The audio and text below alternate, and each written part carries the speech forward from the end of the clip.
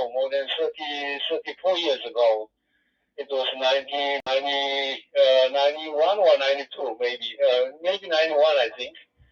Back then, I went to Halifax to attend the meeting there, and I visited Telescope and several other beautiful places. I still remember clearly.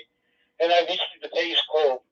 There was one house, and there was a 3-element beam antenna on the rooftop of the building, rooftop of the houses, and but nobody there back then.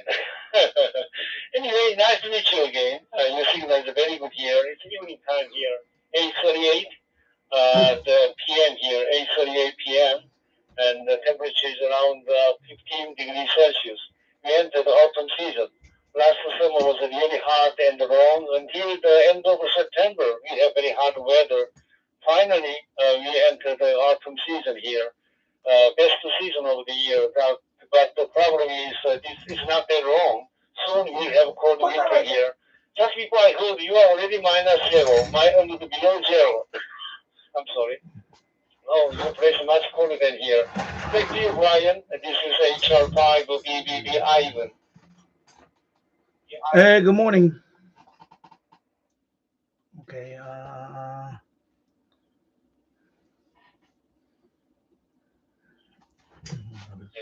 VBD, Victor Echo 1, India Lima Delta, Brian in Dartmouth, Nova Scotia, returning. Yes, sir.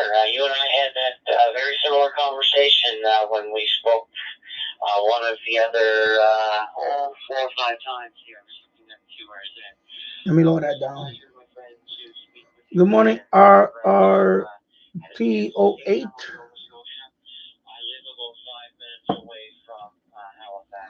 That is DMR, in case anybody asking. That is digital mobile radio. What happens is that when I connect to a hotspot, it'll connect to a hotspot. The hotspot goes over the internet, and then you can talk to people all around the world on DMR. Of course, you gotta have a license, and you need a radio that can do DMR.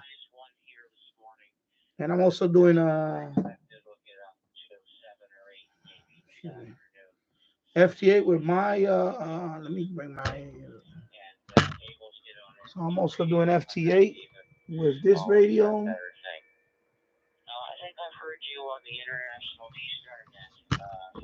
So I'm also doing FT8 on that. And I'm gonna be on for a bit, and then I'm gonna go take my son to school. I'll leave the thing running, and then I'll come back and continue the live stream. I figure I'll be on today for a couple of hours or so because I'm gonna be busy for the next couple of days. Like I said, I'm getting ready to put up the cabinet in the kitchen. So yesterday I had to patch up a few holes on the kitchen wall where the cabinet is gonna be at.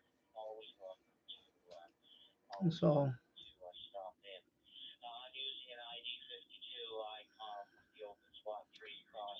let me move this tab over here. Yeah, there you go. Move it over there. That way I can see my FT8. So I move the screen over there. Now my FT8 is right here on this screen. So this is FT8.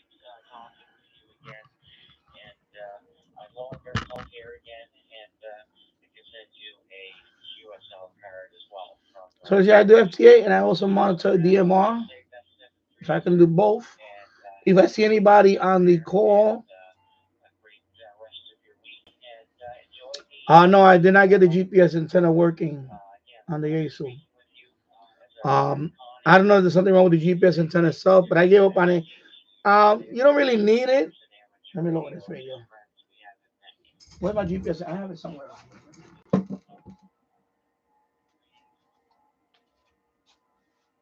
Oh, it's right here.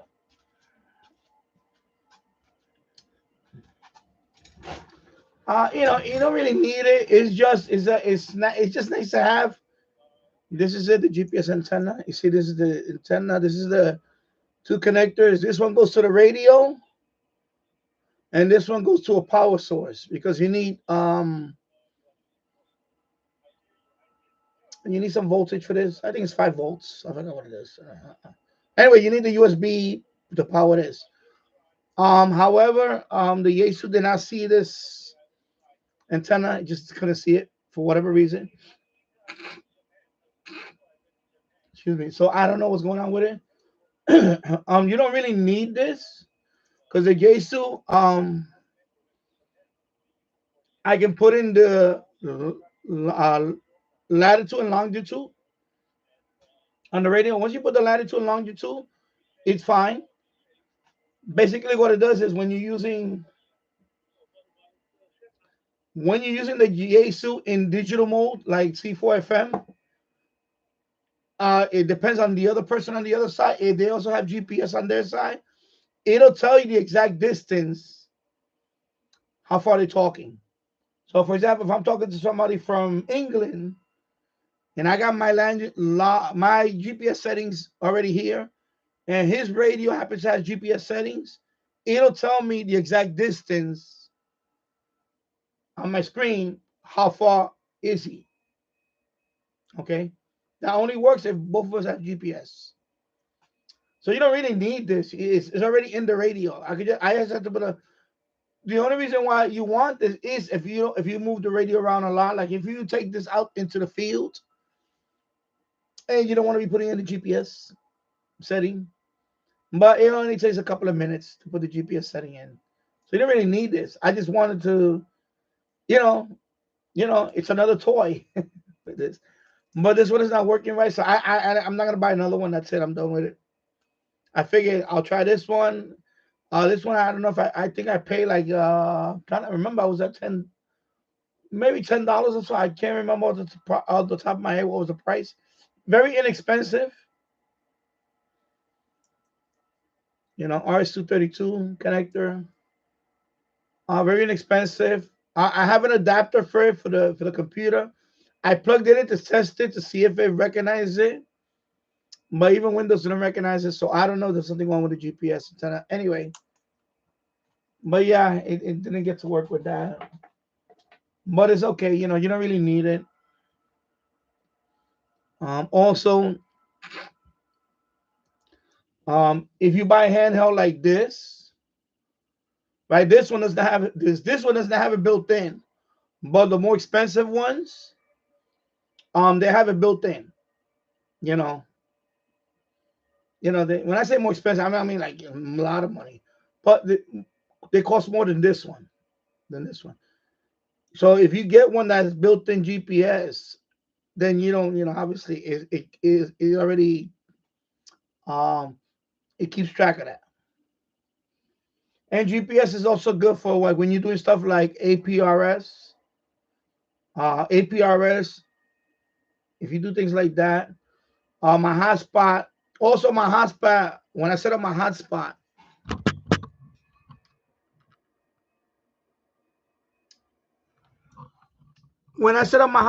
there's a setting in there where you can set the longitude and latitude. So also my hotspot acts as like a beacon for APRS. Yeah, okay. Yeah, exactly. Yeah. Yes, my FTM 400 has it included. So yeah, exactly. Excuse me. So they built into the radio, which is actually nicer. I just want to try it out, but maybe in the future I'll get if I ever buy a more I mean, I don't really need it, but if I ever get a step up, like a more expensive model or DMR radio, I'll get one with GPS. If I ever get a Yaesu handheld, maybe I'll get one with a built-in GPS or something. I don't know, but that's something I'm not even thinking about now. That's something, yeah, if I want to in the future or whatever. But yeah, so okay, so yeah, all right, that's cool. So you're a radio operator. Okay, cool. Yeah, so exactly. That I just bought that because this is my first rig that I can do that, so I wanted to try it out. And it's not expensive. You can get these on AliExpress for for nothing. I think I think I paid about $10 or something. I forgot what it was. And then they have one that doesn't have this RS-232. You just connect this, but this one recommends this type. But I just can't get it to work. And I did the whole baud setting thing, you know. Surprised that Yaesu all band didn't put that in. I think they do sell one that you can use it. I think they recommend a particular. There's a particular model I do believe they recommend, but that one is way more expensive. They do recommend, they do have a, with everything else, when you buy something and they recommend something, it's like an arm and a leg for their recommended GPS. I believe they do have one, but it's a lot more expensive than this one, and I'm not buying that. I forgot the model. There is a model that they recommend, but I don't really need it because first of all, this radio here, anytime in near future, I don't plan to take this out in the field. I have two other radios that I can use as mobile. I have the FT8 ND, which is very small. If anything, I'll use that one or the G90. I could even use the G90. I don't think I'm gonna put this one. I $1,200 plus. No, I don't think I want this one on the field for anything. The only thing that this one doesn't have is the only thing that the two radios don't have. Well, the G90 doesn't have VHF, UHF, and all that. But the FT8 1A has VHF, UHF. It has HF, but it doesn't have C4FM. But that's not a big deal. I think eventually in the future I may look into a handheld, a Yaesu handheld, probably like the one Marity DXR has, the FT70, something like that maybe. A lot of people seem to like that one. I hear that in the chats. A lot of people seem to like the FT70. I'll probably get something like that first, and then step up maybe. But it's not that important. The GPS, GPS, GPS, the GPS for this thing. The only thing GPS is good for is for that. Is if you want to do some kind of beacon, like APRS or something, or you want to see the distance. And of course, remember that the other person on the other side has to have GPS also, enable on the radio, so you can get the, on C4FM you'll see the call sign, of course, and you'll see the distance. That's about it. That's the only thing. So, yeah.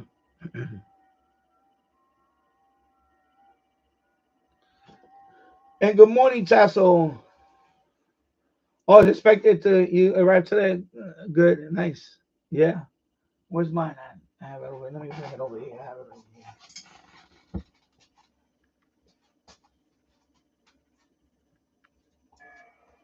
here. Yeah. So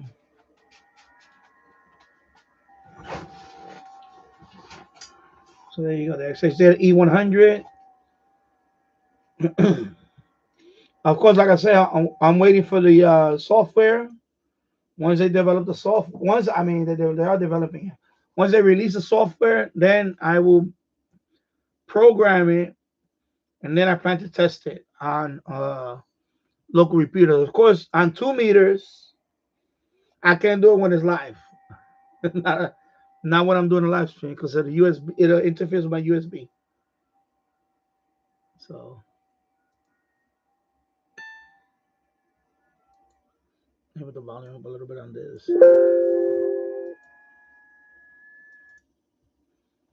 And let me see what's going on over here. All right. And let me check the time. I got to get my son ready in a few minutes. So I'm going to be going up and down in a few minutes. It's 7:52. I'm waiting for my alarm to 8 o'clock, and then I go wake up my son, and then I get him ready for school. I try to walk him out the door at 8:30. He has to be there by 8:35, 8:40. It's only a few minute walk to the school. So I'm letting him sleep to about 8 o'clock. And good morning, Glenn Dansler. And yes, so I'm very disappointed about the Yankees. I didn't watch the game. I couldn't watch the game. I put it on the pregame show, and then I don't want to get too much into it now, but basically, excuse me, my God. Basically, yeah, I didn't watch because um I watched the pregame show, and then I decided, you know what, I was doing something else anyway. I was on the computer doing something else, and I kept track of it. I went on Yahoo and I saw the score, and it was already 2-0 in the I forgot. It was like in the third inning already, fourth inning. It was like 2-0. I said, you know what, I can't watch this.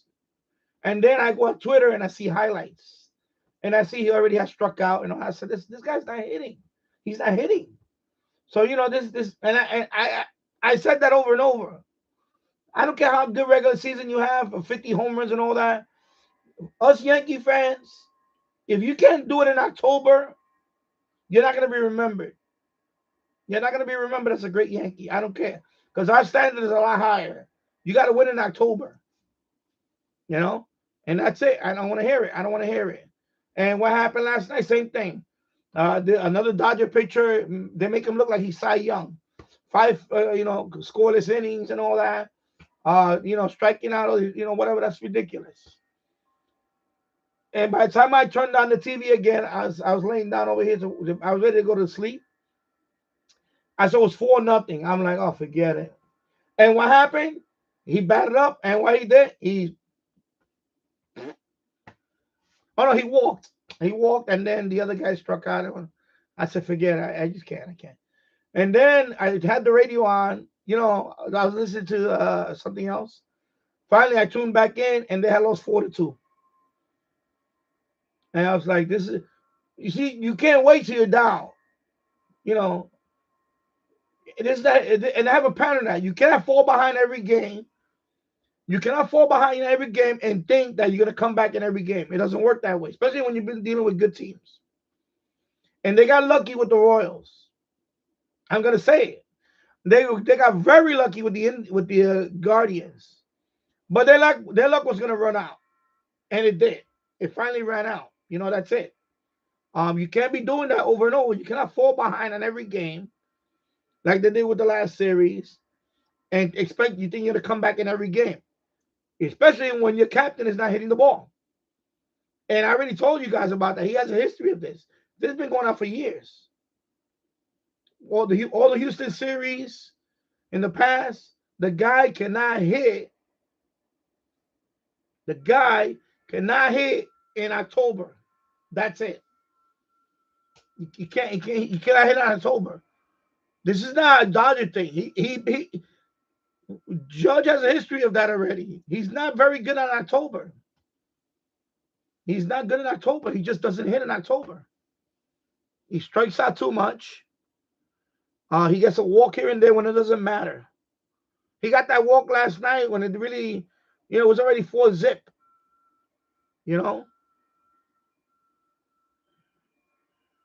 Even if you hit a solo home run, you spark up the team. When you get a walk and you barely got that walk, I thought he was going to strike out that last at bat. And that's it. I said they're not going to, that's it. Even if they win tonight, it's still over.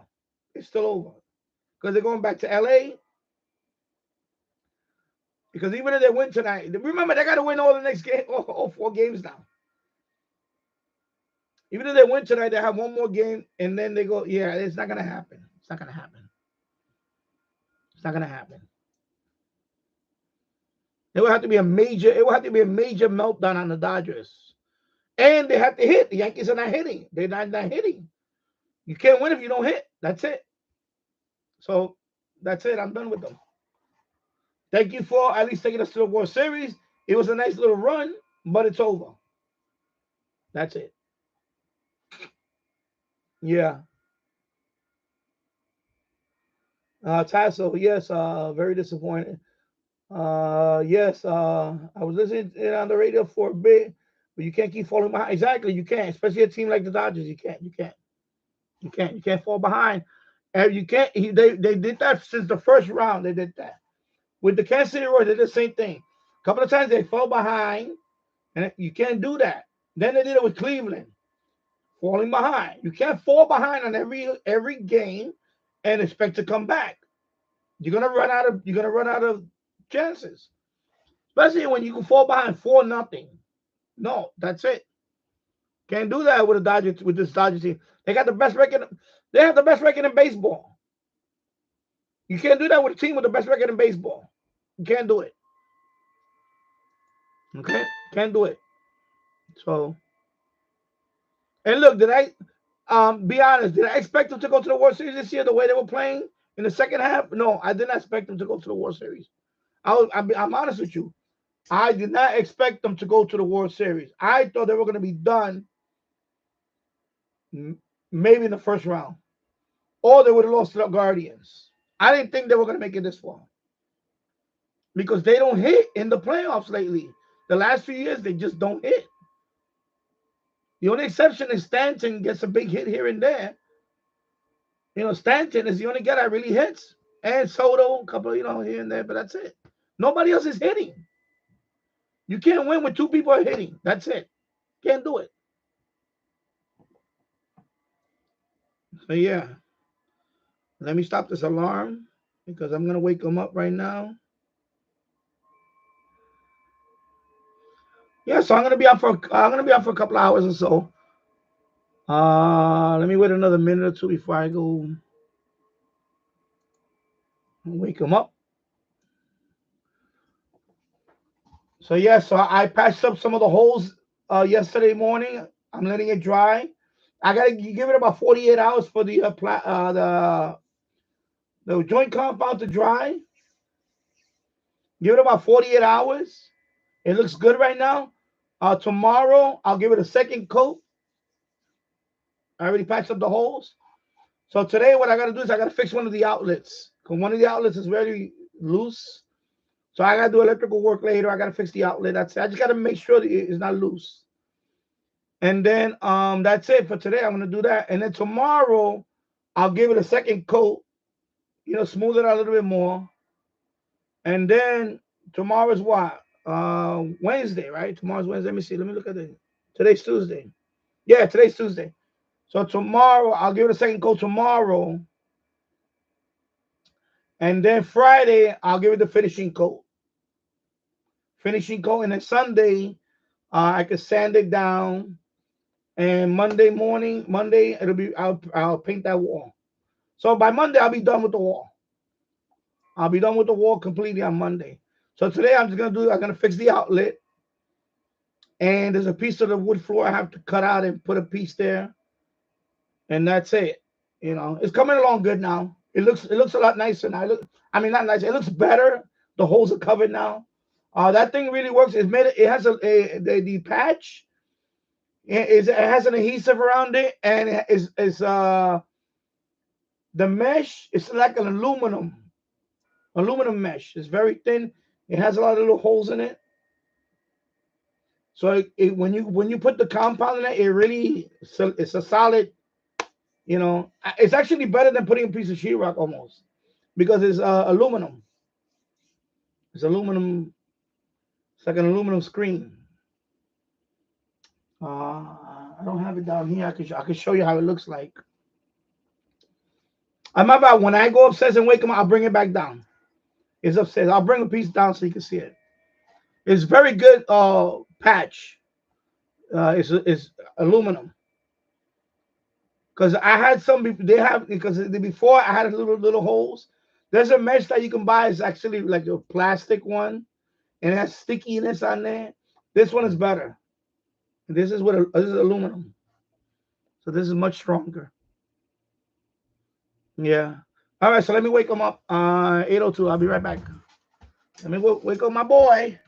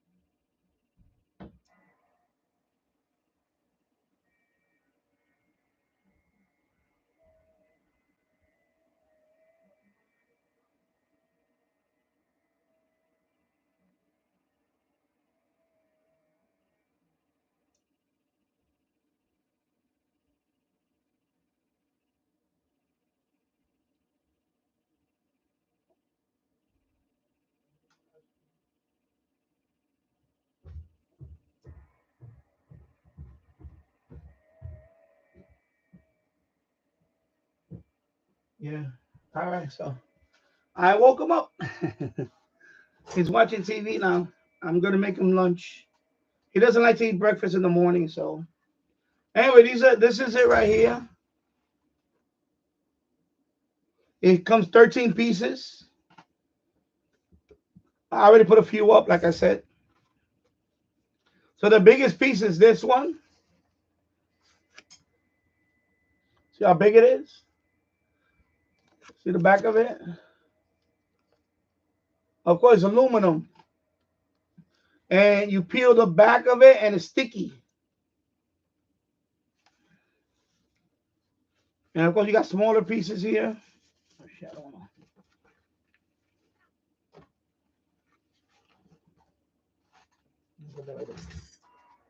So this is, I got smaller pieces like this one. This is a smaller piece. So what you do is you peel this. You peel the back of this, and you put it wherever there's a hole in the wall. You put this. You patch this up. It has adhesive. It sticks to the wall, and then you put the joint compound on it, and that's it. It's pretty good. And this is much stronger. It's aluminum. So this is aluminium, or like they say in Europe, aluminium in England. So aluminum, and of course you got the mesh here for the mud, and you peel this backing, and it's sticky, and it sticks to the wall. Yeah, sticks to the wall, and then you apply the joint compound, and that's it. So right now it already has one coat. I did it early yesterday morning. I gave it 48 hours for it fully dry. So tomorrow morning I'll put another coat. I usually give it 3 coats. So that's the first coat. Then I give it a second coat, smooth it out more. And then I wait another couple of days, and then I give it a finishing coat, and that's it. So, and this one has 13. This one comes with 13 pieces. So right now I used up 6 of them because there were little holes. Like about some of them were like the size. Most of them, a few of them were like the size of a quarter because of the crowbar and all that. The biggest one was about the size of my fist. So I used the big one for that one. No, not the big one. The second biggest one. Let me see which one. No, not the biggest one. One hole. No, actually, one hole was a little bigger than the size of my fist. That one, I used the big one. But it comes with 2 8x8. 8x8 is the big one you saw. I use one of those. I have one down below that I'm going to use the big one. And then I have 2, 1, 2, 3 smaller ones, and that's it. But I can't do those until I take out the light fixture and fix it. They're down there in the bottom part of the wall. And that's it. This stuff is not rocket science, you can fix your own. Somebody punch a hole through a wall or something, you can fix it. I can make a video on there. Maybe in the future I will make a video on it. Maybe I'll just shoot this one and show you. I'll show you the ones that are finished on top, and then I'll show you the one that I'm gonna put the this patch. Of course, you're gonna get different arguments about it. Some people say, "Oh, if it's that big, you should just cut out a circle. If it's that big, you should cut out a square and put a piece of sheetrock and put wood behind it." I don't want to do all that. It's not necessary because that part of the wall, the cabinet is gonna cover it. So it doesn't have to be strong. That particular flat part of the wall, it doesn't matter because the cabinet is gonna cover it. That's why I went with this way. I went with this method because the cabinet is gonna cover that part of the wall anyway. However, it would have been an area where I might open the door a lot or exposed area all the time. I probably would have cut it out and put the piece of wood around there and put a piece of sheetrock. But since that's gonna be covered with the kitchen cabinet over it, it's not gonna be visible. I can do this method. It's It really doesn't matter because, like I said, so it depends on the wall, what you're gonna use the wall for afterwards. And in that case, the kitchen cabinet is gonna cover that side of the wall anyway. So, because that's what I'm fixing. I'm fixing that wall where the kitchen cabinet was at. But the old kitchen cabinet was nailed into the wall. It was not with screws. This is about 40 years ago. Before we even had 40 years ago, there was no cordless drivers. You had to use a corded drill with a bit, maybe if you want to use screws. But all the drywall that was up there was hammered in. So this is before people were using drywall screws. So I'm gonna say more than probably 40 plus years. Yeah.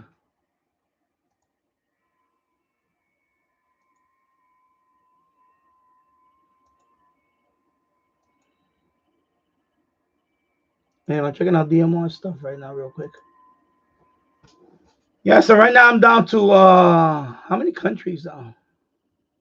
I think I'm down to two. I'm at 98. I think. Let me see. Let me do a quick check. My logbook awards. I know I'm in 50, 40. I mean 48 states. Let me see.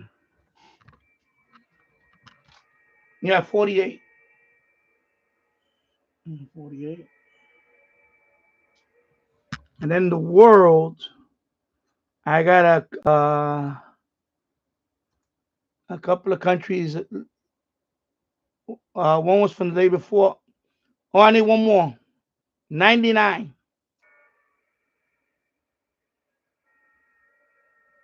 There you go.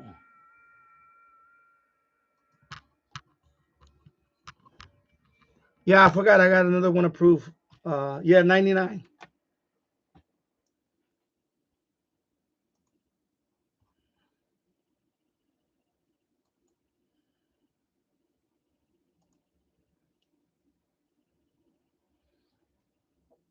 So 99 countries. And I keep saying it as a technician. Again, I'm a technician level. You don't have to be a general to get some of these badges. You just gotta have a. You just gotta be. You gotta know where to go, and you gotta be resourceful. And you know what? You can do it on 10 meters. You can. I've proven that. I've proven that you can do it on 10 meters. HF, you can do it. I know people gonna say, well, years ago you couldn't. Well, that's years ago. 2024, I just proved it. I got my license 2 years ago. I got my license 2 years ago. I did not stop. I did not start transmitting until a few months after I got my license because I didn't have an HF rig, set up for that. So finally, in January of 2023, I started doing FT8 on 10. That was my first HF. So really, a year and not even a year, a little over a year and a half. I'm about to get the DX100, 100 countries. So I prove it to people that you don't have to have a general. You don't. All right, I'll be back. I gotta heat up his lunch real quick. I'm gonna be gone for a while. I'm gonna leave the DMR radio on and hear people talk. Hear people make contacts. And then before I leave, I'll put the. I'll come back before I take him to school. Let me get him ready. And if I don't see you later, Tasso, or I know you're gonna go out. Have a good day.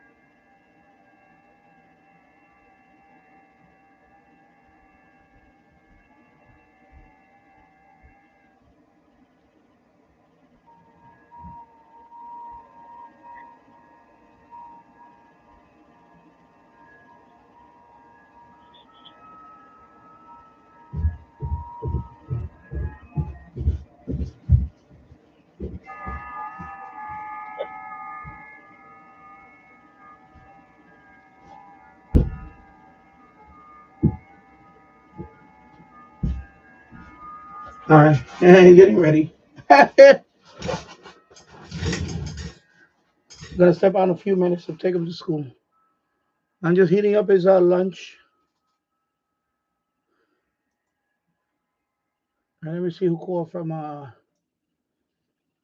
Tess. I will continue to listen while heading out. Cool, Tess. I hope you have a good day. I know you're studying.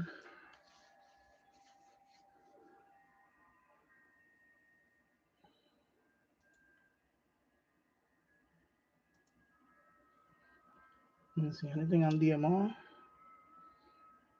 I'm gonna put the volume up, leave it like that. I'll leave it like right there. Right now, any call sign? Let me see that. Any new countries that I'm looking for? I'm at 99 countries, so I need one more country to be confirmed so I can get the DX100 on the. I want to get that DX100 badge. When I get that 100 badge right there, so I need one more country. So maybe today's the day that I get it. On my FT8, there is Armenia. I've been trying to contact Armenia for days, but every time I call his, I guess maybe I'm skipping over each other or something. No success. So, and let me see what else I see on FT8. Suriname and Oman. I already have it confirmed from Oman. So those are the only countries there that I do not have. Well, Oman I have confirmed, but not on on another band, another band mode even. So I just need because right now I'm doing the mix to get the DS100 mix. So if I can get this one confirmed or this one, but right now I can't even make. They for some reason they just want to make contact. Usually countries like that always when they go on FTA, especially like they usually have a lot of people. Oh Jesus, sorry. Jesus. Okay, that went well, Danny. Sorry about that. Let me switch. Oh my God. Sorry about that. Is this cord here tangled up? Okay, here we go. Let me put it like that. Sorry. Someday I'll have a wireless webcam, but right now I can't. I don't have that right now, and of course that is gonna be. So yeah. So I'm gonna step out in a few minutes. In a couple of more minutes, I'm gonna go upstairs and take him to school. So I put the audio up on it, so you'll hear that. Of course, the FTA is in the background. And then when I come back, and then of course the SH data is right here. I'll just, even though I'm not using the SH data right now I'll leave it like right there or something. So you can at least hear that. Eventually, at some point, I have a setup where maybe you can see on one screen, you can see the FTA. Right now, I don't have a setup like that. And these live streams don't get like, a lot of people watching anyway. So who cares? Hey, good morning, Holy Unaware. I hope you're doing well. No, I think he's gone. I think he's already out the door. Okay, I think he's going to school. He said he was going to listen to me on the way out and all that. So, he goes to school in the during the week. And I'm stepping out for a couple of minutes to take my son to school. And then when I come back, I'll be out for another hour or so. And then, So, yeah. So right now, DMR is kind of, this is on Talk Group 91, Brandmeister Network. If you do want to hear what's going on here online, there is a website where you can monitor DMR activity and the Brandmeister Network. Let me put the link for that. It's going to be Hose Line or Hose, excuse me, Hose. Let me go there. Hope it doesn't kill my stream. I'll put the link in the. I'm not going to play here because I don't want to stream the audio. But when you want to hear DMR activity, like whatever talk group is talking, you can go to this website, host that Brandmeister network, and if you go there, you see all the talk groups. This one right now is monitoring talk group 91, which is the most popular talk group in all of DMR. So if you hear anything out of here, it's talk group 91. If you go host line, you can monitor any talk group that's there. 91, 93, 94, 92, I believe. A whole bunch of them, different countries all around the world. So you can listen to it there. If you want to hear how people talking to each other on DMR. So right now I'm monitoring top group 91 on this one. I'm gonna load let me lower the FT8 down. 0HOQ. Now put this one up. Okay, 0 Hotel Oscar Quebec. Listening through phone call. So I'll leave that one there. I'm gonna go take my son to school. I'll be back in a bit, about 10-15 minutes. So okay, so you can also check out 0HOQ. on the link that I put. 0 Hotel Oscar Quebec. And again, this one is on top group 91. I'll be right back. Let me put my glasses here too. 2 Echo 0 Hotel Ocean Quebec. This is Kilo Golf 4 Papa Kilo Radio. Kilo Golf 4 Papa Charlie Radio. This is 2 Echo 0 Hotel Oscar Quebec.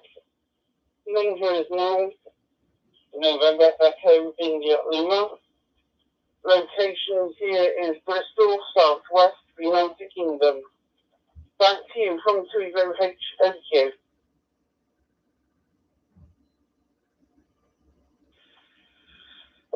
2 Echo 0 Hotel Ocean Quebec. This is Kilo Golf 4 Papa Kilo Radio.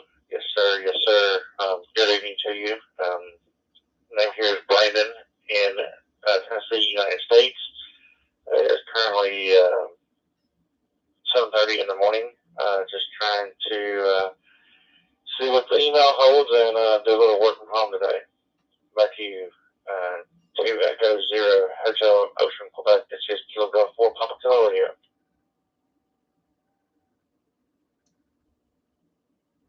Kilo Golf 4 Papa Charlie Radio. This is 2 Echo 0 Hotel Oscar Quebec. Yes, I'm running here a Aliens HC1 into the local DMR repeater, and you'll come through lovely rounds here there. Back to you from 2E0HOQ.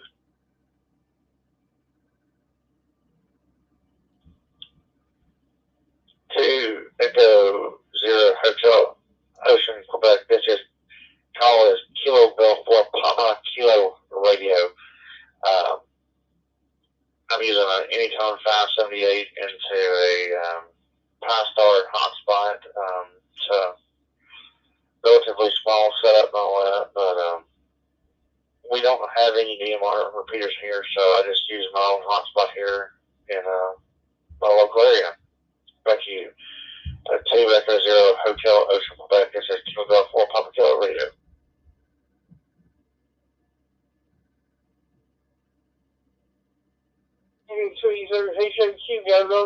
The thing I like about DMR is it gives people back their hobby if areas don't allow huge HF antennas or antennas in general. You can get into it via a network radio, phone, or hotspot, or whatever there. So, yes, this digital stuff is giving people back the hobby there.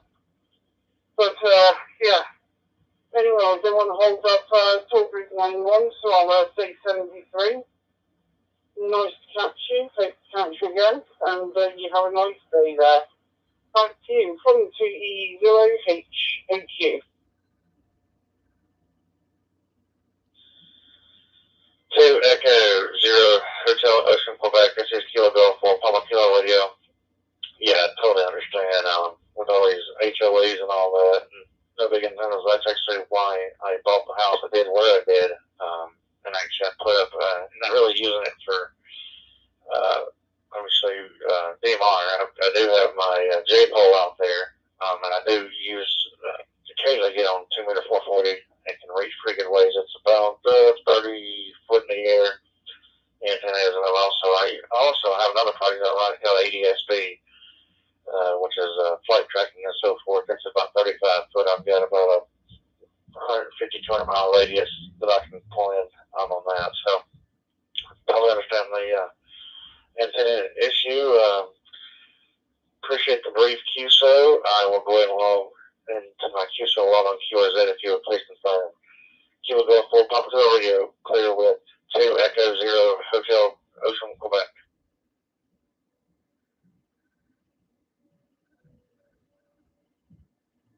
Yeah, 73, and this is 30HQ, doing back to monitoring and 91.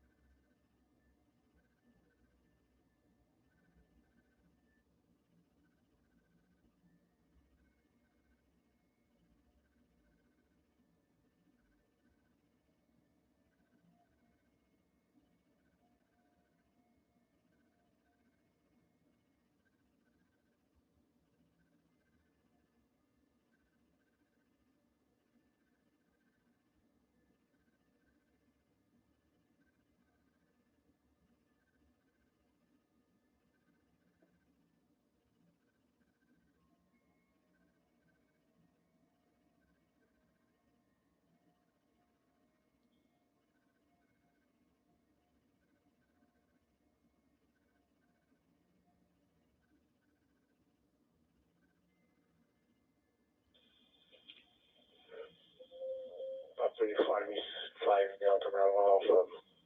Here we are all from Brazil. Is anybody else can see help?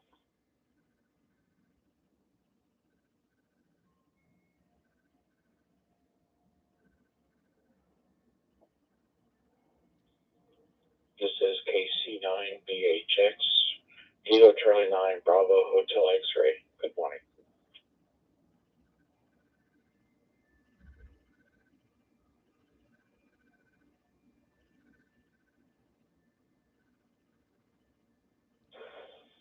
5 Delta Bravo Alpha. Good morning, my friends. It's me, Pedro, calling you. I am living in Brazil, south of Brazil. Okay. Here is very hot. I am very well. Okay. Nice to meet you, and have a nice day. Strong family for you.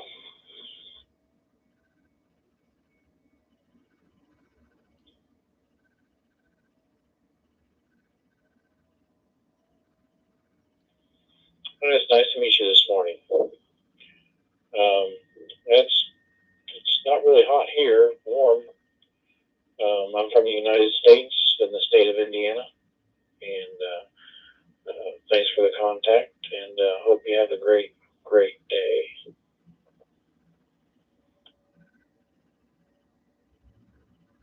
Pink.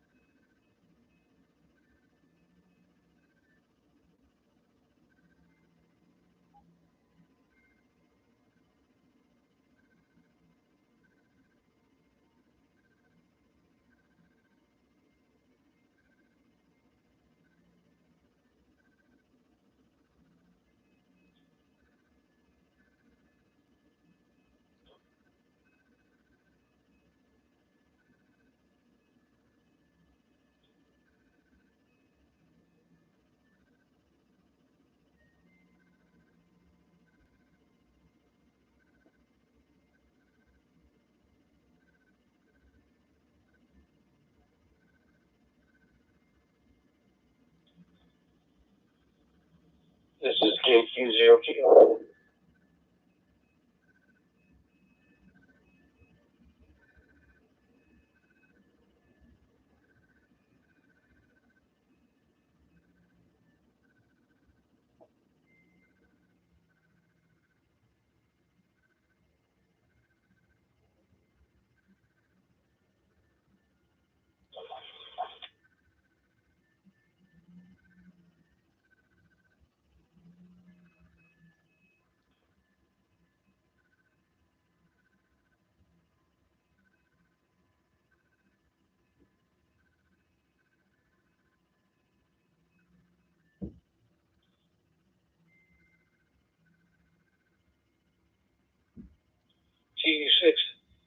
T60JIB.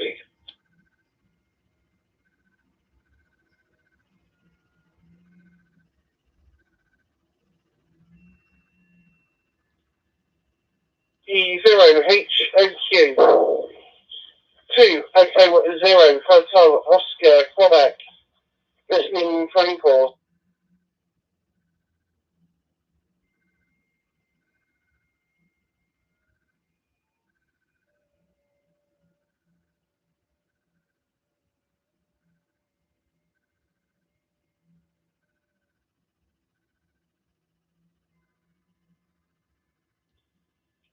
This is KQ0Q. Anyone copy?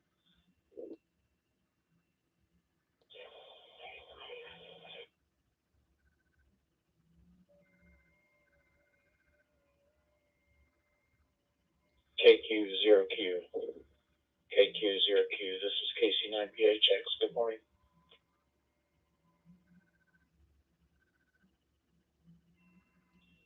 KC9BHX. Thanks for coming back. I've experienced the usual trouble getting the radio connected to the hotspot, etc., etc., etc. So appreciate you coming back and letting me know that it's working, at least for now. Back to you.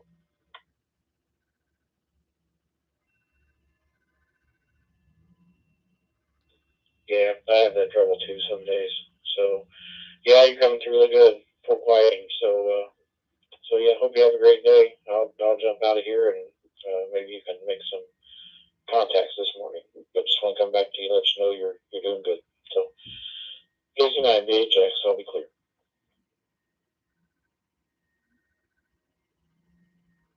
KC9 VHX. Well, thanks again. Yeah, and your signal, by the way, is excellent. So, okay, and I'll be standing by as well. 73 KQ0Q.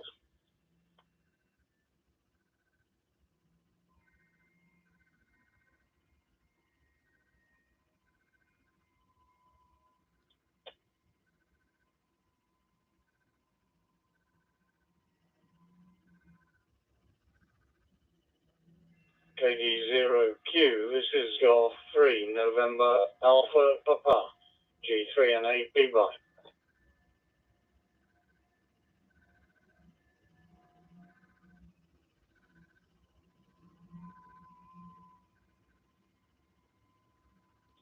I'm not sure if you were calling me. This is KQ0Q. If you were, thank you. And name here is Lance in Springfield, Missouri. Over.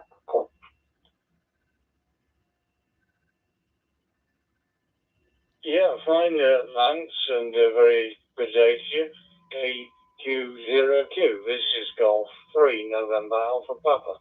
Name is Barry, Bravo Alpha Romeo Romeo Yankee, and the QGH is the city of Coventry in the centre of England, and you're a good signal with me.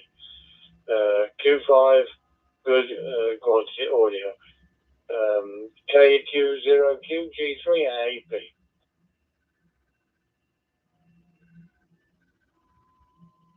Hey, well, thanks for calling. You've got a great signal as well. I should know this, but I don't. About what time is it over there? Right now, it's 7:40 here in the States, or where I'm located.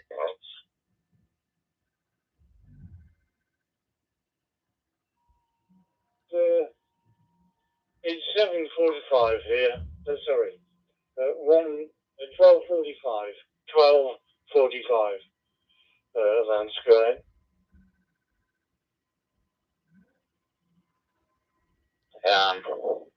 And that's in the evening. It's kind of late to be up.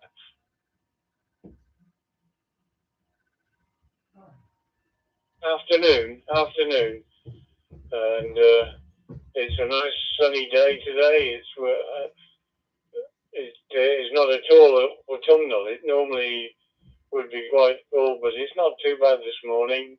There's a good stream of air coming up from the south, and it's warming us up quite well. And it's bright sunshine here at the moment, and the start of the afternoon. It's 12:45 in the afternoon. KQ0QG3 NAP.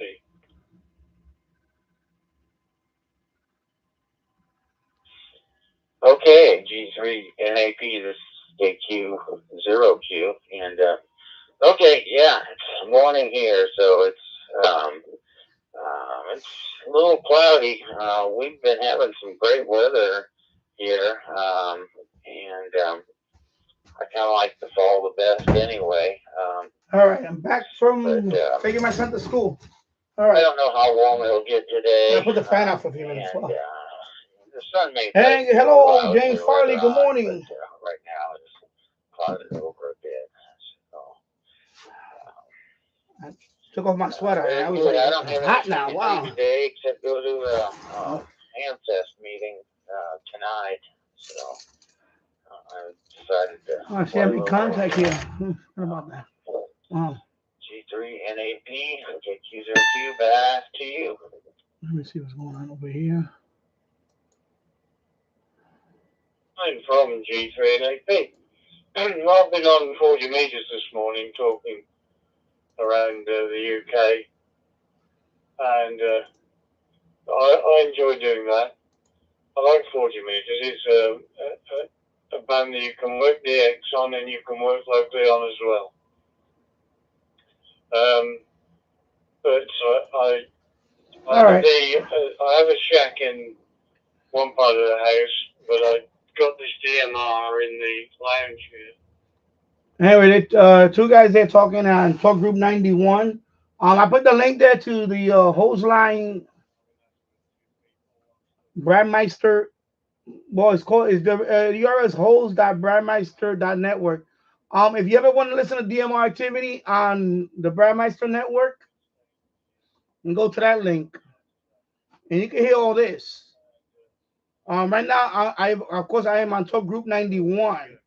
On the Brandmeister network, you can monitor the whole thing. Each talk group has a box, and if you click on it, you can hear the audio in real time on your web browser, so you can hear what's going on.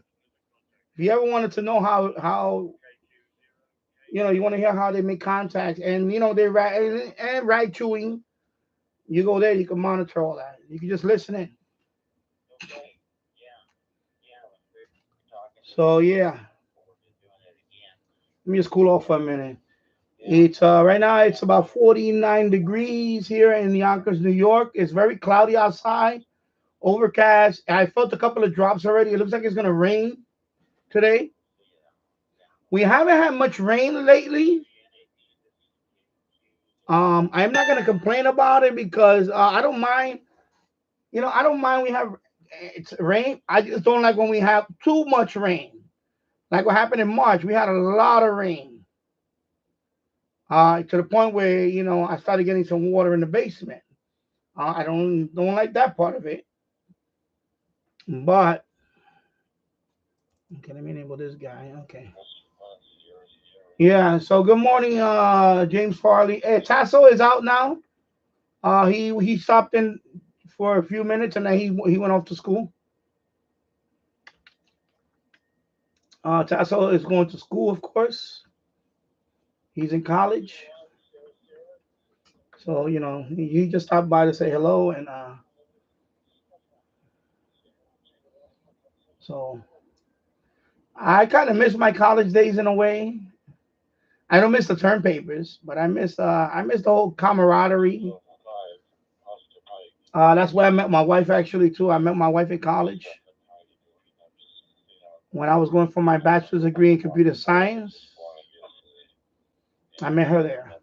And we had a couple of classes together, and we wound up dating, and then eventually, of course, we're married. So, of course, I went into college. James Farley, it's weird. I only see the chat on my phone right now and not on the TV. On my TV here, I noticed that On my Roku 55, well, my TV upstairs, I don't see the chat at all. I don't have the option on the older Roku. Every time I go on a YouTube live, I never see the chat. I never see the chat. But on my Roku, depending on the chat room, I can see the chat. And I don't know how to set that up. I don't think there's a way of me setting that up. Whether you can see chat on the TV. So I don't know how that works on a TV. But I know on my older TV, okay, it worked yesterday. It worked yesterday. Oh, okay. Yeah, I don't know how that works with that. But when I set up my live stream, I don't do anything different. I always set it up the same way. Except for this part, live chat. There you go. Now I put live chat. You know, sometimes I leave it on top chat and it doesn't show every single message.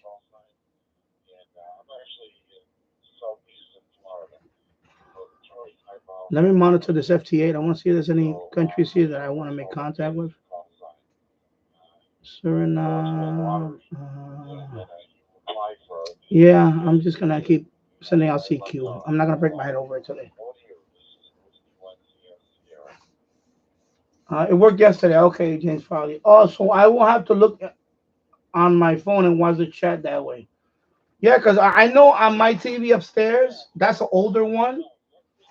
I never knew that on the TV you could see the chat. And it's kind of transparent. I guess it's a transparent chat. It's not like the computer chat where you get the space for it and then. Because I know on my Roku, I sometimes go into this chat is and it doesn't happen with every chat. On some chats, there's one chat that sometimes I log into. What I mean by that, sometimes I watch them. Is as a air fan.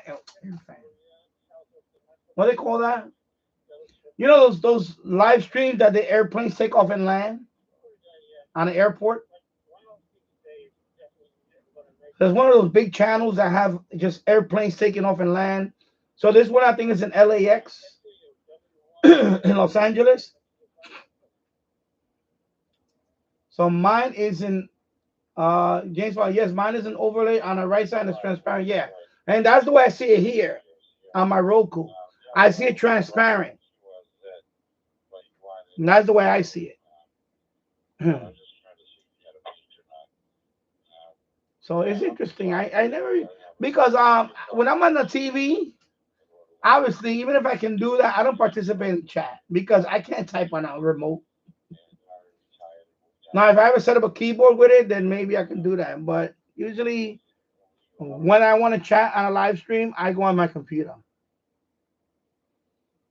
Or maybe once in a while on the phone if I really have to. But I try to go on the computer.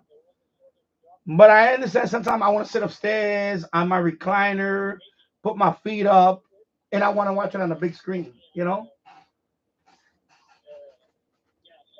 And I know the TV upstairs, I try to use the Roku, let me see, RRTOA,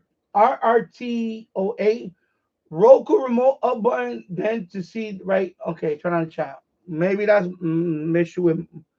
But I noticed, but mine is already set up that I know on some live streams, I see the chat. I see it. But not all, some. But I don't really care to watch the thing when I'm watching because I can't participate in it anyway. And, you know, I usually watch lives on my computer. That's what I usually do. You know, even when I'm in the living room upstairs and oh, you do both. Okay. James Farley, I always use the phone to chat, but I like to see. Okay, so you kind of do both. Okay, yeah, that makes that. Okay, yeah, that's that's what I was. That you know what? Now you gave me an idea. That's something I would do. Because my TV's upstairs. I know this one upstairs. I try to set up. I don't have it here. It's a little keyboard. It's called a RII. RII. It's a few years old now. I use that with my Roku box. I have a little I'm not Roku box. Linux box. A little Linux box. One of those streaming TV boxes. So I use a little keyboard for that. It's a little keyboard. I was trying to set that up with the TV upstairs, but the TV didn't want to play nice with it, so I said forget it. I haven't tried it with the Roku, but then again, like I said, I probably would do that method more with the phone and just do that. Yeah. Yeah, so it's a couple of drops fell outside, so it looks like it's gonna rain, but nothing to the point where I'm gonna shut off the HF rig. Not like it's thunder or anything like that. It's just, it looks like just a few drops of rain. That's it. You know, I just had to do a live stream this morning because I don't have much to do this morning. I'm gonna relax this morning. Then later on, I have to work in the kitchen. There's an outlet that I have to fix. It's very loose outlet. And for that, I'm gonna have to shut off the breaker. Obviously, I gotta shut the breaker from the kitchen for that one. So I'll be busy in doing that. Actually, I'm gonna go charge my flashlight. I have a USB flashlight. I have a flashlight that I have to charge the battery. Let me get it ready because when I do that later on, I need that flashlight. Let me just plug it in over here and have that charging.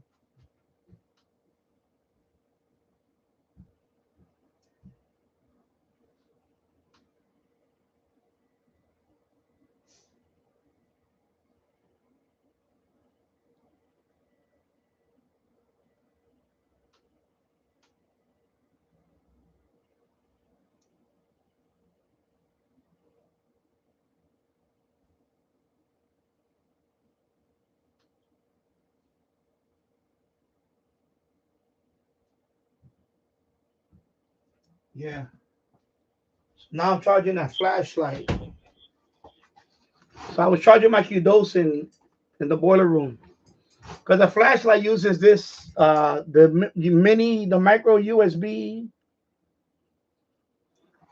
That's another thing about QDOS. Next version they're gonna make, hopefully the next version of the QDOS it will be USB-C. Because right now that's kind of standard now, USB-C. Because the only thing I don't like about the micro USB is that if some reason it doesn't happen to me, but I know my brother when he lived here, he actually broke that connector because he tried to put it the other way like a dummy and broke it. He did that with his tablet. He broke the connector. And once you break that connector, forget about it. The tablet basically became useless. It was an old Android tablet and he broke it. I remember he broke it. I still have the tablet somewhere. Actually, it's right there, I think. No, actually, I threw it out. It was a bigger tablet. I threw it out. I didn't want it. It was too slow. I just threw it out. I think I finally got fed up with it and threw it out. Bravo, India 3, November Uniform Juliet. I think, no, I know what happened. I threw it out because it stopped charging completely. Because it had another outlet on it. It had it had a small little, what it was. Like a 6-volt DC. It had a tiny little one. And yeah, I know. I have an outside charger for this, but I just plug it in. It works. I'm not using the plug for anything. I just put it in there. Because my go-to radios right now in the house to listen to AM a lot, especially in the bedside, is this one and the SH Data D608. I just use between those two for the bedside one. So that's why I do that. But I have a separate charger for the 186. I have a separate charger for the 18650. I do have that. It's just I just leave this one in there. It doesn't matter. You know.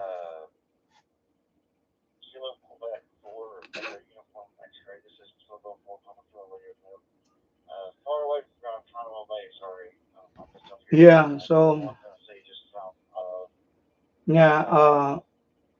RRTOA. I have the PL330. I change the batteries outside the radio to avoid that. Yeah, I can. Yeah, I don't do that with this one because this is the only radio I use all the time. So I just plug it in and leave it. It's okay. I don't really do that. But this one I don't really do that. I just sleep on. Because my everyday radio is this one. It used to be the 808, but this is my everyday radio now. Now this one when I because I listen to local stuff. So it's between this one and the 608, the D608. All the other ones I don't really listen to them every day. And then of course I have a radio in the boiler room that's plugged into the wall. I use that one if I want to listen to that one sometime. And the boombox. I'm using the boombox now also. So if I want to listen to something more robust sounding, I'll put on the boombox. So between those radios, but this is more like my bedside radio, only because I want to listen to a distant station, like try to, DX medium wave while I'm laying down. I listen to some programming that I know, just I put it very low. I listen to it just because I like to have noise. I don't know if that makes sense. Because it can get very quiet in the basement. Plus, in the basement, I hear the furnace sometimes going off. So even though that is soothing to listen to watch the furnace turn on and off, and you can see the glowing light. But when I'm over here laying in my bed, I rather just I want to listen to something else. Especially when my son stays up late, and sometimes he's playing upstairs, and I don't want to hear the footsteps, boom, boom. I want to listen to, like last night, for example. I didn't want to hear the game because the game was it was they were losing, and I don't want to hear that. I just can't. I turned it off. So I put another station on, and I'm just listening. So it's between either listening to this in bed, or I'll put an app. Sometimes I'll put an app. There's an app that I want to listen to. Like for example, sometimes I listen to Cuba. I like to listen to Cuba, like sometimes Radio Reloj. I'll listen to a little bit of it just as here, because I know they're still recovering from Oscar. They're still having issues with the Hurricane Oscar. That's the last major hurricane I went through. That was Oscar. So they had issues with Oscar. So I am hearing about that. And then also, there's other Cuban stations that I listen to sometime, and I just listen. Or I'll go, sometimes I'll listen to Argentina station. There's a couple of them I listen to. Like, not necessarily music, sometimes music, but sometimes I just want to listen to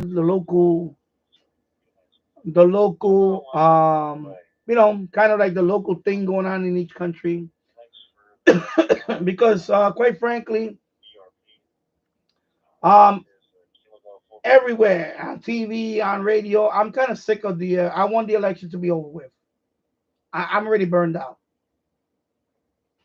It's just really bad now. As they get closer to the election day, it just get more nastier and nastier. It's just, I'm tired of it. I'm tired of this whole thing. Like the media is just horrible here. So I just can't watch them. I can't watch them, and I can't even it doesn't matter which.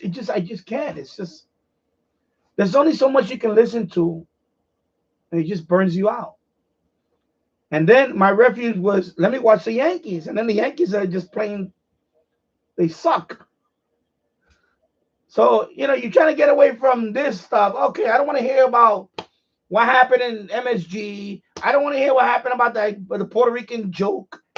I'm Puerto Rican. That didn't bother me. I don't care. I don't care. It was just a stupid joke, and it wasn't even funny. And that's it. I'm Puerto Rican. I was born in Puerto Rico, okay? And I'm telling you, it didn't bother me. doesn't bother me. I don't care. It's just a stupid idiot made a stupid joke, and it wasn't funny. Anybody with common sense know better than to say something like that on national TV, and you're gonna get, you're gonna. Maybe that's what he wanted. Maybe he wanted people to talk about him.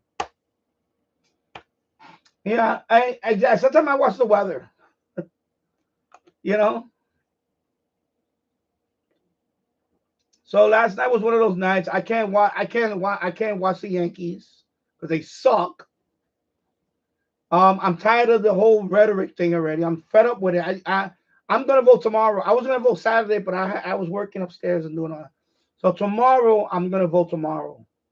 I'm gonna drop my son off to school tomorrow, and I'm gonna go straight over there, and I'm gonna vote early, and that's it. I'll be done with it. I don't want to wait till Tuesday. I'm gonna vote tomorrow.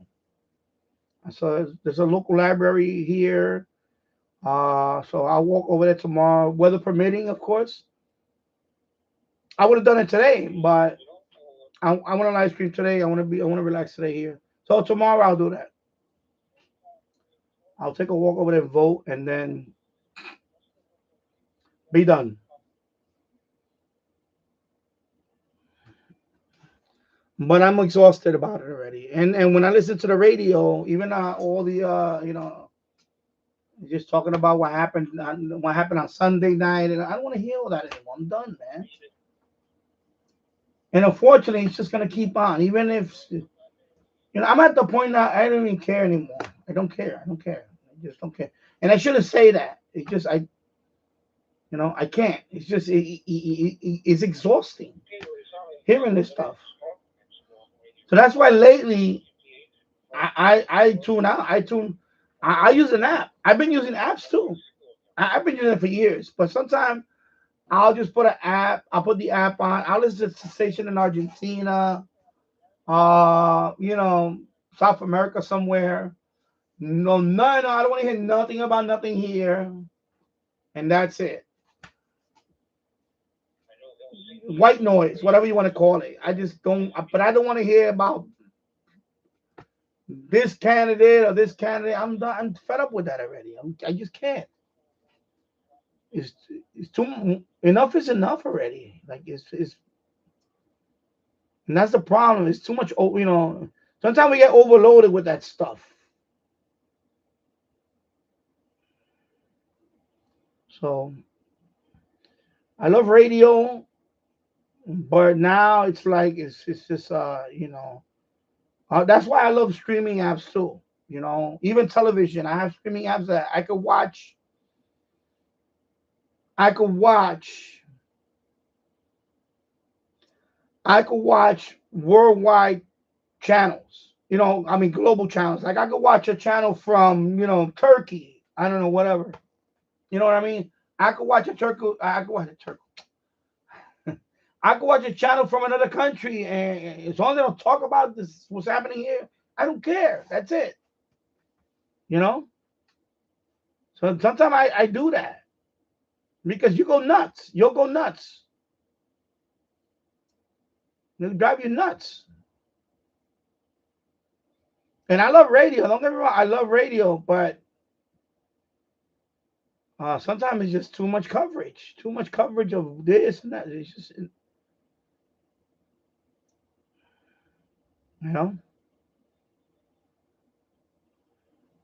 Yeah. RRT08 08, excuse me. Work in the medical field. I don't need any more. Exactly. My wife works in the medical field. She works in the medical field.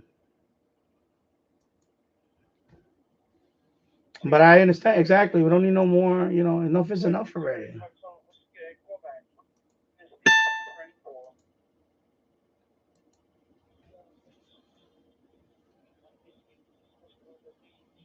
That's why I like DMR. DMR is I know some people don't like it because it's not HF. But DMR, I can listen to people all around the world, and we could talk, and we don't have to. And believe me, nobody talks about that stuff. But I can listen to other people, and we'll have a QSO, and I spoke to who I spoke to. I spoke to someone from Hong Kong yesterday. My second contact ever in Hong Kong, and we were just talking for about 5 minutes, a good 5 minutes or so. It was nice. It was nice to talk to someone from Hong Kong. He was like, "Yeah, you're the first person I spoke in the U.S." So I was his first contact ever.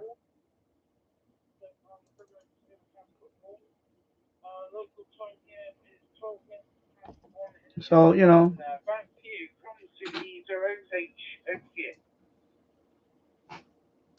I'm all for liberty and freedom and all that, but sometimes it just overload, and then it just you know. I mean, but I get it. I get it. The other whatever. Yeah. Let me refresh my QRZ. Okay, let me see what's going on here.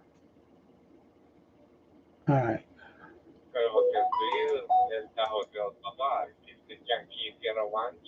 Yankee Sierra 1 Charlie Hotel. Yeah, I spoke to. He's from El Salvador. Okay, I spoke to him before.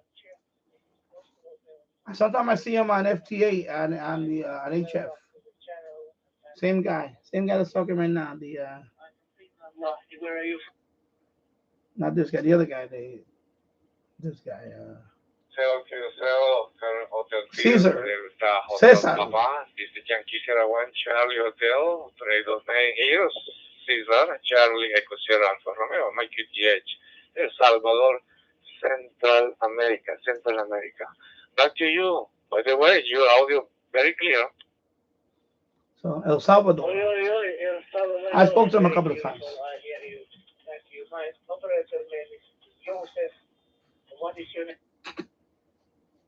I know sometimes people poo-poo DMR, but it's Joseph, my name Cesar. Charlie Echo Sierra Alfa Romeo. Cesar in English. Cesar. Charlie. And DMR is good for people that, for example, if you're older older radio operator, and you're retired and you already sold off all your equipment in the past, and you're trying to get back into the hobby, but you don't want to spend all that money again and getting new equipment, you know what? Get into DMR, and you can make contacts. You know, when I say contacts, I mean that like in a subjective manner. Like, yeah, you're using a hotspot or a repeater, but you can still make contacts all around the world, and you can rag chew. There's a lot of talk groups where they just rag chew. There's plenty of talk groups where you could just rag chew. You know, and it's great. It's great. It's great for that. It's great for that. Like for example, if I live in an HOA environment right now, for example, I have my HF rig. I have a couple of them. I have three of them. I have three HF rigs. But say I didn't have that, and I lived in for example, in a retirement home. I don't know, in a HOA where I can't have big antennas. I can't have all that. DMR is the way to go. DMR or the Yaesu System Fusion or D-Star, or even if you don't have any of these, but you have your call sign, you can use Echolink. You can use Echolink with one of these with Echolink, or even if you don't have one of these, you can use your phone. As long as you have a call sign, you can use the Echolink app or the website. You can use the Echolink the browser. There's a web app for Echolink. You could just use that and have your headset. All you need is a microphone and audio. That's it. So you can either use a headset or your computer, microphone, and audio. Or you can use your phone. There's an app for Echolink here. For Echolink. Now, also, if you want to talk on DMR, there's an app called DroidStar. You can use here also. So you don't even need a radio. As long as you have a call sign, You're a registered amateur radio operator in whatever country you are in. Droid Star and your phone, you can talk to people all around the world in your contacts. You can, on DMR or through Echolink or whatever repeater. Because what happens when you log into the software, it has a list of all that stuff. It has a list of repeaters, of talk groups. So they have a list of repeaters and talk groups. And you go in there and you just like, you say your call sign, and just like you go into a repeater, in my case, it's Kilo Delta 2, Zulu Echo, monitoring this particular talk group, standing by for any contacts. And then if people are in there, if they want to talk to you, they talk to you. Or if you hear somebody calling out, sometimes they call a CQ in there, you know, you, that's more like for HF, but some people go into the talk group call a CQ. So if somebody calls out CQ in there, and I had that a few times. People call out CQ, and I'm monitoring the talk group. I'll answer them. I'll say okay. Or sometimes somebody calls in for a radio check. And I've done that too. Sometimes I say, okay, can I have a radio check, please? I'll be in that talk group, and you get like people answering your call, and that's how you start talking.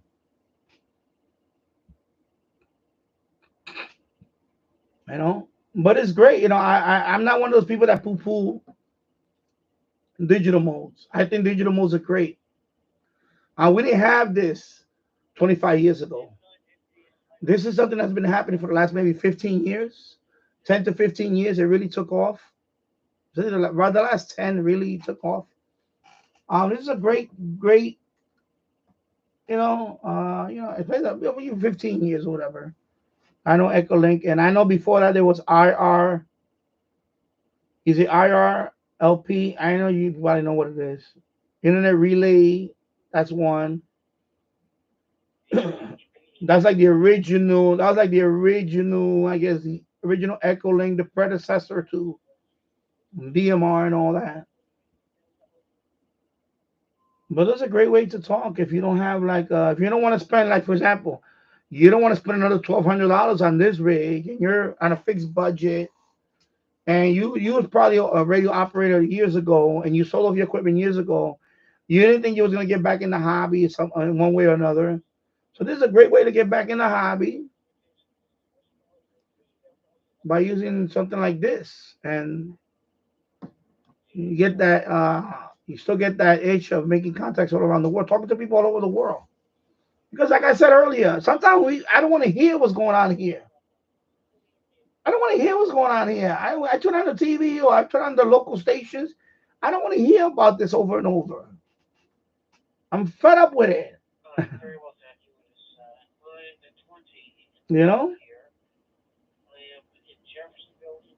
So it's good to have that medium where you can escape that. So yeah, I'm definitely an advocate of it, and I don't. Yeah, you get people that poo-poo that stuff. It's just whatever.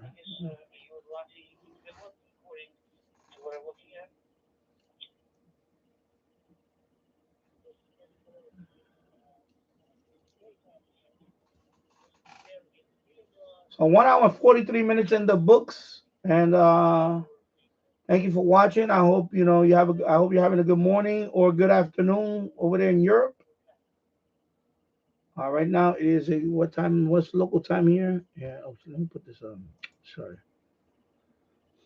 Local time here is 9:21 in the morning here in Yonkers, New York. So I'm just doing some FT8 here on 10 meters and monitoring some DMR.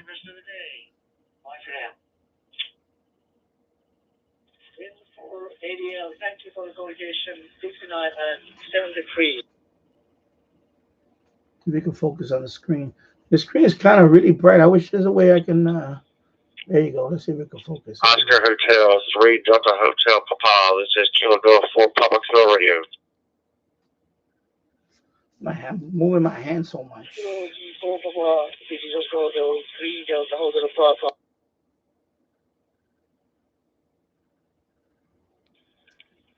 Kind of hard to keep my hand steady. Oscar Hotel 3, Delta Hotel Papa. This is Kilo Golf for Papa. As you can see, I don't have a steady hand anymore. Good afternoon, Joseph.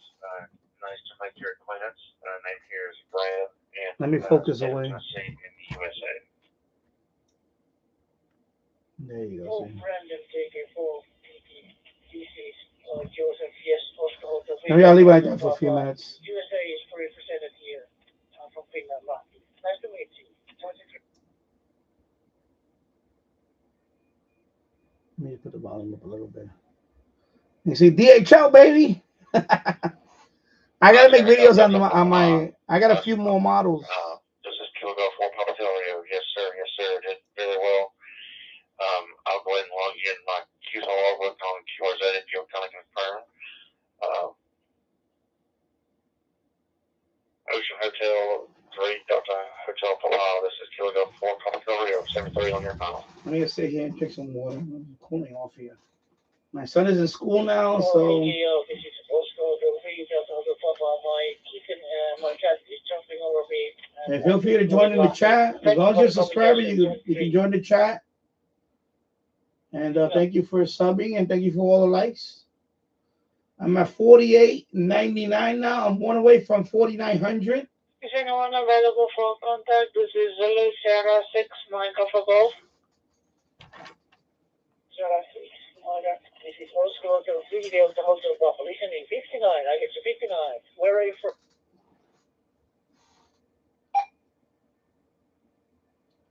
Rest of your call sign. This is Zulu Sierra 6, Mike Alpha Golf from Johannesburg, South Africa. Anyway, forget it. I was gonna talk to her, but she's talking to me. The guy didn't even wait, man. You're supposed to wait a second or two before you even. Anyway, it's okay. You know what? It's okay. Anyway, that's okay. Can you kindly confirm if I got the call sign correct? It's Oscar Hotel 3 Delta Hotel Papa QSL from Zulu Sierra 6 Mike Alpha Golf. Oh, she's calling from South Africa. Oscar Hotel 3 Delta Hotel Papa. You got it correct. I get your call sign correct. Greetings to Africa. Anyway, let me see. QSL, thank you there, and also thank you for being my first someone to contact you on DMR. My name here is Maggie, Mike Alpha Golf, India Expert. My QTH is Johannesburg, South Africa, and my grid locator is Kilo Golf 3 Whiskey Uniform QSL.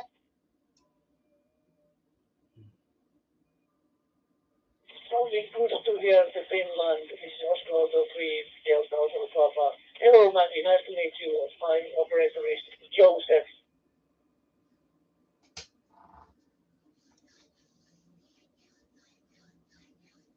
Nice to meet you there, Joseph. And I really hope we can have many QSL trips down the line. And I wish you and your family all the best of wishes. And 73 from my side here in Johannesburg, South Africa, with Oscar Hotel 3 Delta Hotel Papa.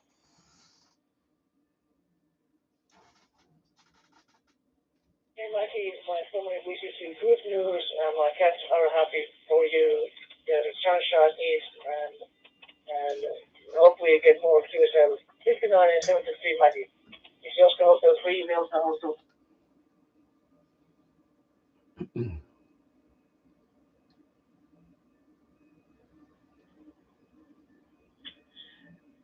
Zulu Sierra 6, Mike Alpha Golf. This is Kilo Golf 4 Papa Kilo Radio. He's gonna talk. Forget it.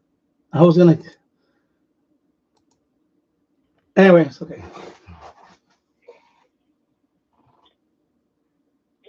Back to you, Kilo Golf 4 Papa Kilo Romeo, Zulu Sierra 6, Mike Alpha Golf.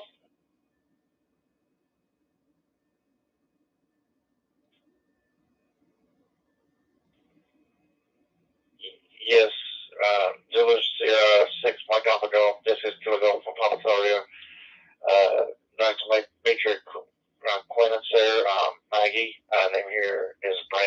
I'm in the United States state of Tennessee. It is 8 coming up on 8:30 a.m. On Tuesday morning here. Yes, Brandon. Thank you very much for the KTH there. All right, take care. RTOA finishing some outside painting today. Oh, nice. It must be a nice day outside. Over here, not today, but I gotta do some indoor work today. I gotta fix an outlet, a loose outlet. I gotta patch up the bottom of the wall, and I gotta work on the wood floor. I gotta cut out a small piece and put a replace a piece that's rotted. Where we're gonna put the countertop. So I got to take out that piece of rotted wood and put a new one. Anyway, so I got some work to do, but that'll be later on today. I got the rest of the day for that. Anyway, take care, my friend, and thank you for stopping by. And enjoy your day. And hope to see you soon. Mike Alpha Golf, copy of Pittsburgh, Echo Mike 66 Papa Echo. I went ahead and logged you in my QSO logbook and FT8. I feel kind of inspired to link them up and match the grid square together. Yes, Brandon. Thank you very much for the short QSO. I really do appreciate it. The audio on my side is coming through 5.9, not a problem. How are you listening me on your side with the audio, Brandon? Back to you, Kilo Golf for Papa Kilo Romeo, Zulu Sierra 6, Mike Alpha Golf. And then Tennessee, 5-9. Thank you very much, Brandon. I'm going to say 73 on my side here, and I don't want to hold up talk with 91, so I hope we can meet each other again soon. 73 from Zulu Sierra 6, Mike Alpha Golf with Kilo Golf 4, Papa Kilo Romeo.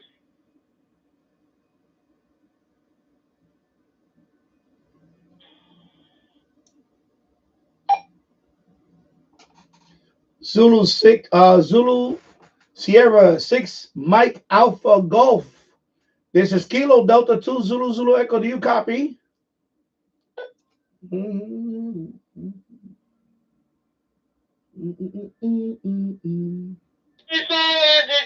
good to hear you again. How have you been? I see it's been a while since you last spoke. How are things there for you? But do you have any Kilo Delta 2 Zulu Echo, Zulu Sierra 6, Mike Alpha Golf? Yes, good to hear you again, Maggie. Yeah, it's been quite a while since we spoke. I hope you're doing well there in Johannesburg, South Africa. What is it? Well, I don't know what the local time is over there. It's probably afternoon. Over here, local time is 9:30 in the morning here in Yonkers, New York, USA.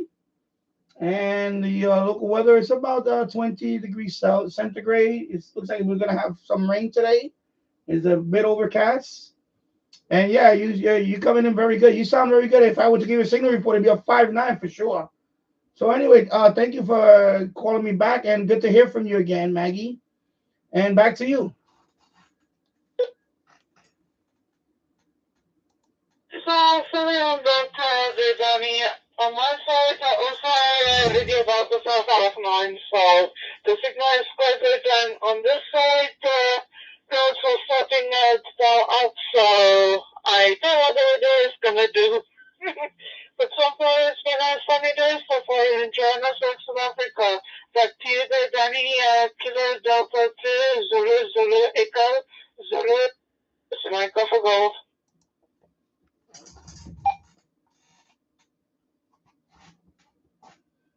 Yes, Maggie, and yes, very good to hear from you. Zulu Sierra 6, Mike Alpha Golf. Yes, so anyway, yeah, I don't want to type the talk group right now. It's kind of busy here. I'm also doing a live stream here on my channel. So thank you for talking to me here live. And great to hear from you again. I hope to talk to you soon. And if not in this mode, another mode. And again, thank you for the contact. Thank you for talking to me again. Great to hear from you. And 73, my friend, and take care. God bless you and your family. And I'm going to send it back to you for the final. Again, thank you. And 73, have a good day. Yes, Danny, I really do appreciate the contact and speaking to someone I have already lost. But so far, not a problem from my side. I wish you and your family all the best of wishes. 73 from Zulu Sierra 6, Mike Alpha Golf, West Kilo Delta 2, Zulu Zulu Echo, and all the best for you there, Danny. 73.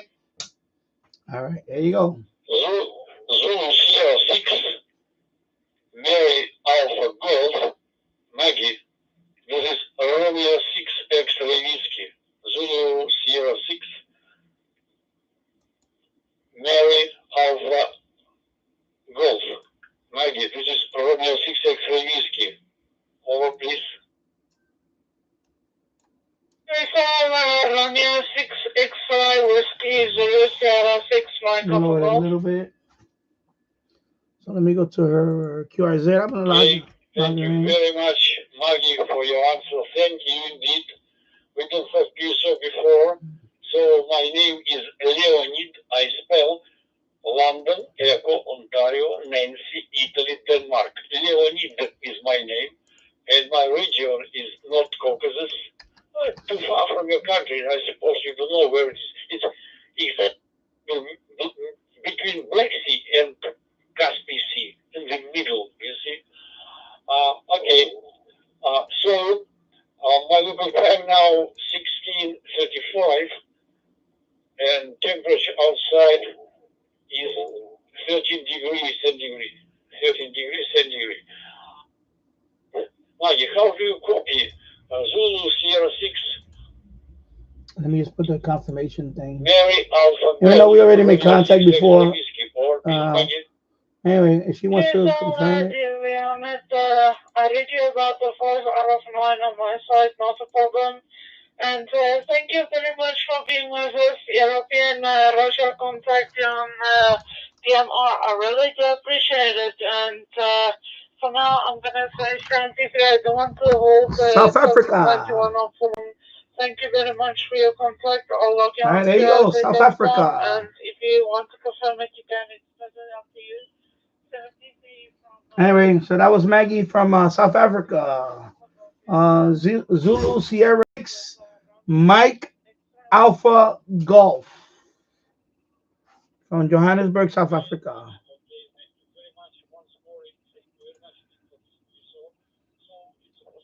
And she's speaking to Leonid from Russia. Romeo 6 X-Ray Whiskey, Leonid.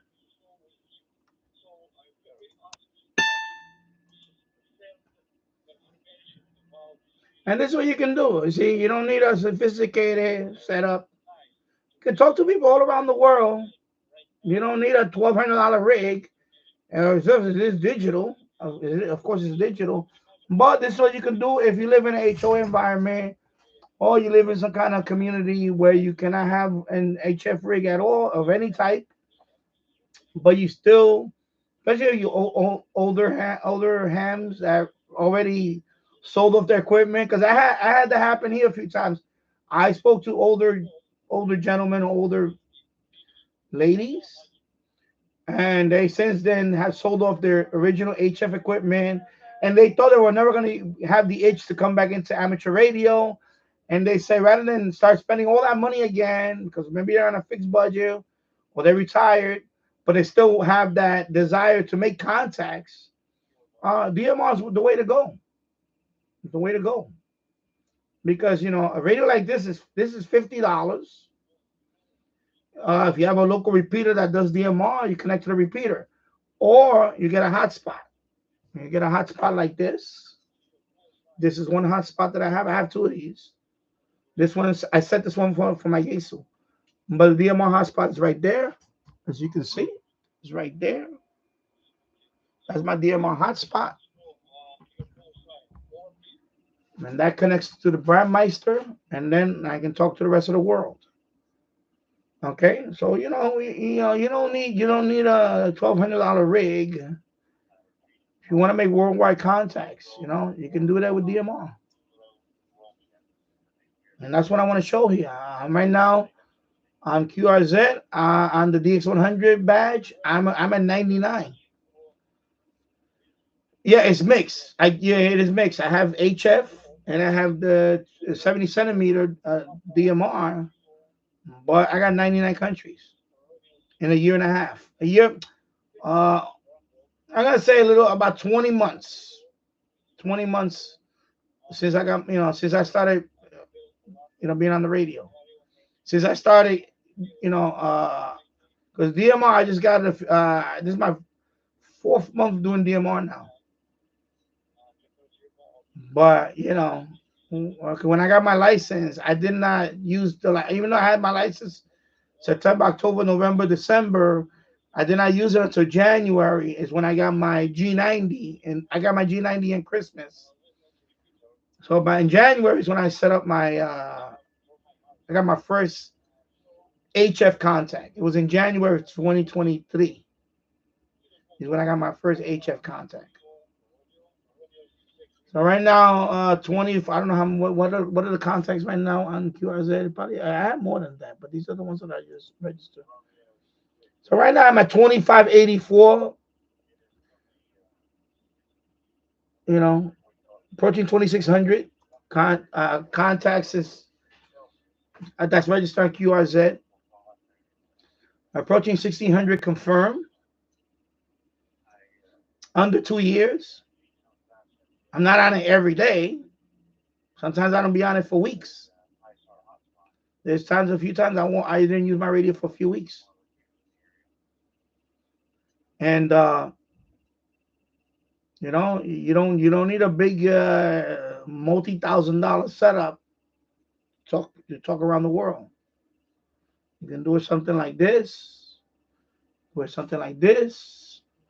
connect to a repeater, and you off and running, talking to people all over the world. And that's what I want to show in this channel.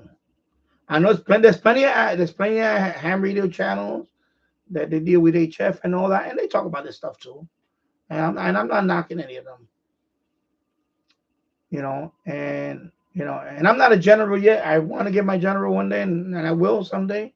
But right now, I'm not gonna sit here and say I can't make contacts on HF. No, I've proven people wrong. When people go on my QRZ, you're gonna see. I'm 2 away from the 50 states. All I need is Maryland and Delaware, and that's it. I'm done with the mix. I'm gonna have all 50 states. And I did it without a general. I'm doing it with a technician level license. And I want to emphasize that because too many people in this hobby think that the technician license you can't do anything. No, you can't. I'm enjoying the hell out of it. I am. I really am enjoying it.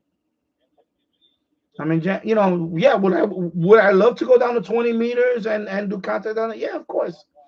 But from what I see, I'm telling you, when 10 meters is open, they come up here. Because sometimes 20 meters is not open or it's too noisy or whatever. They come up here, same thing.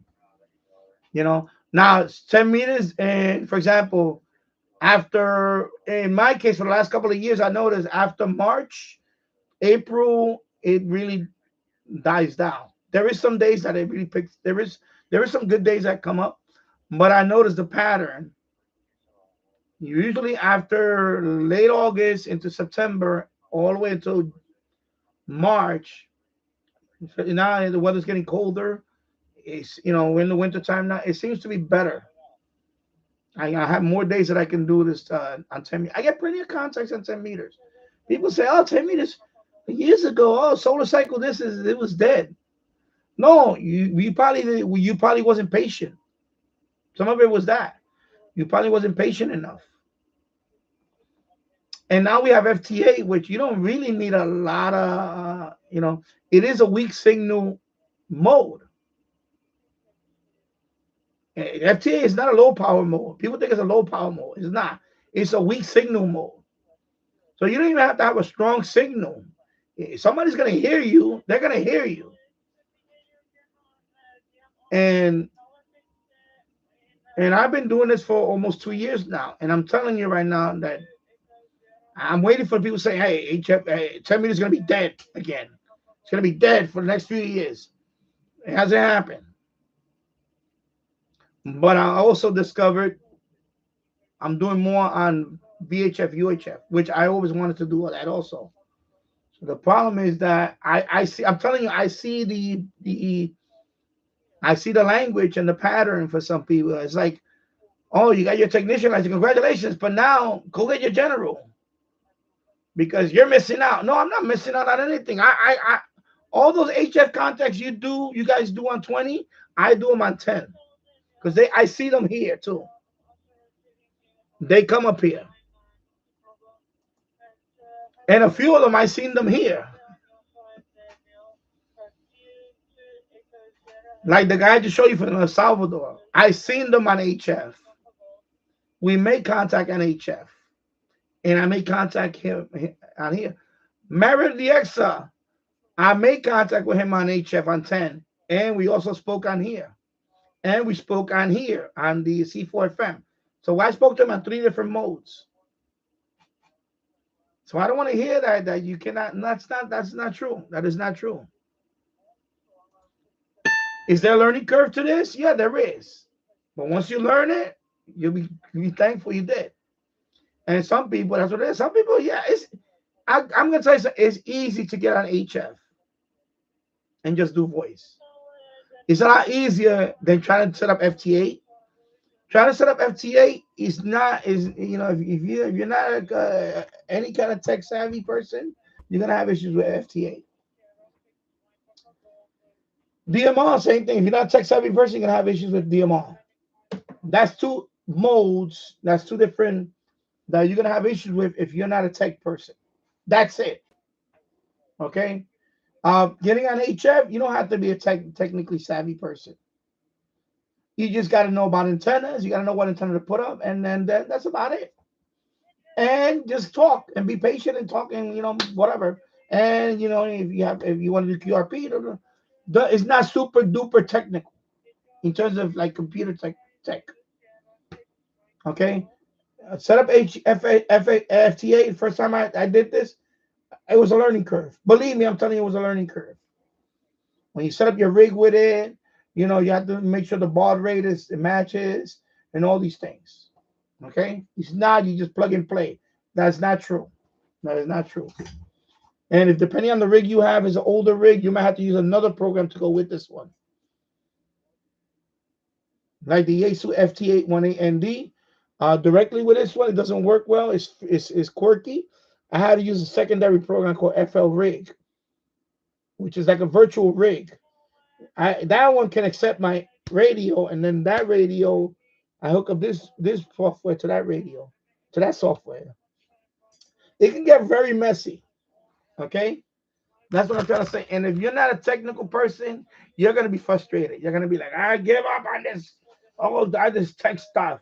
I just want to get on the air. Of course.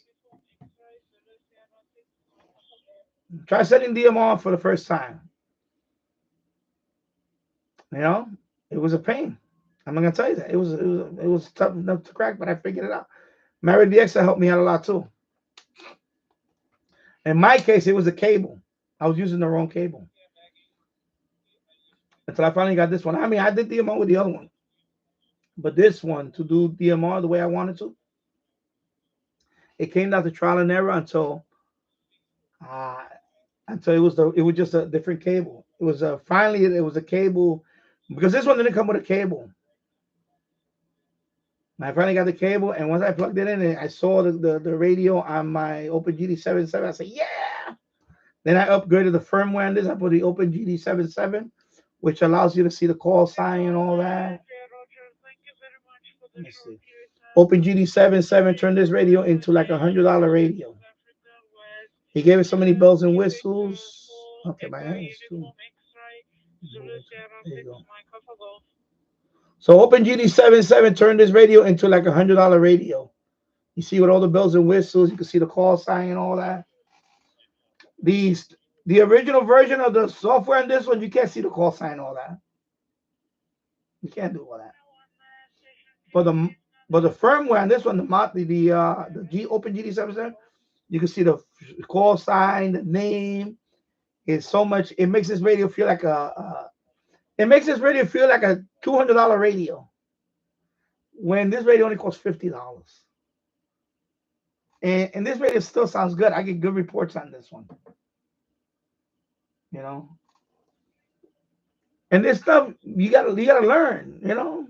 And my thing is, if you're willing to learn, is out there. All the information is out there. YouTube, you know, YouTube. A lot of it I found it on YouTube. Believe it or not, YouTube is like the biggest. You find all this information there. You know.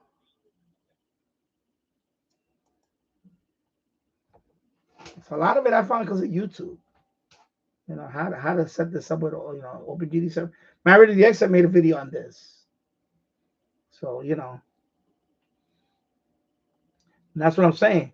So, you know, yeah, it's easy to just go on single sideband, and especially, you know, and you know, put a frequency in, and you know, especially contesting. Everybody's on contesting. You know, if you can't make obviously everybody's gonna make a contact when it's contesting. You know, of course. And that's fine for some that one like doing that. I did that. There was the other day the contest was on. I went. I said, let me talk to a couple of people. I spoke to someone from Antigua, and I got to confirm. I was like, hey, I got another country. There you go. Just because of contesting. So I got another country. There you go, just like that. And I only did it a few minutes. I was doing FT8. I said, hey, let me go on a single sideband on the 10-meter band.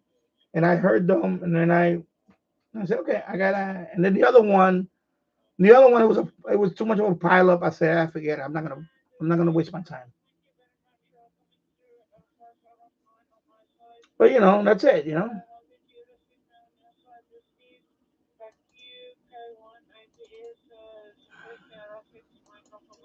So that's why I want to prove to people that, you know what, you don't need the general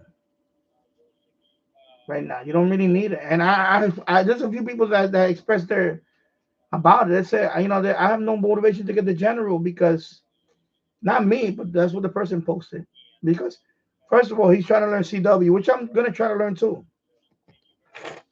And with CW, there's already a few bands that I can do on HF. If I know CW, you know.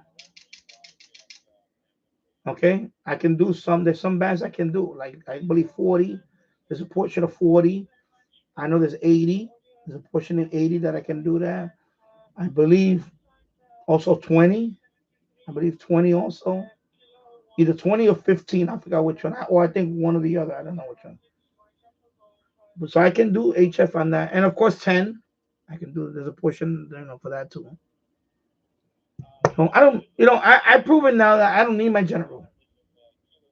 I really don't. Only for voice. That's basically, and a couple of digital modes. But they're also talking about a proposal. Maybe hopefully it'll be sooner than later that even for technician level license, they want to open up a couple of more portions for voice and digital. And if they do that, I'm not even going to bother going for my general probably. I eventually I will. I want to. I just want to. But I'm just trying to prove to a point that, you know, I just want to prove I want to prove that you don't really have to rush to get the general. And that's my point. Because if you go to my, you know, and I probably, it's going to happen sooner than later. I need one more contact confirmed worldwide. One country that I need, I'm going to have the DX100. 100 countries confirmed. 100 different countries. And then there's 50 states. It's going to happen sooner than later. There's only 2 more states. So those are the 2 biggest ones a lot of people want to get. All 50 states for us Americans. Not even Americans, everybody in the world wants all 50 states. And then 100 countries. That's like this, when it comes to amateur radio, that's like the standard first. You want the 100 countries. Of course, there's people that work 200 countries plus. I know Paul has over 200 and I forgot, it's like 260 countries. I don't even know how many countries. Things like that. But in my case, you know what? For a technician level license, 100 countries is not I'm no slouch. I'm no slouch. That's a big feather on my cap if I get that when I get that 100th country. Okay, so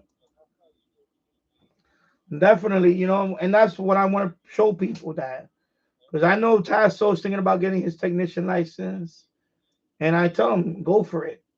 I know Keegan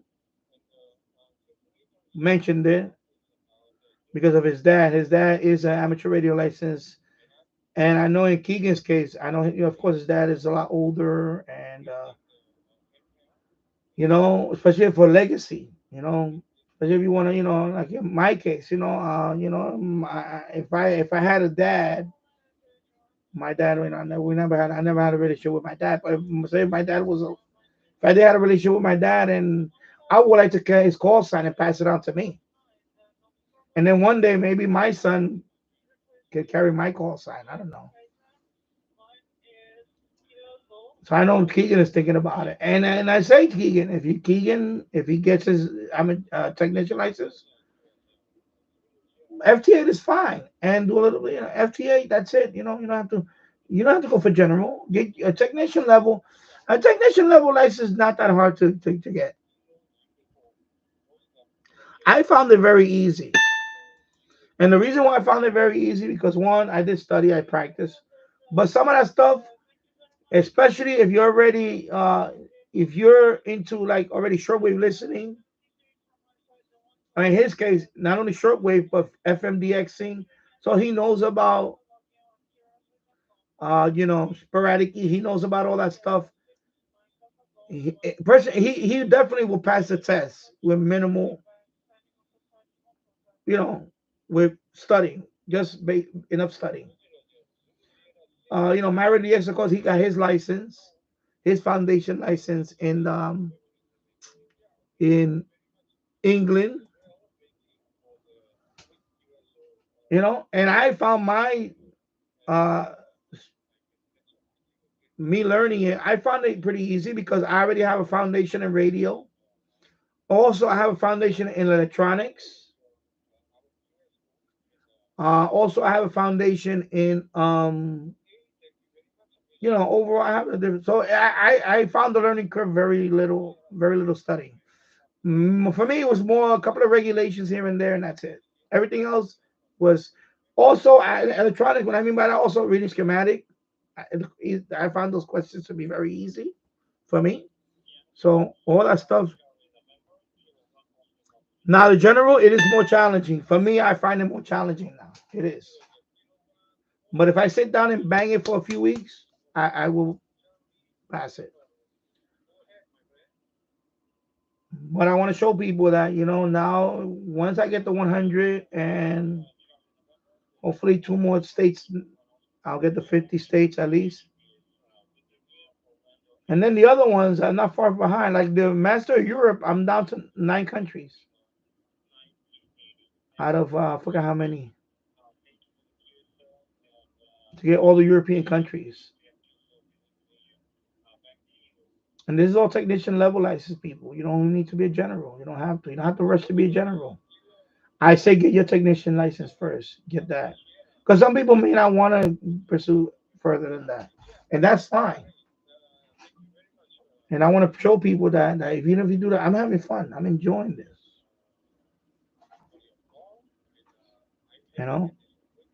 I got my technician license. I also got my GMRS license.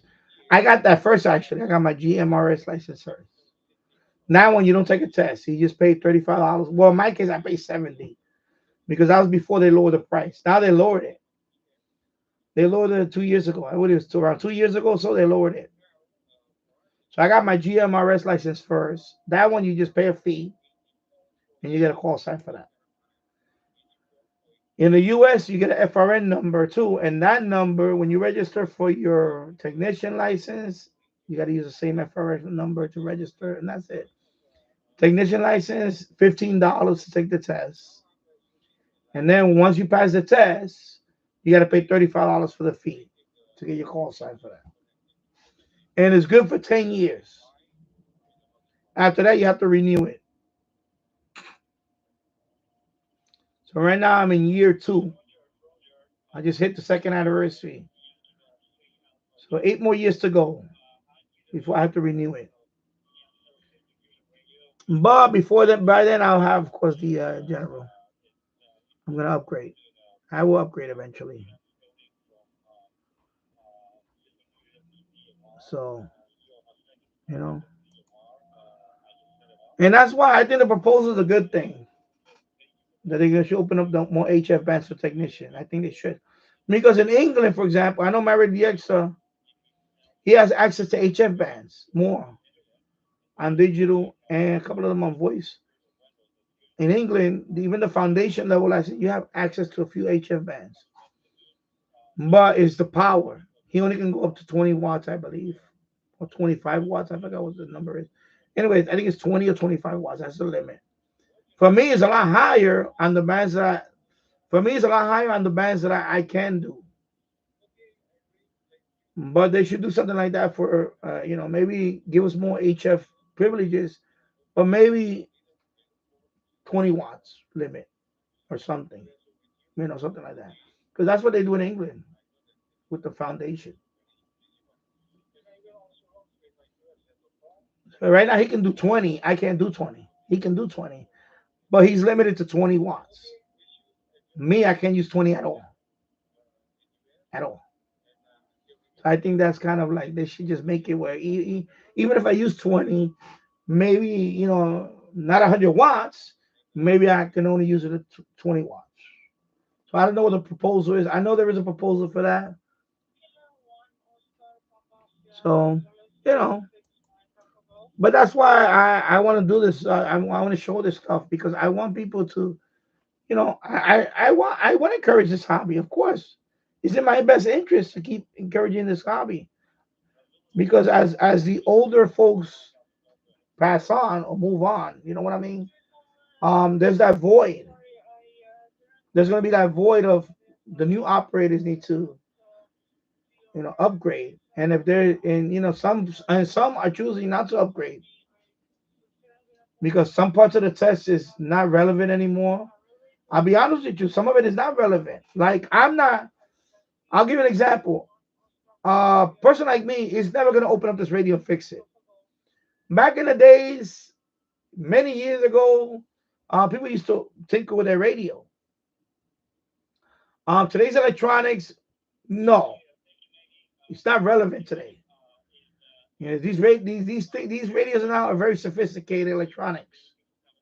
The equipment you need to solder a small little it's not your little Radio Shack solder. It's not gonna work. Just like my wallpaper. Let me minimum. I'll show you my wallpaper. Just like my wallpaper, try to solder something like that. And that's a micro. By the way, that's a microprocessor. Try to solder something like that, or let alone remove it and try to solder it. Good luck on that. Doing that with a little old-fashioned Radio Shack soldering gun or whatever. Good luck on that, or even using a welder. No. You see, today's electronics is very, very small, microscopic. Of course, you're not going to be able to do that with today's radios. I'm sorry. The average person is not going to do that. So some of these questions that they have now, some of this it's not really relevant anymore. So they need to, update and fix. Because I guarantee a rig like this, I'm not going to open it up and try to fix this. No way. No way. Now, my old Halicrafter, I have an old Halicrafter SX25, radio. And I can open up that radio and I can do it myself. I can. That's approaching almost 90-year-old radio.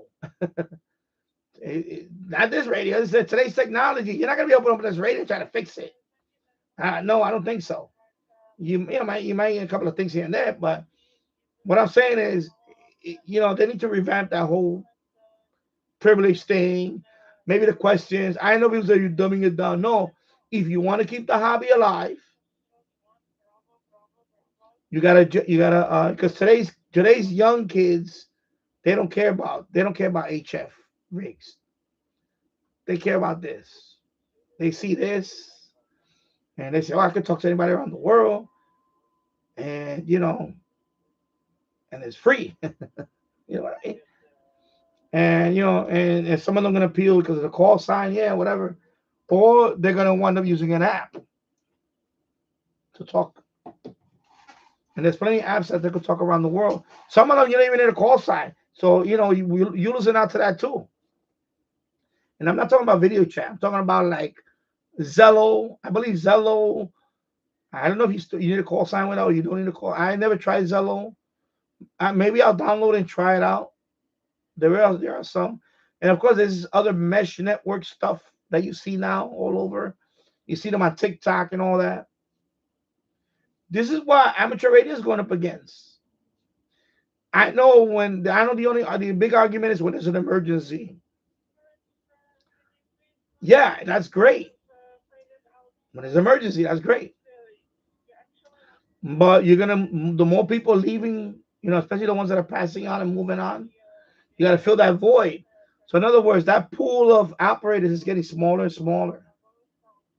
It's getting smaller and smaller. So you have to, like someone like me, I'm on the fence.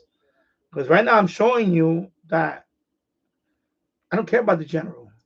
I'm at the point now, you know what? If I get the DX100, which I will probably in the next couple of days, or maybe even today by the end of the day, USA 50, maybe I'll get the Master of Europe in another month or so. I'm going to get to the point where I don't care about getting my general because I already have all these badges, all these certificates I already earning. Yeah, to get endorsements on each one. Yeah, I want to get endorsed for this brand, for this. I would like to get endorsed for 20. I don't really care about that. I don't really care about that endorsement stuff. I'm going to prove it to people that, you know what, you don't really need the. And by the way, I didn't have to do that. I didn't have to spend $1,200 on this one. I was doing very well with the G90. $400 radio. 20 watts. I was doing very well with that one. The G90.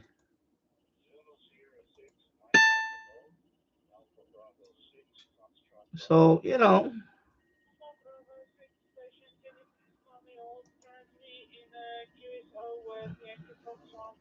that's what I want to show people, that, if you're thinking about it, go for it. Because like we talked about the other day, Jill's mentioned it. When you see the stuff on TV about the hurricane, and they have an amateur radio operator. They usually have someone that is a dorky person. And that's what people perceive as amateur radio operator. Someone dorky, never comes out of his house. Because that's who they interview on the news. Have you noticed that? It's like, oh, this person is an amateur radio operator. He's the lifeline. He's the lifeline of the, emergency, whatever. And it's the most dorkiest, unexciting looking person ever. And that's the problem. When people see that, like, oh my God, this guy's a dork. You can have some young guy. He got a nice setup. He's a young guy, That'll people see that on TV and they go, man, that looks cool. That looks cool being an amateur radio operator. Except they got some dorky guy or some old fart. And then that's what the news show. That's what the news or the media showcase as he's an amateur radio operator. He's the lifeline of the emergency. And like the guy looks like he's a buzzkill at a party. And that's the problem. And you cannot, that's not going to appeal to the young guys. That's not going to appeal to the young bucks.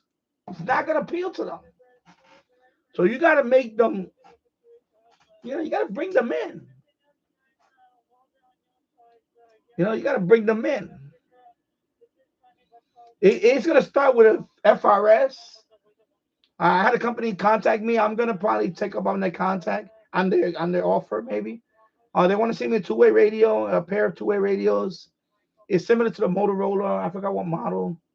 Like the one I have upstairs. Make videos like that too, because you want those, like my son. My son is going to be 10 years old. I will want him to get into this hobby at some point. I'm not going to force him. Of course, you can't force nobody to do. But I would like to get to, because it is a great hobby.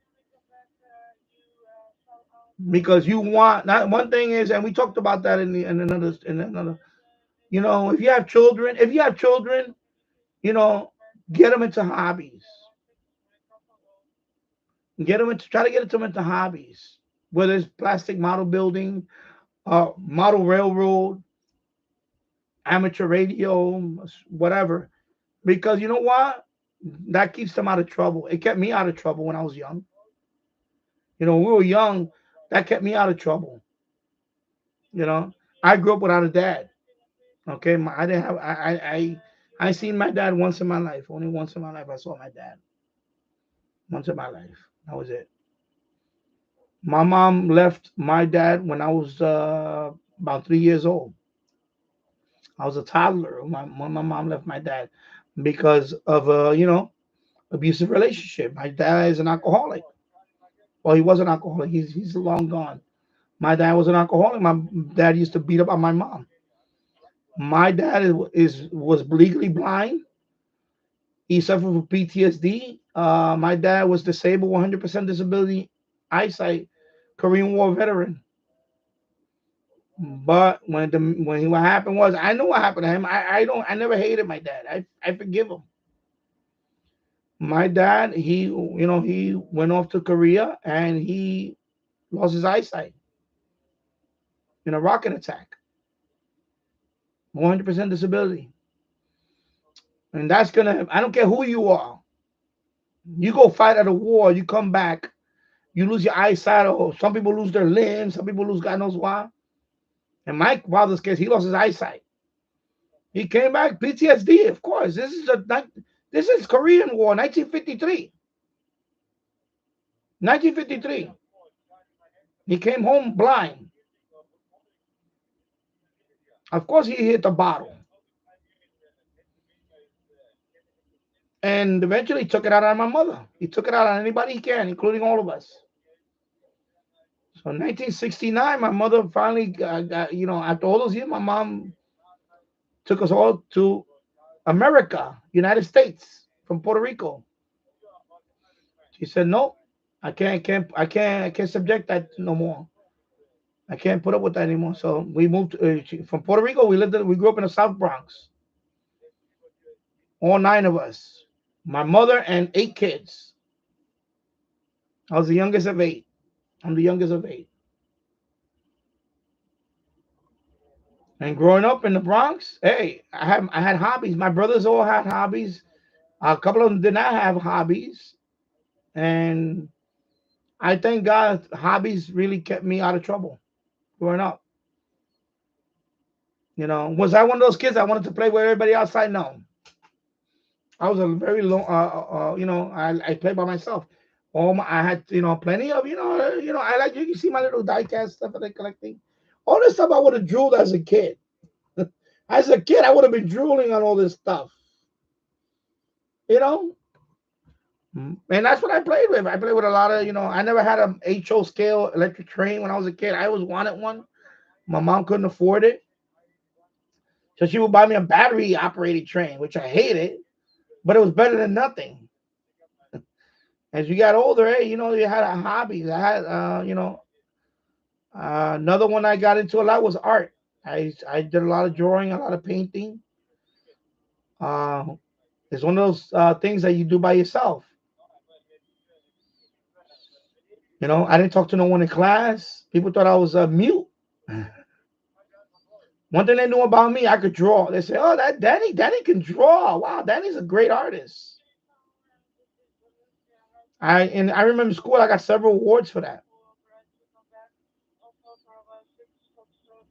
I did a Martin Luther in the fifth grade. I did a Martin Luther King sketch, a sketch of Martin Luther King, lifelike. I got it off a picture. I did the sketch of Martin Luther King. I did Martin Luther King sketch, and it wound up on the when you when you go to the principal's office and right in the lobby, my picture was there for many years. Long after I left that school, long after I graduated from that school, and my drawing was still there. It was there for maybe a couple of almost I know 10 years after I left school, after I graduated high school, when I came back as a young man, and my drawing was still there in public school. Danny Medina, Martin Luther King drawing. I got an award for that. A sketch of Martin Luther King, his face. And that stuff I did when I was a kid. That was my hobby. Was drawing. I sketch a lot. I would look at I would look at a lot of my oldest brother when I passed away. He was into photography. I was into drawing. So I would draw like what they call still life. I would draw like a bowl of fruit, or I would draw pictures. I would look at cartoons on TV, and I would draw the cartoon. When I'm watching TV, I would draw the cartoon. But that, all these hobbies kept me out of trouble. Because as I got older, I didn't need, when people say you need friends, you don't need that many friends. Okay. People that have like 200 friends or 300 friends, they're not your friends. In life, you might have one or two people in your life at different points in your life that they were like your bestie. That you hung out with them every day, or you went to school with them and whatever. You have maybe one or two people in your life. You don't have like 20 people.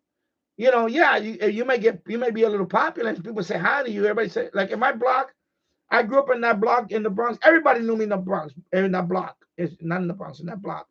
Because I lived there for 40 years. Of course, everybody knew who I was eventually. One way or another, they knew who I was. They say, oh, that's Danny, that guy from the private house down the block. You know? But just because I say hi to everybody, I mean they're my friends. No, I just knew them. Hello, oh hi. They live across the street. Just like here, when I walk down the street, people say hello to me because they see me every day, and I don't look like an intimidating fellow. Well, intimidating. Well, that's subjective. And they they're friendly enough to say hi to me. I say hi to them back. I say, oh, hello. Sometimes somebody will stop by for a couple of minutes. How you doing? I'm doing fine. Okay. I don't tell them my business, but So as growing up as a teenager, I didn't need to be around cliques. I didn't need to be around, oh, I want to be down with this group. Oh, I want to be down with a gang. That never occurred to me to be down with a gang. Even though some people wanted me to be in a gang. Trust me, I people wanted me to do all this stuff. Oh, Danny, we want you to join our crew. I was like, nah, I'm not with that. I'm sorry. I don't really care about all that stuff. Or join the club. I don't really care about club stuff. Yeah. Yeah. Hey, hello, my Ready DX. I hope you're doing well. I think Maggie's still on. Is Maggie still on? From South Africa? I just spoke to her a little while ago. Yeah, she's still on. I was talking to DMR. I spoke to Maggie from South Africa earlier. Yeah, I'm sure you spoke to her. Mary Dixon. She's talking right now on Talk Group 91 with Pete. Golf 3, X-Ray, Yankee, Charlie.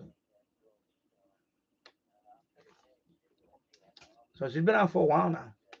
I spoke to her earlier. Excuse me. Mario DX, yeah, these days I play flight simulators. I recommend you do. I know I excuse me. I played flight simulators in the past. My all-time favorite flight simulator was on the Commodore 64. It was Gunship. That was my first real good flight simulator that I played. It was called the Gunship. It was based on the Apache attack helicopter.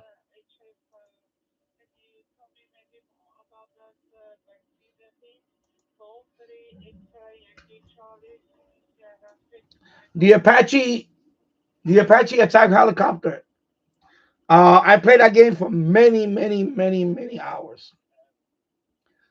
I got to the level where I became Medal of Honor. I did the highest level because the commissions get more complex, more dangerous. You start off with a practice mission, and you work your way up to. So for me, it was the gunship from Electronic Arts. No, no, not Electronic Arts. Not Electronic. Microprose. It's a company called Microprose that made I think they made Hunt for Red October. They actually made a movie on that later on. Anyway, it was James Clancy book. So they had a couple of simulators they made. One was that one. It was a submarine one. But the one that I played was a helicopter. It was a Apache. Yeah, Microprose. Exactly. They make great games. They make very good sim games. Yeah, so you play the soccer. Okay, so you were like a manager, coach, right? Manager or something. Because they're all a lot of the games are simulation games.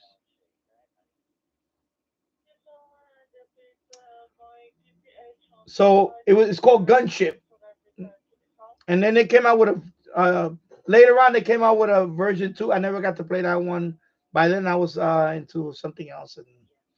But Gunship, the Apache helicopter, the AA-64 United States Army helicopter, and that one, the simulation back then, of course, you used the joystick for the control, but you had a keyboard. You had a keyboard overlay. It was like a cardboard you put on top of the keyboard on your Commodore computer, and because a lot of buttons had different functions, you know. Like for example, when you're flying a helicopter, if you want to check a particular angle, you want to look at this side of the window, you hit this button and you see this side. If you want to see this side of the window, if you want to see the outside view, you gotta hit F whatever. And then when you want to arm your weapons, for example, like if I want to shoot the I think it was a 30 millimeter cannon, you got to press this button to enable the 30 millimeter cannon. If you want to launch the Hellfire missile, you got to press another button for the Hellfire missile. Depending on the by the way, every weapon you got to factor in the weather, the humidity, the temperature, how much of a payload, how much fuel. You got to factor in the weight of your helicopter as you make that mission. If it's a very hot and humid day, you're gonna have to travel a little lighter. It's crazy. So yeah, there's certain weapons that take up and the fuel.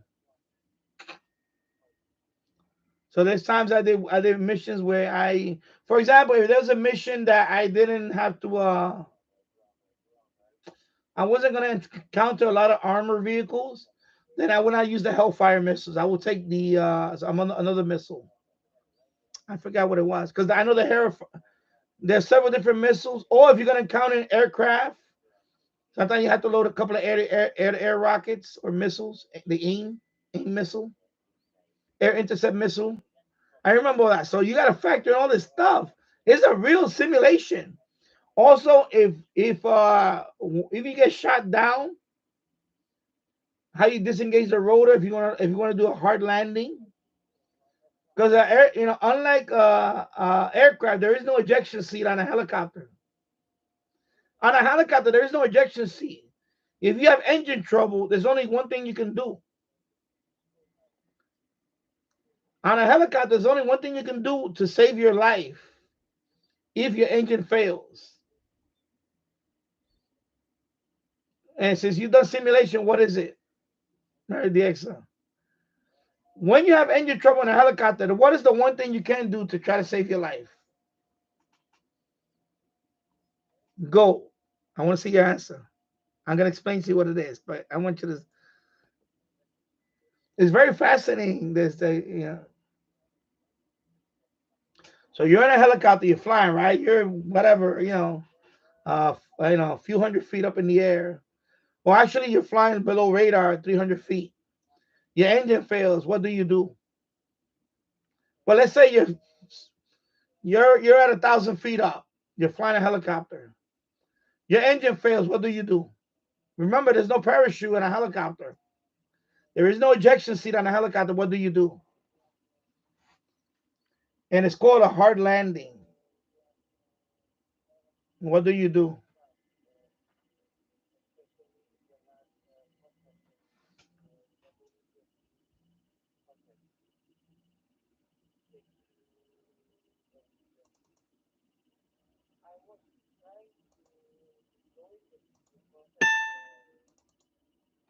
What do you do? Let me know if you give up.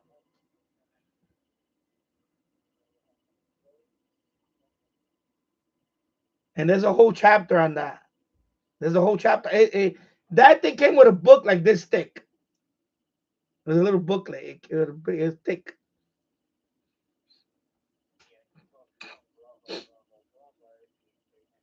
So anybody know? Anybody can tell me? If you're flying a helicopter and the engine fails, what do you do to bring that helicopter down as safe as possible? And by the way, I'm not a helicopter pilot. I just play a lot of simulations. But I know what to do.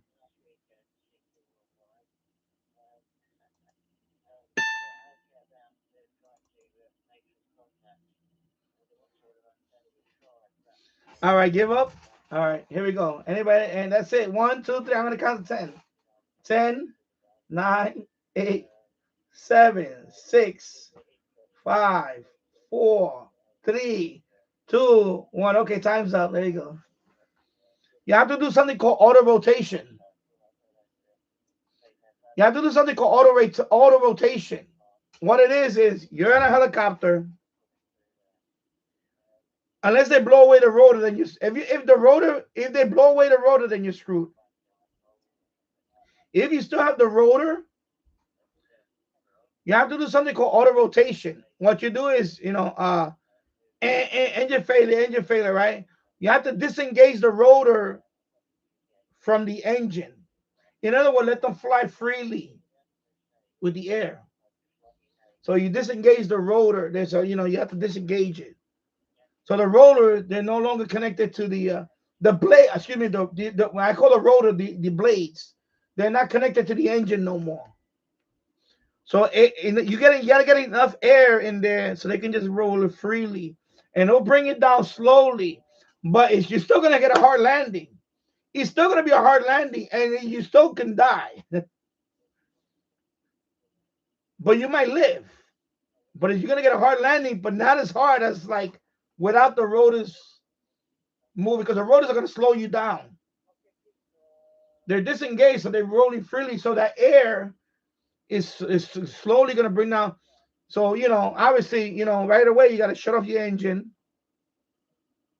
If you say you got engine failure, you might as well, no sense in, but you got to disengage the rotor.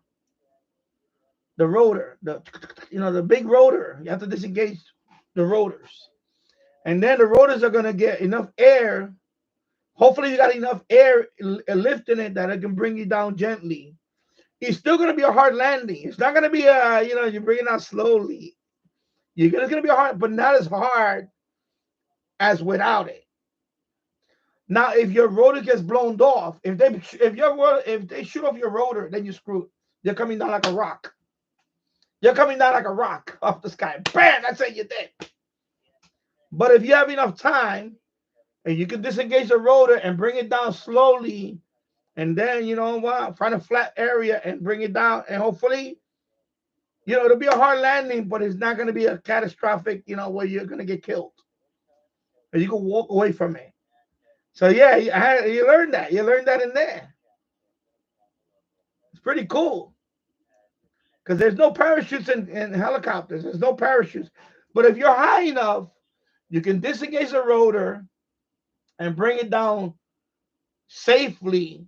And what I mean by safety is it's not gonna be as hard as the impact as without, and now if you don't disengage the rotor, and you're gonna come down like a ton of bricks.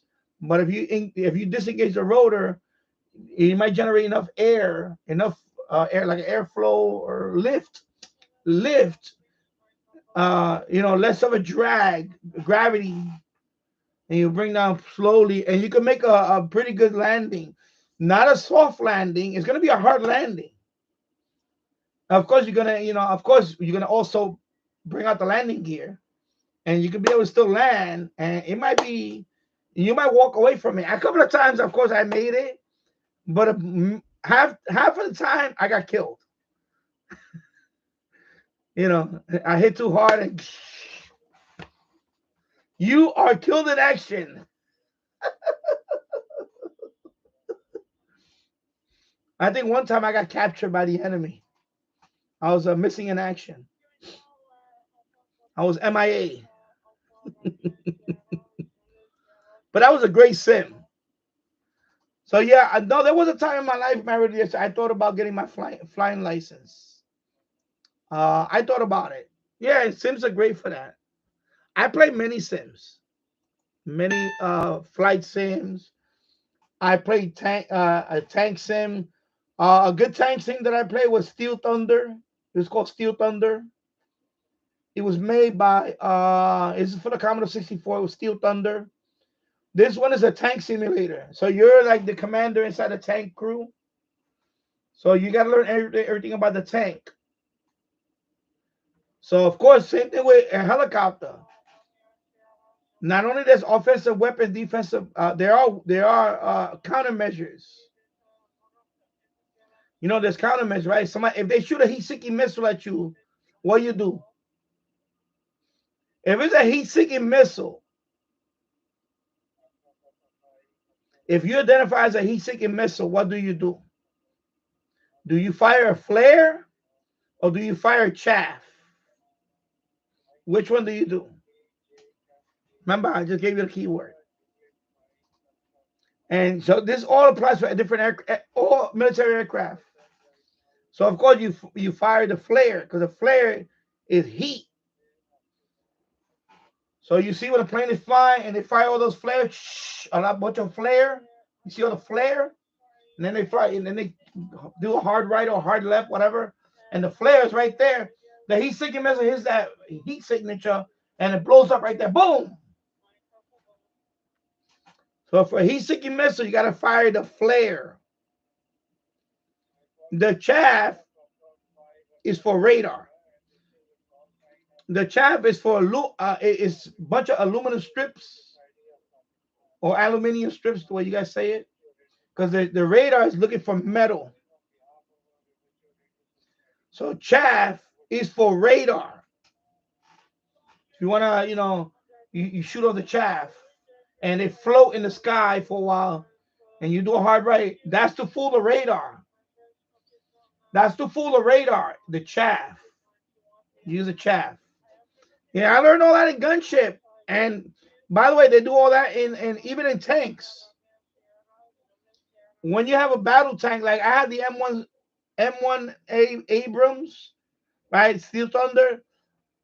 When you want to back off, you got to throw a smoke grenade, a smoke screen, and then you back off and try to disappear. Sometimes you got to throw the smoke screen. It's pretty cool, all these simulators. You learn a lot. You learn a lot of stuff.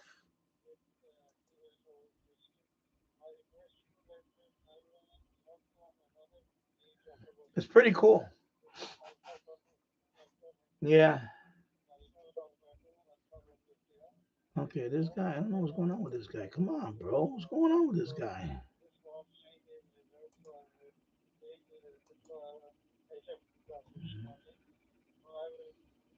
Okay, I'm going to take a little break for a few minutes. Let me read some of the stuff here.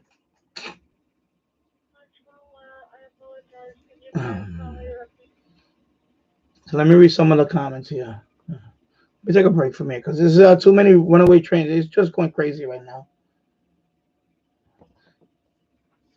Let me see. I can't remember. Yeah. Anyway, so that's Maggie. South Africa. She's on once in a while. This is like the second time I spoke to her. She's on right now. She's still talking. I guess she's talking to the Pakistani guy now. I already is the first one for me was the F18 Interceptor on the Amiga. I never got to play that one, but of course I always wanted to play that one. The F18 Interceptor. It was also the first one that I could land the plane properly. Okay. Yeah. Yes, also Micro Soccer is a very good game. It was like Sensible Soccer if you played it, top view soccer game, yeah. Yeah, so Micro Pros made a lot of great computer simulation games.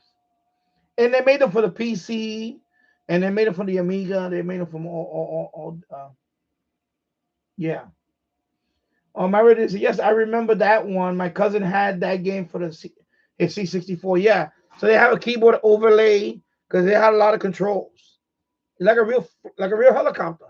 You had every major thing there. You got to dump fuel. So, by the way, when you get shot down, you got to dump fuel before because if you obviously you don't want to hit the ground when you have a full tank of fuel. You got to dump the fuel before you crash. You know? Yeah. Meredith, no idea on that one. I never did a sim with a helicopter. Yeah, auto rotation. It's called auto rotation. Meredith, the only reason why I got back to flight simming after not playing for a long time because the one I have now has a Concorde mod, which is my favorite plane. Yeah, I know you love the Concorde. Yes, the flares I use loads in F18 Interceptor when under attack. Yeah. Yeah, you have to know when to use them. When you get the warning sign that, missiles coming up at you, or if you get locked on, which is the worst. The worst case scenario is you get locked. When you get a missile lock. When they lock on you, I mean, you better do something or you're dead. Or you die. So you got to do something, Yeah. Good morning, James Radio Check. I'm in this beautiful autumn day in Chicago, going up to the mid 80s today. I think today we're gonna hit maybe 70, or the upper 60s. Right now it's 59 degrees, but it's cloudy. It's mostly cloudy. I know when I took my son to school earlier, I felt a couple of drops. It was very overcast, but I can't complain that all these days been above normal. We had a couple of cooler days, but now it's back above normal. I think by the end of this week, it's gonna go back down below again. At night, it gets a little cool. So, yeah. Let me check my QRZ. It's probably crazy right now with all these new alerts. Okay.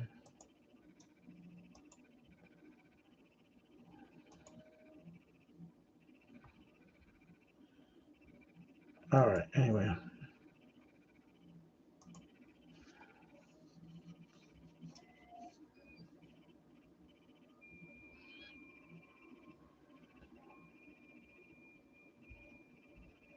Yeah.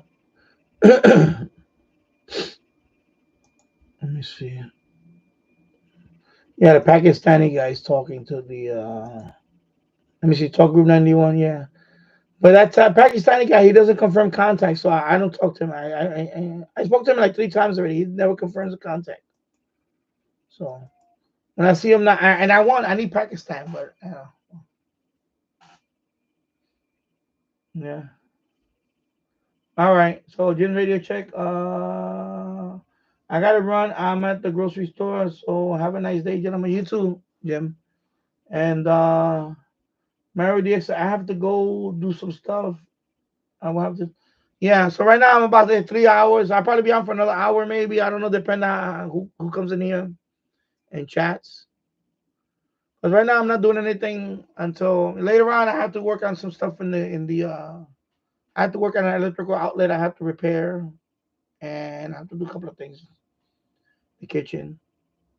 'Cause I already patched up yesterday. I'm waiting for that to dry up. Then tomorrow I have to hit it again. So yesterday I put up the couple of patches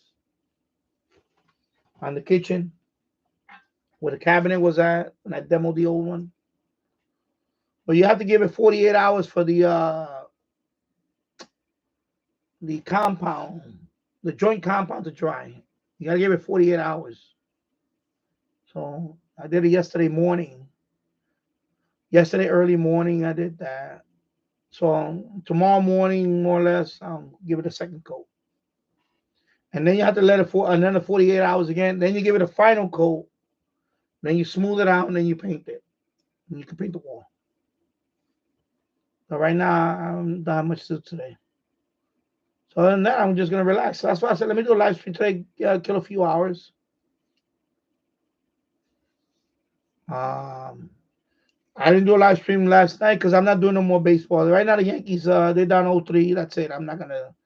Tonight, they're going to probably get eliminated tonight. Even if they win tonight, I'm not going to. Even if they win tonight, it's over. And the season is over. Dodgers are going to be the World Series champion. And you know what? They deserve it. They're the best record in baseball. Yankees playing like crap. They can't hit. You can't come back from. You can't fall behind in every game and expect to come back. Especially a team like the Dodgers. You can't. Now with the best record in baseball, you can't do that. And they got away with that with the Kansas City Royals. And even the Cleveland Guardians, they got away with it a little bit. Well, they did get away with it because they moved on. They didn't move on.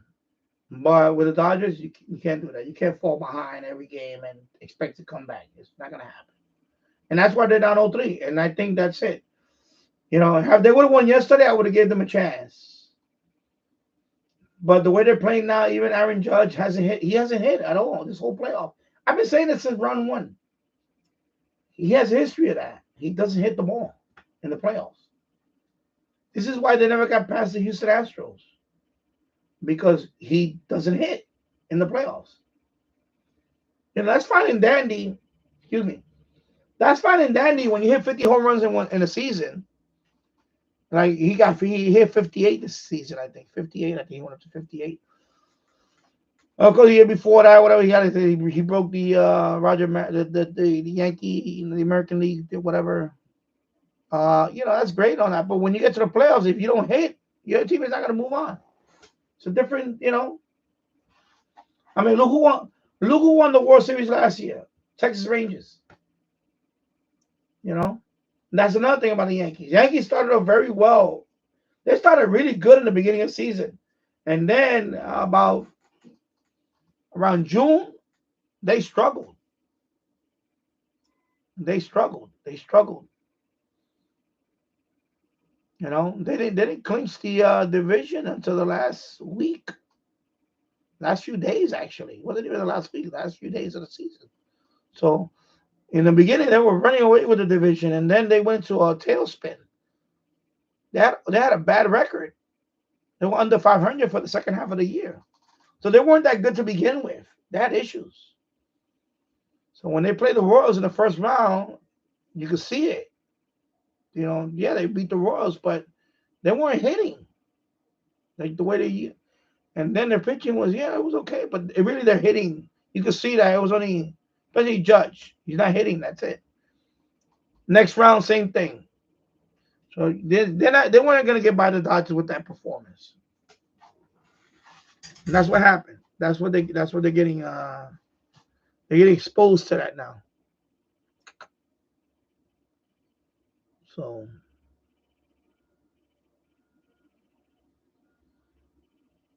Yeah. So 3 hours and 4 minutes in the books. All right. Yeah, I got to Roger here. I got to move this along. I got 3 people want to contact me right now. Okay, next one. Yeah.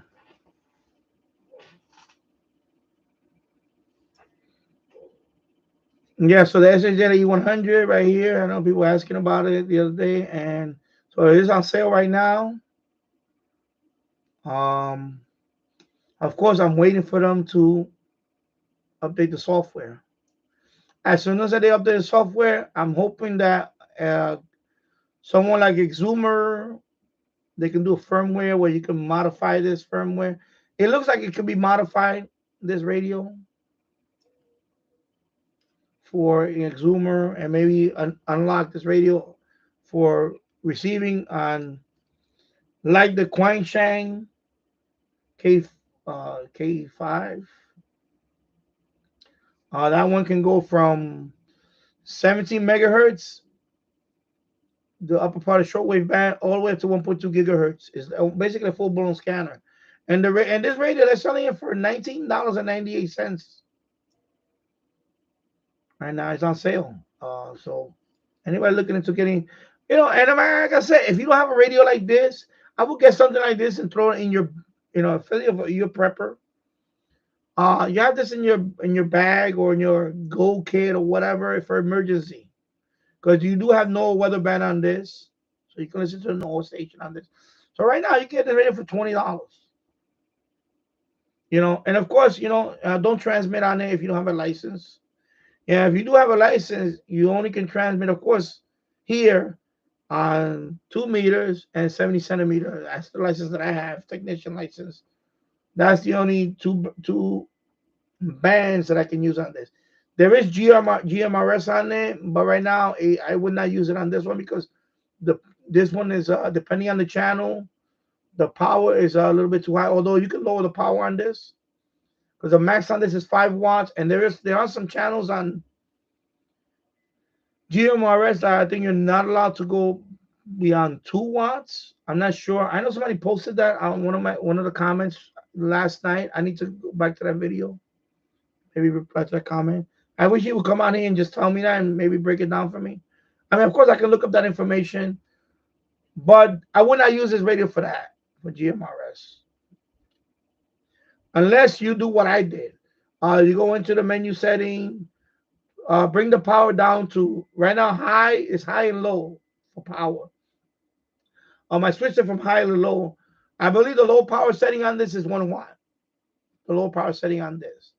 The high power setting on this is 5 watts. So I bring it down to the low power setting. So right now I have this down to 1 watt. So for me, if I use it on GMRS now, I do have my call sign on GMRS. I am licensed on GMRS, and it's 1 watt. Then now I am compliant. Now I am compliant with it. So just use it responsibly, and that's it. And everything else is fine on the radio. But of course, once they come out with the software, it would be nice to be able to update it. But right now, I don't want to do it manually.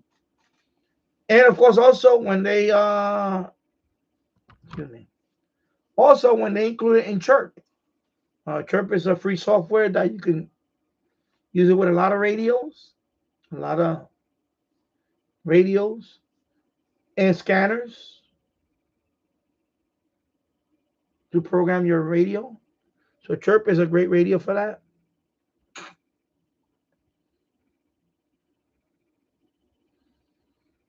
So definitely, oh, this guy's here, man. I need to make contact with this guy. I'm just trying to get one more country to get that 100 confirmed, DX100. I see San Marino.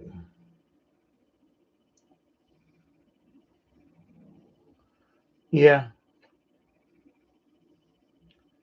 So yeah, so that so if you're looking for a radio under $20 right now, $19.98.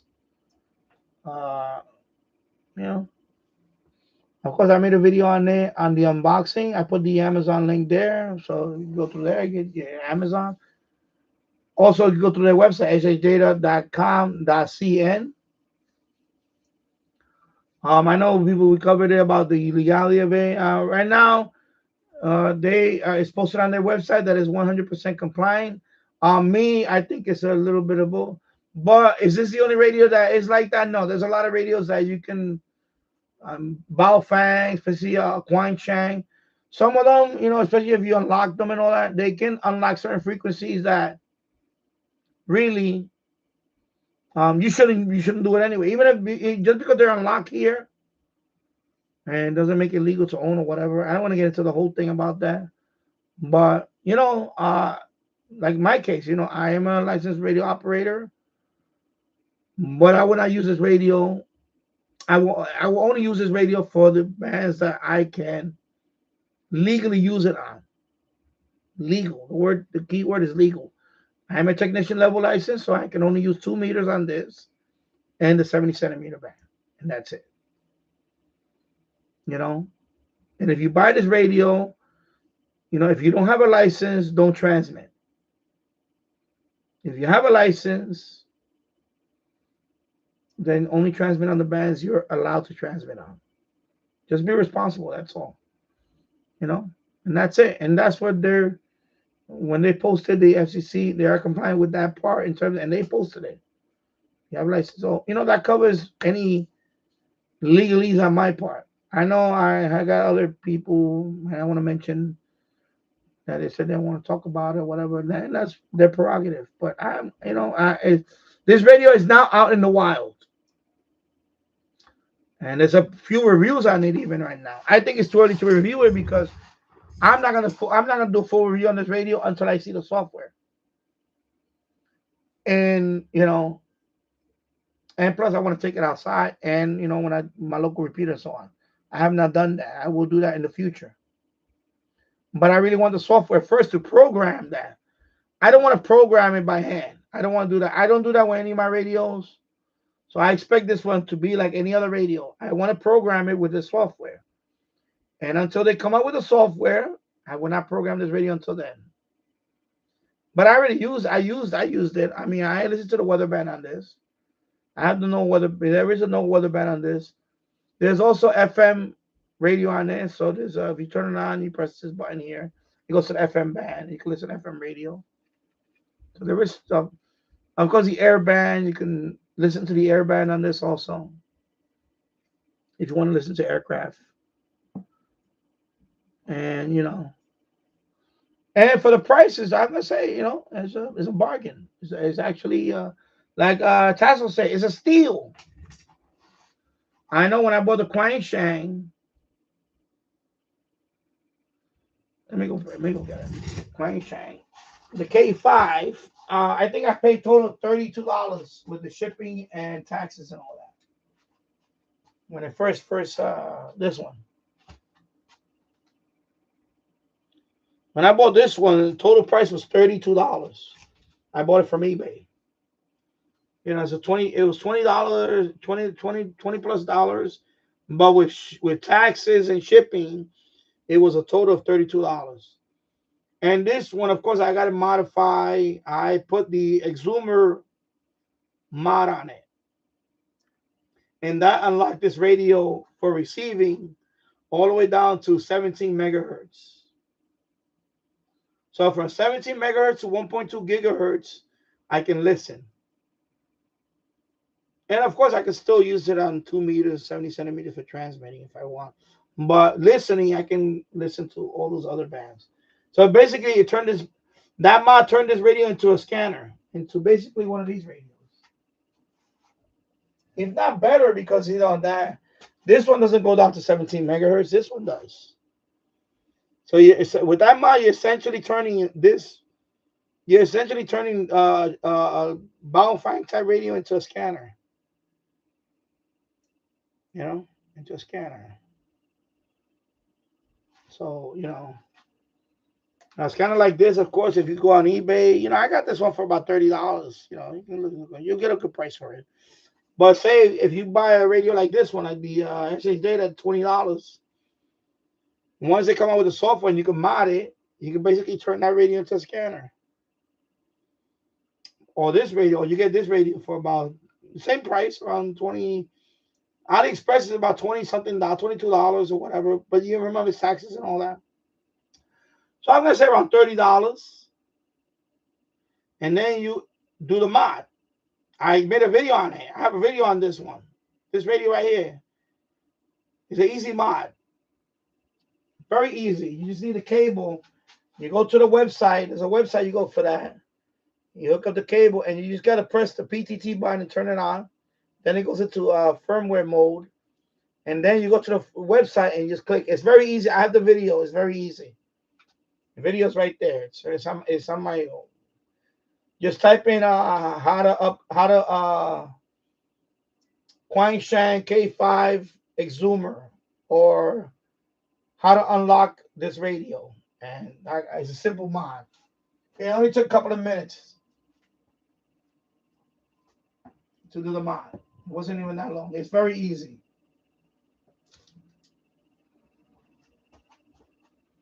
And you turn that radio into a full-blown scanner. Okay, very easy.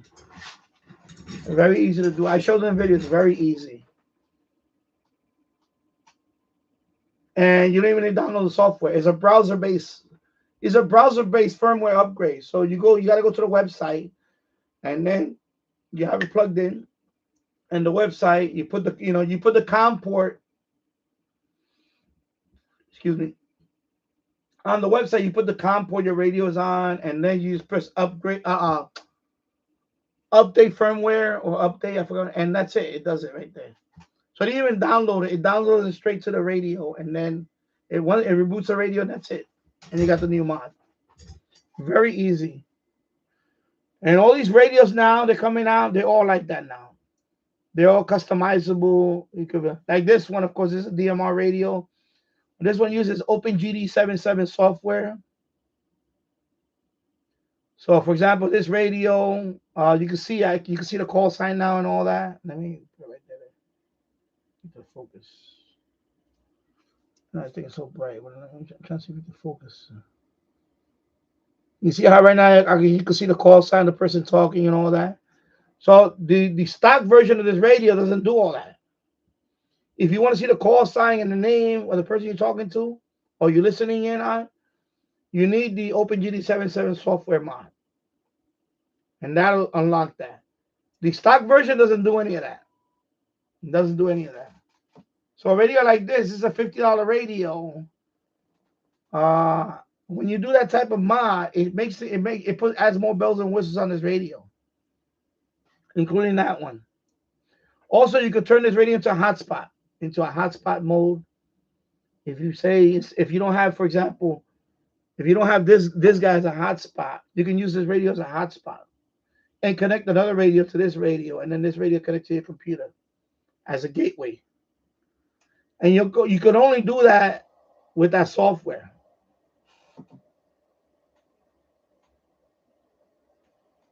Because the stock version doesn't do all that. When you do the OpenGD77 software in here, you unlock all that, which is cool. So I don't really need a hotspot. I could have used that as my hotspot for DMR. Because I have another DMR radio. I could have used that one, connect to this one. This one is connected to the computer, running a software called Blue DV, and that's it. Meredith Dexter made a video on that. But, if you have this, you don't need that. This as a hotspot. This is the hotspot now. So this is browser based. This connects over there, and there's a web browser interface, which is right here. This is it right here. See the okay.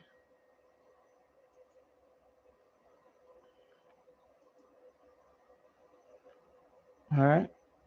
Browser base. See?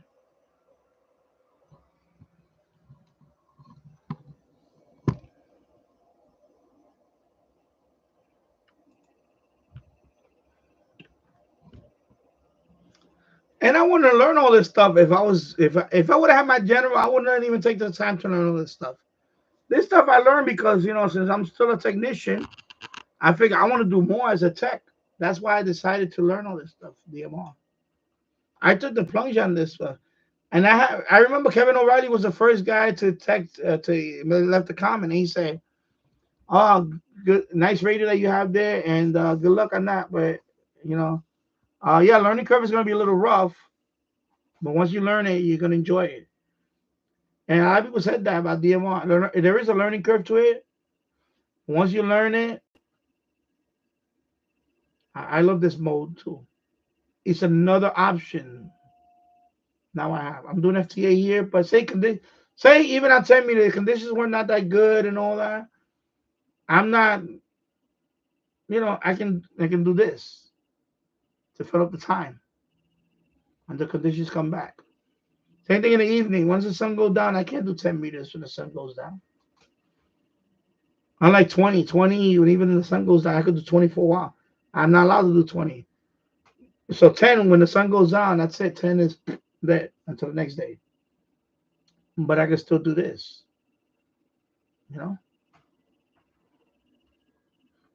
And I wouldn't learn this if I was I wouldn't have learned it. I wouldn't have took the time to learn this if I had my general, because I would have been busy on 20 and all that.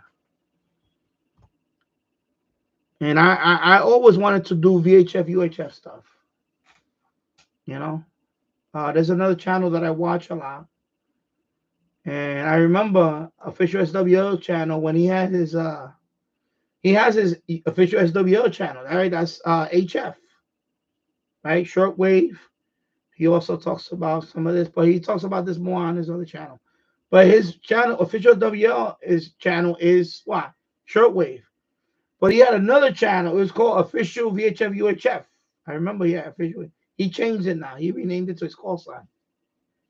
But that one was VHF UHF. So that's another mode that a lot of people don't. Sometimes they don't like it, or they knock it, or whatever. Oh, it's not because it's not as. Because HF, you can talk around the world. VHF, UHF is known for more local, right? But this changed that. But I know people are going to say, the purists are going to say, yeah, but you're using the internet. Yeah, there is an internet backbone technology behind it and all that. I get that. But so what? It's like, it's another mode. That's it. It's something that wasn't around 30 years ago. Especially 35 years ago, so it wasn't around. 20 years ago is basically when, not even 20, well, 20 years ago, the original predecessor, IR, LP and things like that, internet relay and whatever. I get it. But this is what it is today. And this is why I'm telling you that a lot of people get their technician license and they say, it's boring. I don't want to talk on repeaters. You don't have to. You can do this. I don't connect to my repeaters that often. I connect once in a while to listen on the nets, but I don't want to. I rather talk here on DMR because I could talk to people all around the world. Instead of on a local repeater, I do the net thing, the local nets. I listen to that too. I'm not gonna knock it. I'm open to all those things, but I prefer this. On VHF UHF, I prefer the DMR, the Yaesu, and one day I may get a D-Star radio and try D-Star. The local repeaters, I'll connect to it because it's there, and it's good to know that, when the stuff hits the fan, you know what I'm saying? You got that too. And I have all those. I want to have this from. I have my RadTel is all programmed for all my locals. This one I want to have that, but until they get the software, I can't do that. I'm not doing it by hand. But it's good to have all that stuff set up, And HF is great. I'm not knocking HF. HF is great. HF is great for that too. But you got to be more open-minded, HF is not the only thing. It's like there's some people that still I know somebody the other day mentioned about 11-meter band and free banding. That's something I'm not gonna do because I don't really do that because I got 10 meters already here, license. You know, and I said that the other day. I said I know the guy was like probably said, "Ah, why this guy's ranting on me." I didn't mean that. And I apologize if you think that. My thing is, if you, I know there's people that are very good on C. There's people that are very knowledgeable doing CB radio. There's channels here all over the place. Very knowledgeable people, very smart people that know everything about. Even like an amateur radio operator, they know every. They know. They know. They probably know more than many. And then you ask them, why don't you just get your license? I don't understand that.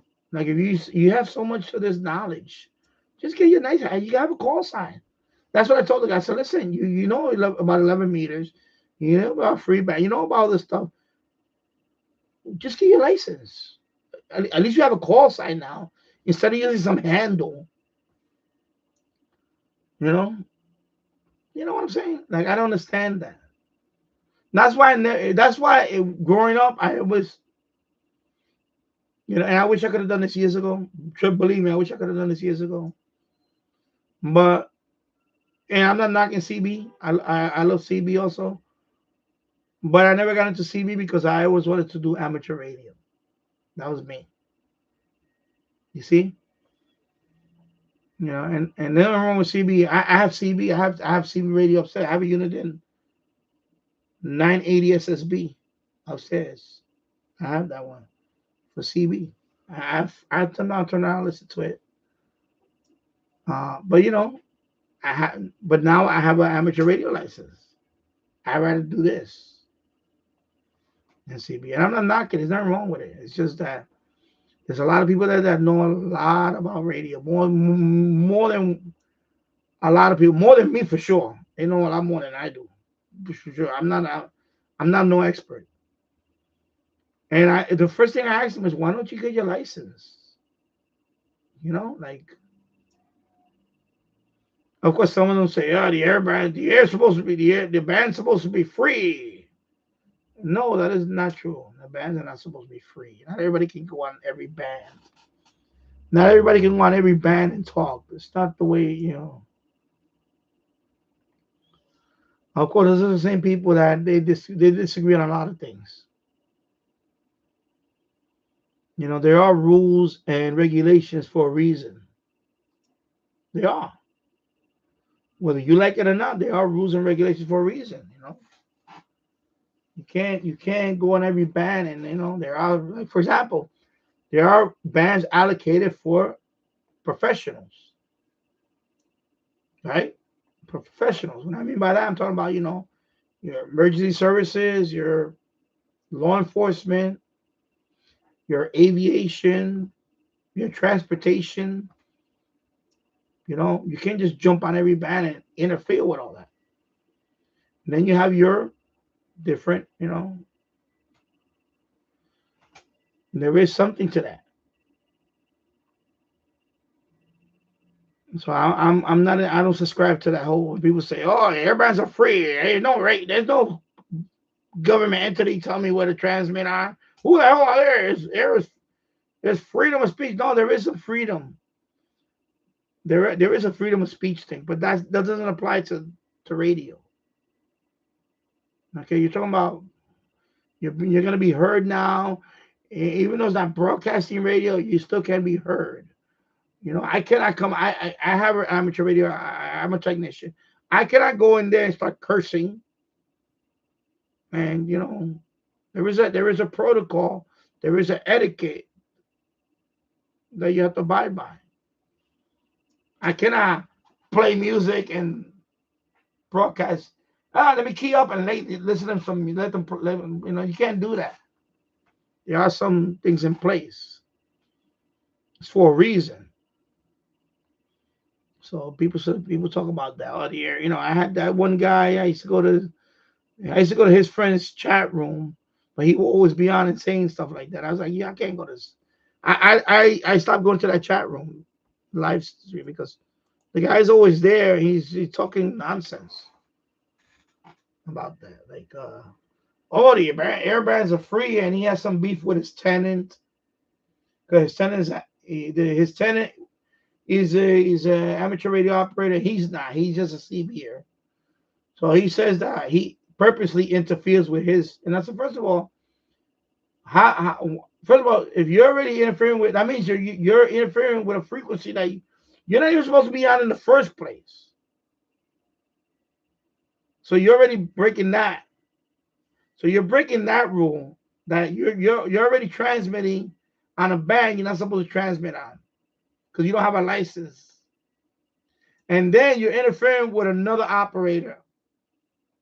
So you're breaking two laws already, or two laws. And he admitted it. He said, "No, I stick it to him because air bands are free. Who is he to tell me that?" I was like, and I just said, yeah, this guy's moronic. So I couldn't go to that chat room because that was his the guy's chat room. But the guy always be on there. He's always trying to recruit people to go check out his internet show, whatever the hell it was, internet radio. I'm like, I don't want to listen to this guy. If you think like that if your mindset is like that about this, he's one of those people that think that everything should be open. I'm one of those people that think everything should be free, everything should be open. Everything's a conspiracy. No, sorry. There's some things that, you go too far. That's him. So he said, oh, the airways should be free for everybody. No, it should not be free for everybody.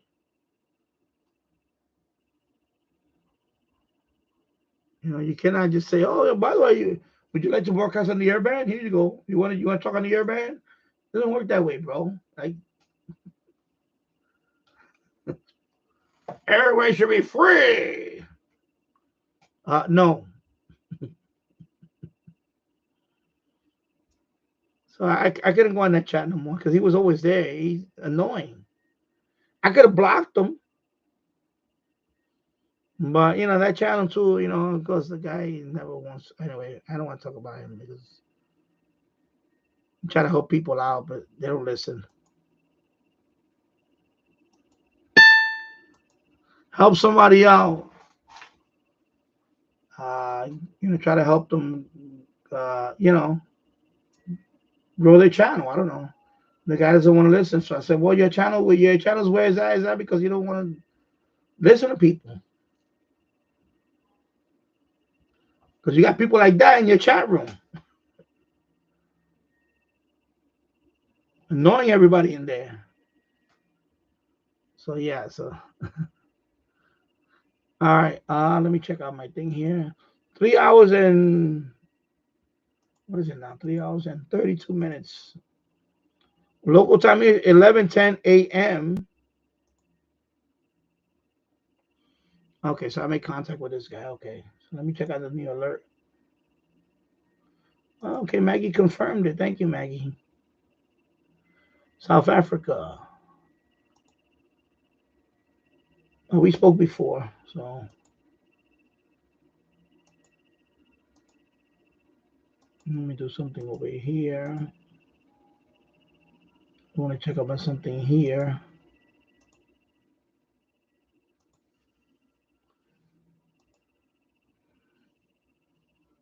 Okay.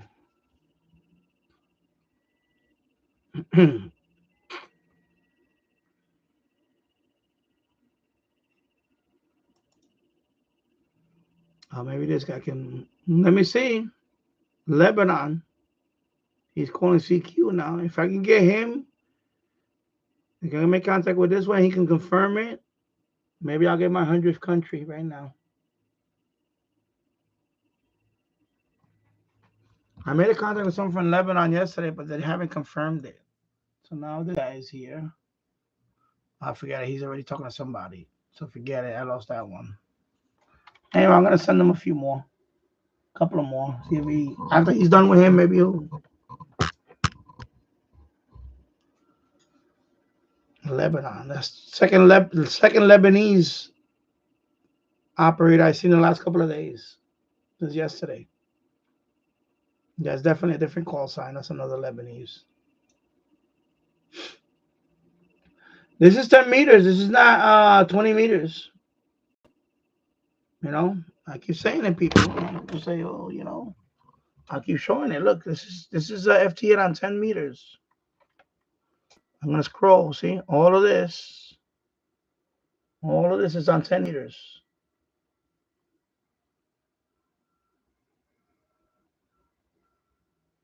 FT8. This is a technician level license. This is not a general. Okay, look at all these people on FT8 on 10 meters.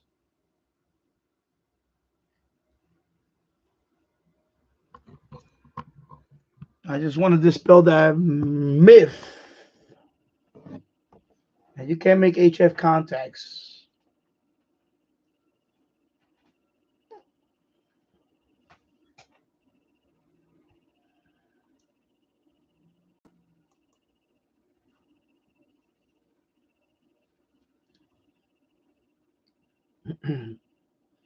So right now it's raining outside. 61 degrees, light rain. Okay, so it started raining.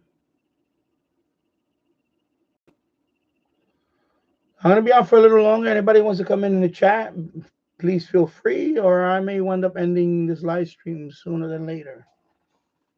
You know, 3 people, but, you know, I know it's the middle of the day and people. That's why I'm doing the live stream right now, because I have a few hours right now, so it's already approaching, well, 3 hours and 35 minutes now, and I know my Ready Extra is, he stepped out. And Jim was here. I know James Farley. I don't know if he's still in the watching. I know Tasso went off to school. So, yep.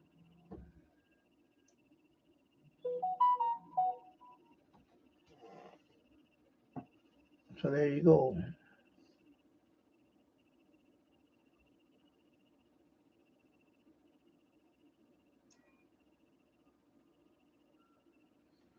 Let me see what's going on with the DMR. Let me see who's talking now.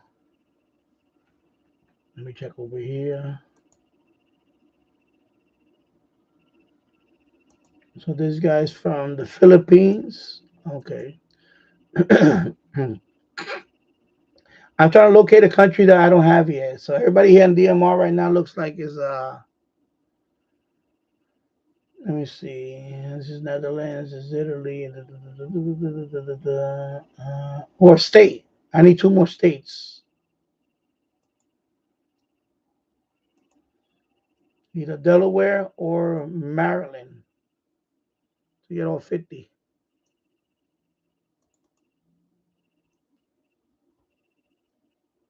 So right now, let's see. Let me check this guy out.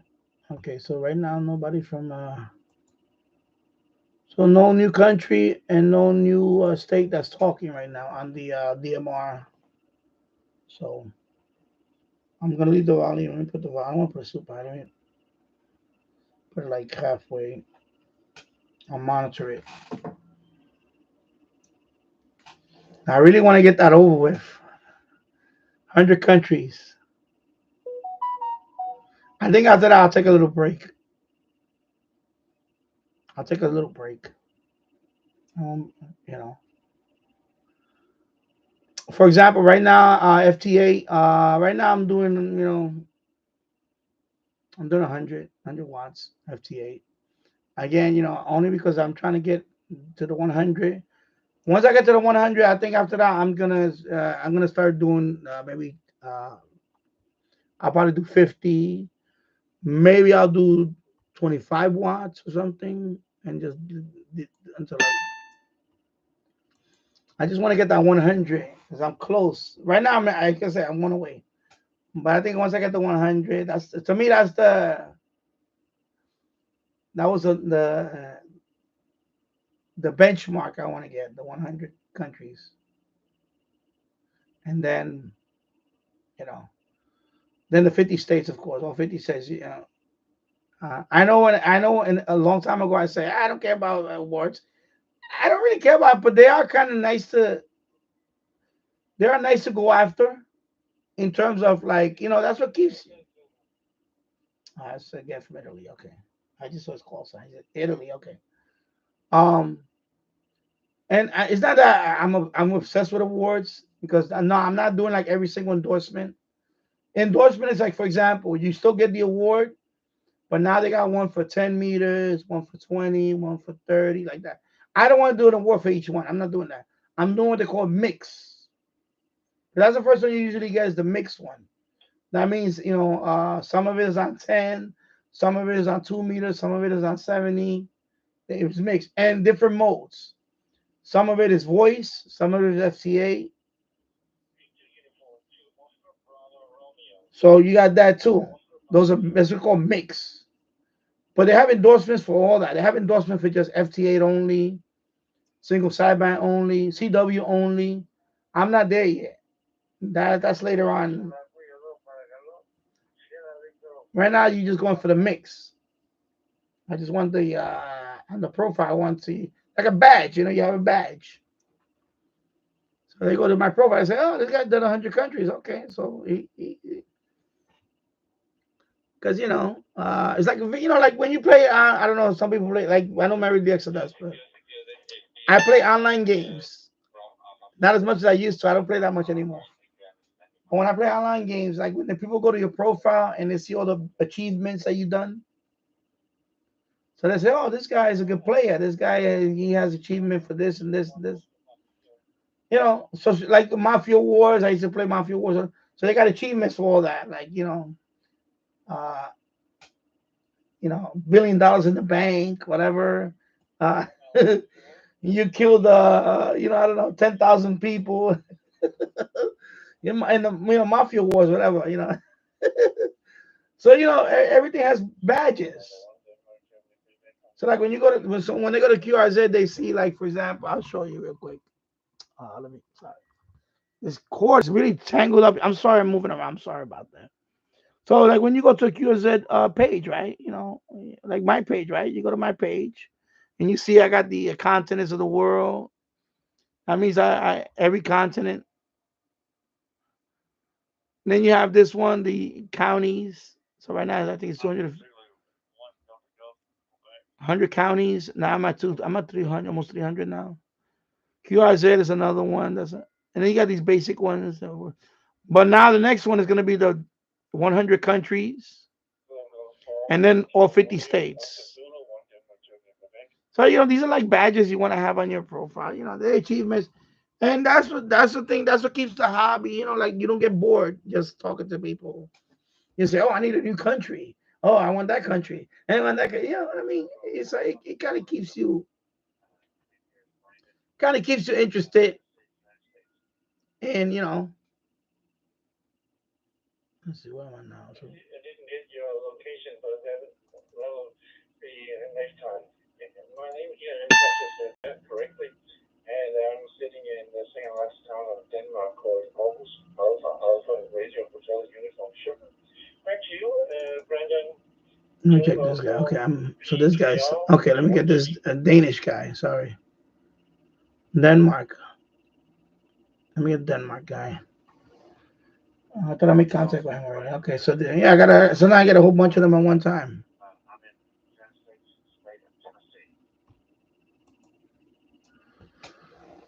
So you get all these badges, so they're like goals that you want to achieve, because otherwise, if you don't have no goals, it will get boring. So when you see those people out there, like they've been doing it for years. Some of it is eventually they want to get go, but after a while, it's like you achieved everything. Like I know Paul from Vermont. If you go to his profile, he has every badge there. He has over 260 something countries on Club Log, I believe it's 260. I forgot. So that's a lot. That's a lot. He's been doing that for years. Someday I would like to be at that point. Like every single, because there's countries out there I haven't even heard of. Very small island or very small country or something. It's like a game. It's like a game. Like you want to achieve. So that's a bit away, and I guess it's in the middle of the United States. Well, I don't have a map in front of me, but I guess what I remember is that is the position of it. All right, I'm gonna go on FT4. I want to speed it up a little bit. Let me erase this. Let me do the auto tuning again. Even though it's already auto tuned, but I like to do it once in a while. Because if the wire gets wet, or the wind blows the wire and it kind of changes the shape of it. Sometimes I just auto tune. You don't have to, but I it's a habit. I just do it.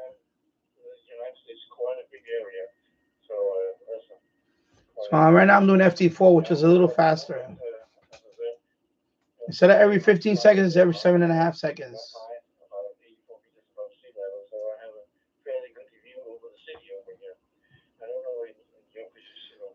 Yeah, so they're like achievements, So you get an achievement, you get a badge. So they're good for that, It keeps you like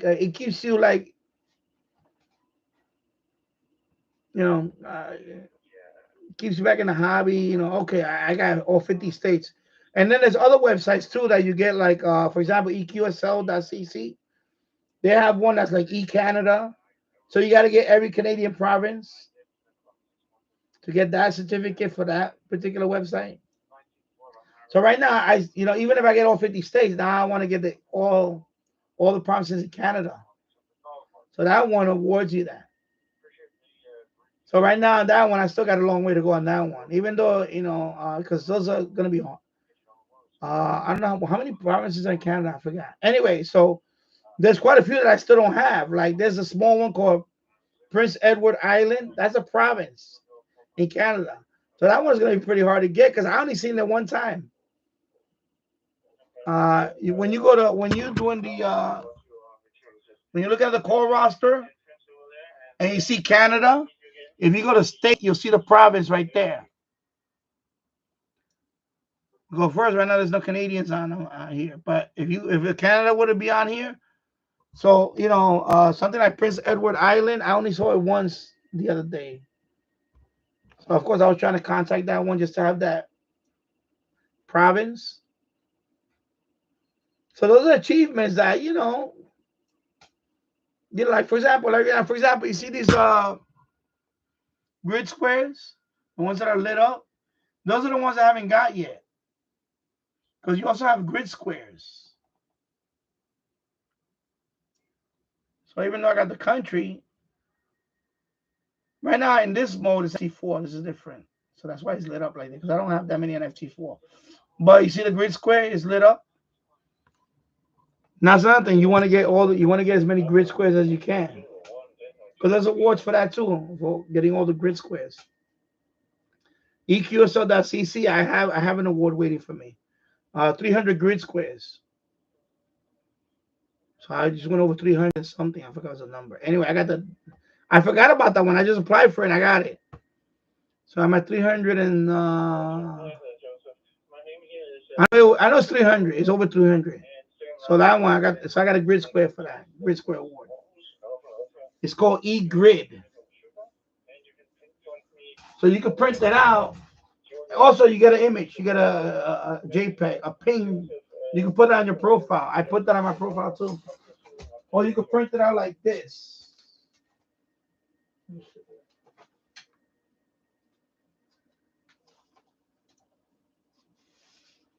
You can print it out like this. You see?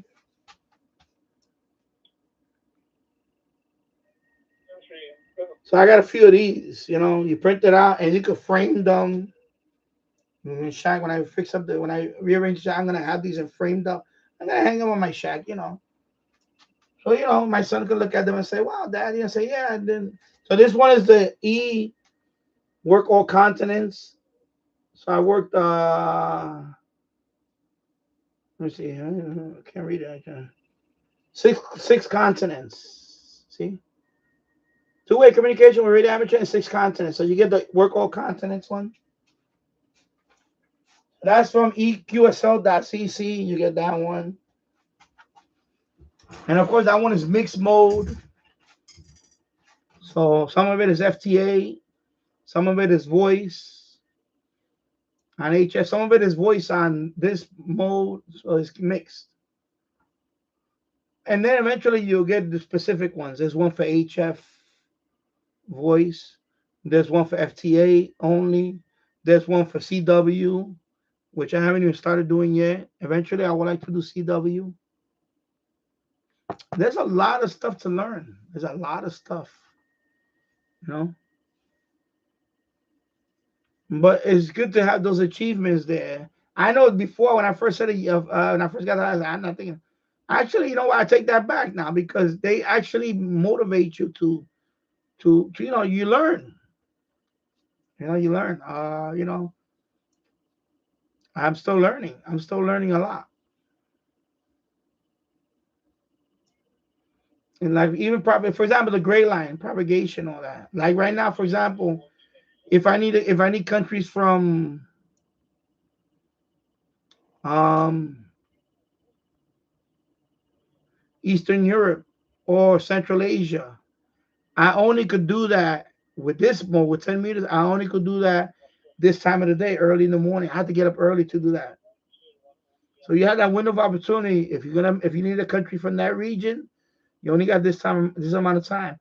Then it goes away. That's it. Same thing if I want to do I want to make a contact with someone in Australia and Japan and all that. For this particular mode, at this particular band, 10 meters, I have later on. Afternoon, into late afternoon, into early evening. You have that. And you don't learn that the first day. After a while, you learn that. You say, oh, okay. So right now it's 11:29 here in the morning here. So I'm still getting a lot of European coming in, a lot of Europe. And also in my hemisphere, you know, South America and all that. As I get later during the day, it's only going to be focused to here, South America and all that, and then it goes west into the Pacific.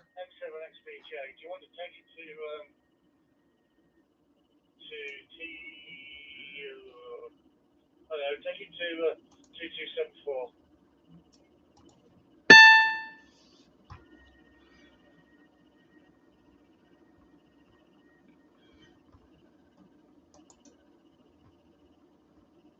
Yeah.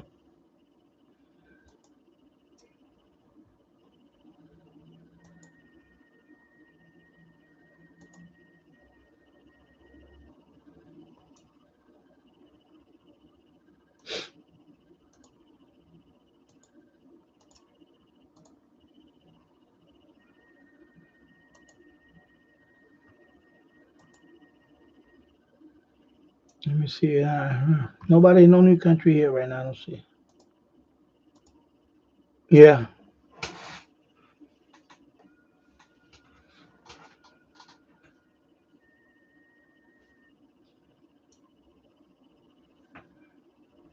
Let me see this guy. This guy's QRP. Maybe he'll. Because I don't use that grid square. So this guy right now is CQ QRP. Oh, sorry, I can't focus there. So when he's like that, I mean he's running low power. He's probably doing like 5 watts from New Mexico. So when you see QRP and FT8, yeah, that's he's probably running 5 watts or less.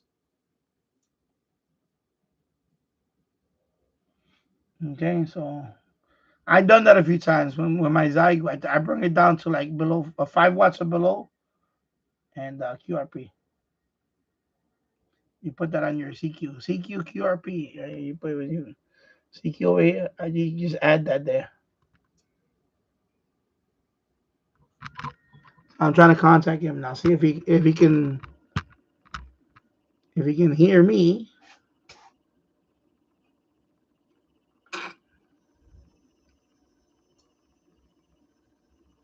And it's good to do these things. You know, some people bash FTA, but it's a good man.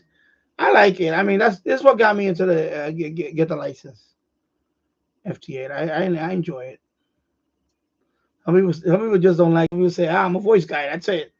I don't really care much. I like all these modes. They're very fascinating to me. You know.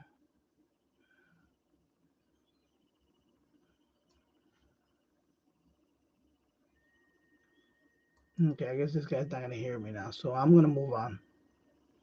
I'll move on. All right, I already called them 1, 2, 3, 4, 5. Yeah, that's enough.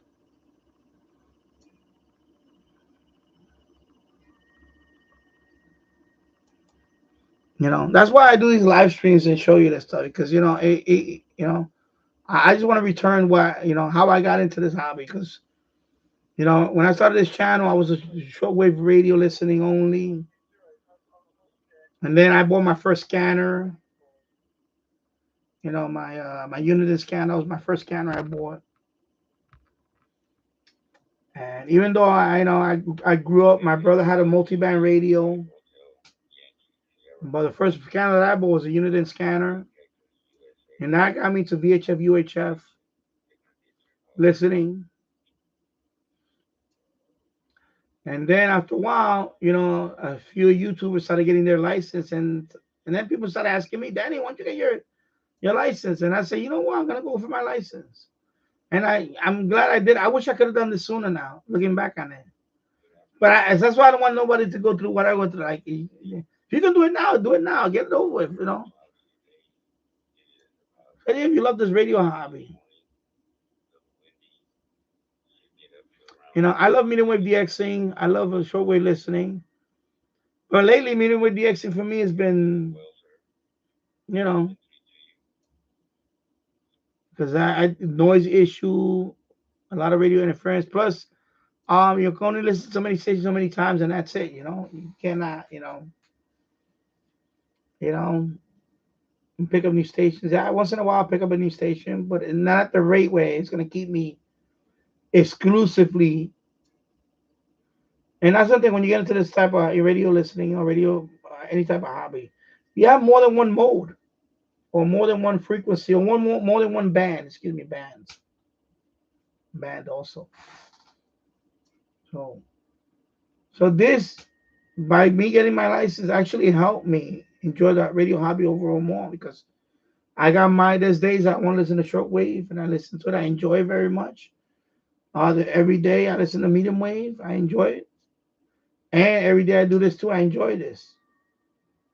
And I also sometimes will put on my scan to listen to VHF, UHF stuff. Like sometimes when I'm outside in front of my house, in my backyard, I'll bring one of these handhelds with me or my scanner and listen to the air band for a few minutes.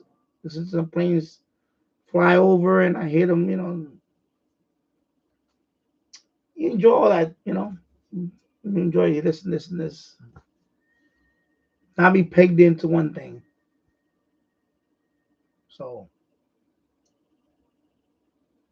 yeah.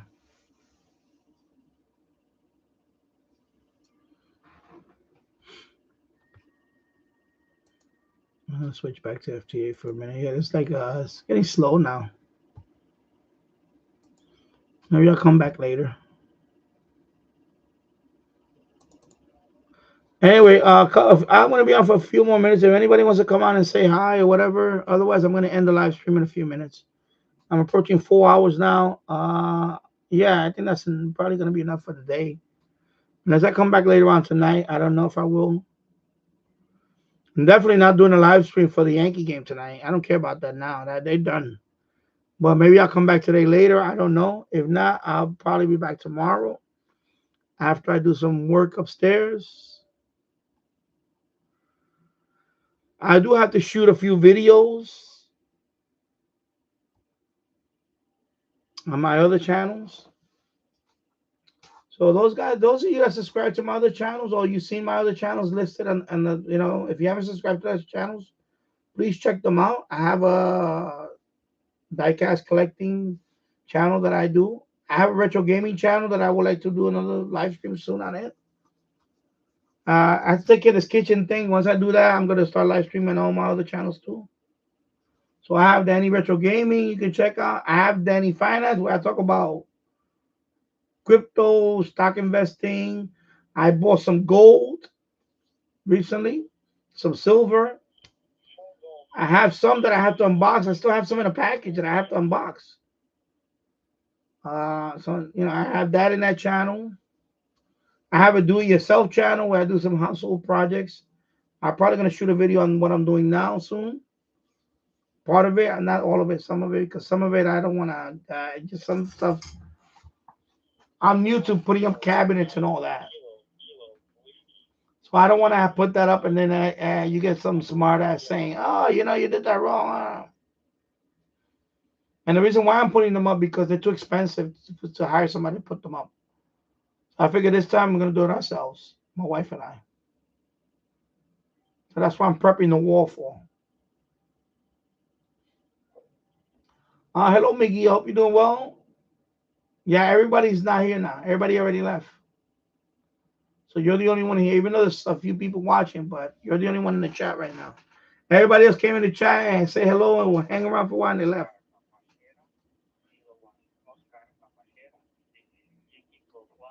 So, but I'm glad they stopped by. People stopped by. Not everybody's gonna stay here for full whatever.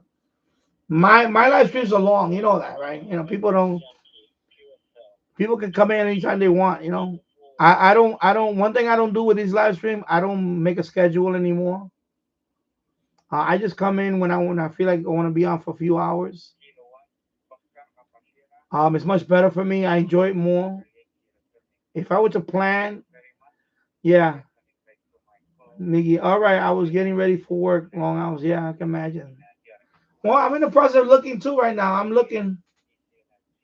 That's another thing. I'm looking because getting to that point now where I'm approaching 5,000 subs. A lot of day streams. Yeah, there's a whole bunch of them out there. I know. I seen a few of them. I stopped by a few of them, and there's more daytime streaming. I don't want to mention them, but for a couple of them that I know. One, it's a couple. There's a few CB ones. They're out there. They're out there. Oh, you've been traveling lately? Okay. Yeah. Yeah. Yeah. We didn't travel much this year since last year. This summer we didn't really travel much. Uh, we went to Virginia. I know in the summer we did go to Virginia, and that was it. That was back in July, and that's the last time we traveled outside the state, Virginia. Before that, we went to Indiana, but that's it. Indiana, yeah, Indiana, Wisconsin. But yeah, the last time I was Virginia. Uh, was Virginia. I say was. It's not was. It was Virginia. Virginia, and then we went to the computer museum in Maryland for one day. So not much travel. You remember the Ocean Blue? I'm not familiar with it. It sounds. I'm not familiar with it. Ocean Blue.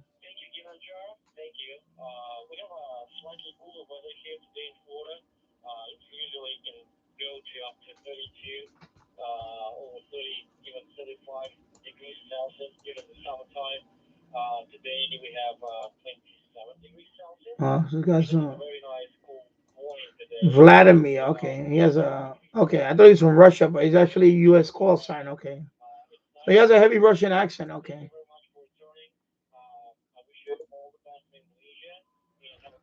Oh, okay, music group I saw. Okay, so you went to see music. Okay,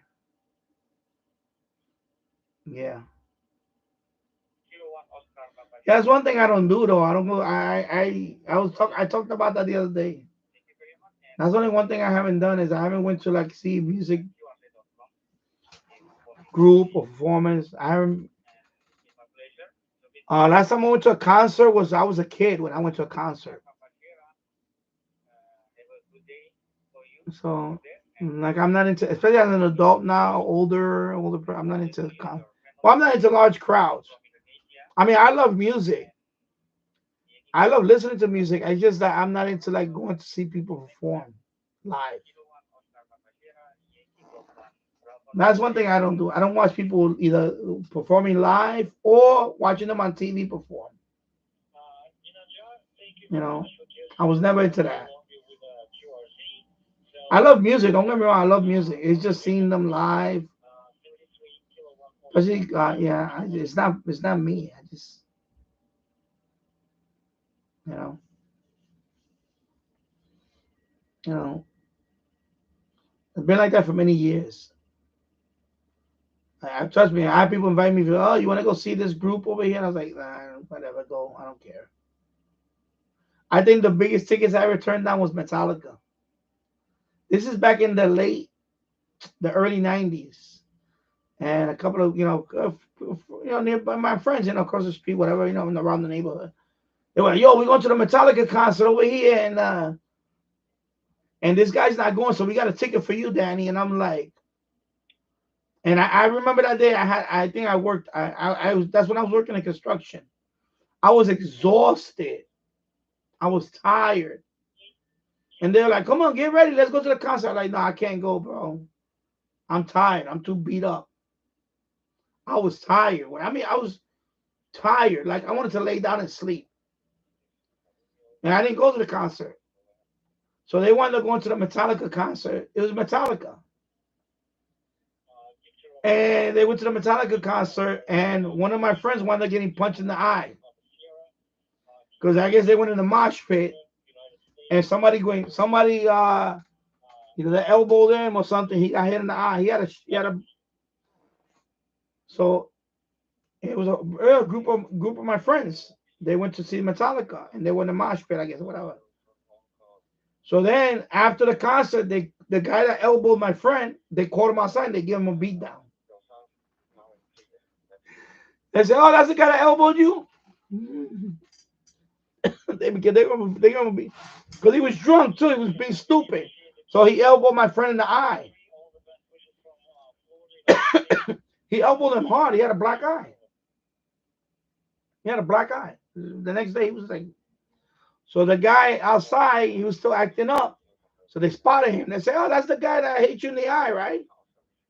And they went up to him and beat him up. I wasn't there. Like I said, I didn't go. No, thank God I didn't go, because I don't want to be. I wouldn't want to be that guy that got hit in the eye. My friend got hit in the eye. Boom. I don't know if he got punched or he got. Oh, I forgot what the story was. I know he had a black eye, because he said, "Oh, they went in the mosh pit, and people go crazy in the mosh pit, whatever." So this guy started hitting people. I guess he started swinging at people in the mosh pit. And that's not for me. I love to listen to Metallica. I love listening to music, but I can't be in those concerts. I can't.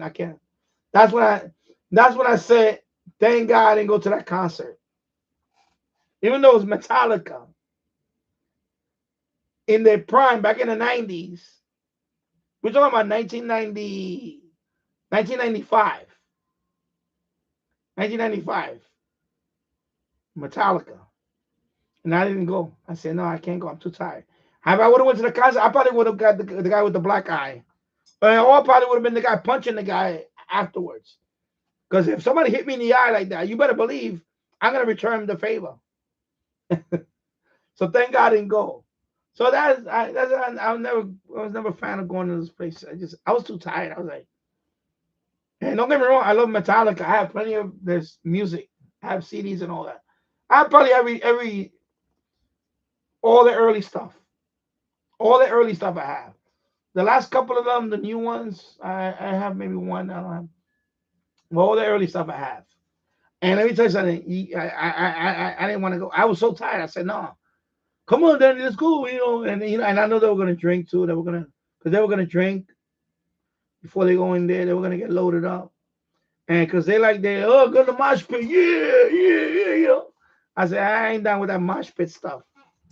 So he went in the mosh pit, yeah. Somebody, bam!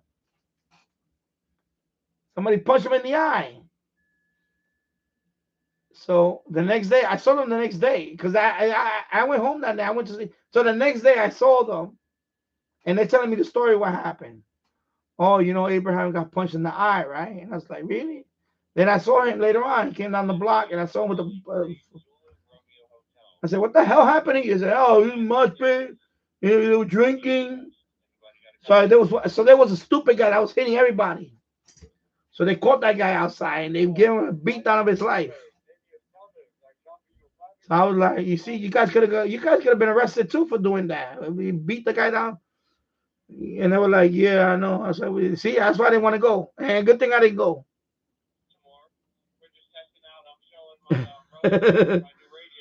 All because of a mosh pit. They want to go in the mosh pit.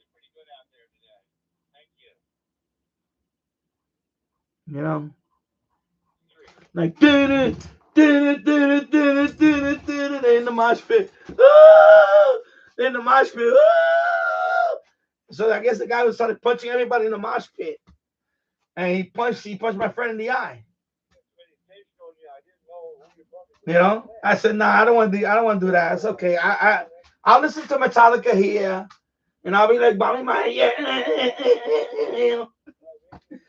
You're not gonna catch me in a mosh pit. Sorry, I don't want nothing to do with that. And this is back in '95. I was in a lot better shape. Trust me, I handle myself, but I didn't want to deal with that. And my friend is bigger. He's a big guy. The guy that got punched in the eye, he's a big guy. He's like 6'2", and he's big. He's not a softie. And he got punched in the eye. Somebody went boom. I guess I don't know. The claim is that he got punched in the eye. But when I saw him the next day, his eye was closed. It was all black and blue. He had a black eye with a swollen. And it was like, what the hell happened to you? And I'm like, yeah, I was in the mosh pit, man. People were drinking, they were drinking. I was like, yeah. I said, well, I'm glad you enjoyed the concert. I said, that's not for me. No, it's okay. And then that's when the other guy said, no, we caught him outside and we beat his ass down. And I'm like, I said, yeah, your ass could have been off to jail. God forbid you would have killed the guy. They said, no, we saw him outside and we jumped him. That's what they said. They said, oh, no, we jumped his ass. I was like, really? I said, wow. I was like shaking my head like, good thing I didn't go. Good thing I didn't go to that concert. The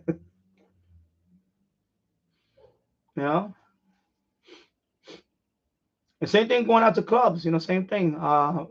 Another friend of mine, he's an actor. Excuse me. Let me drink some water.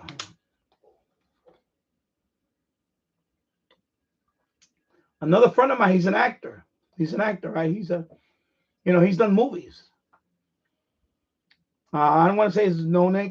He's not like but he's famous enough. If I tell you what he done, you will recognize him. Anyway, I'm going to call him by his first name, Charles. So Charles, he's an actor. At that time he already had that. I think he was doing the. He was in a soap opera. At that time, I remember he lost the soap opera job because of what happened. I'm going to tell you. He was in a soap opera. I think it was General Hospital. He was in a soap opera. I think at that time he was in General Hospital. And I used to see him. I'm like, oh, yeah, that's Charles. Oh, yeah, what's that? That's my man Charles. He's on the soap opera. He's on General Hospital. This is back in 94, 93. I think it was 93, 94, if I remember. Might have been 96, maybe. I'm going to say 94. I remember.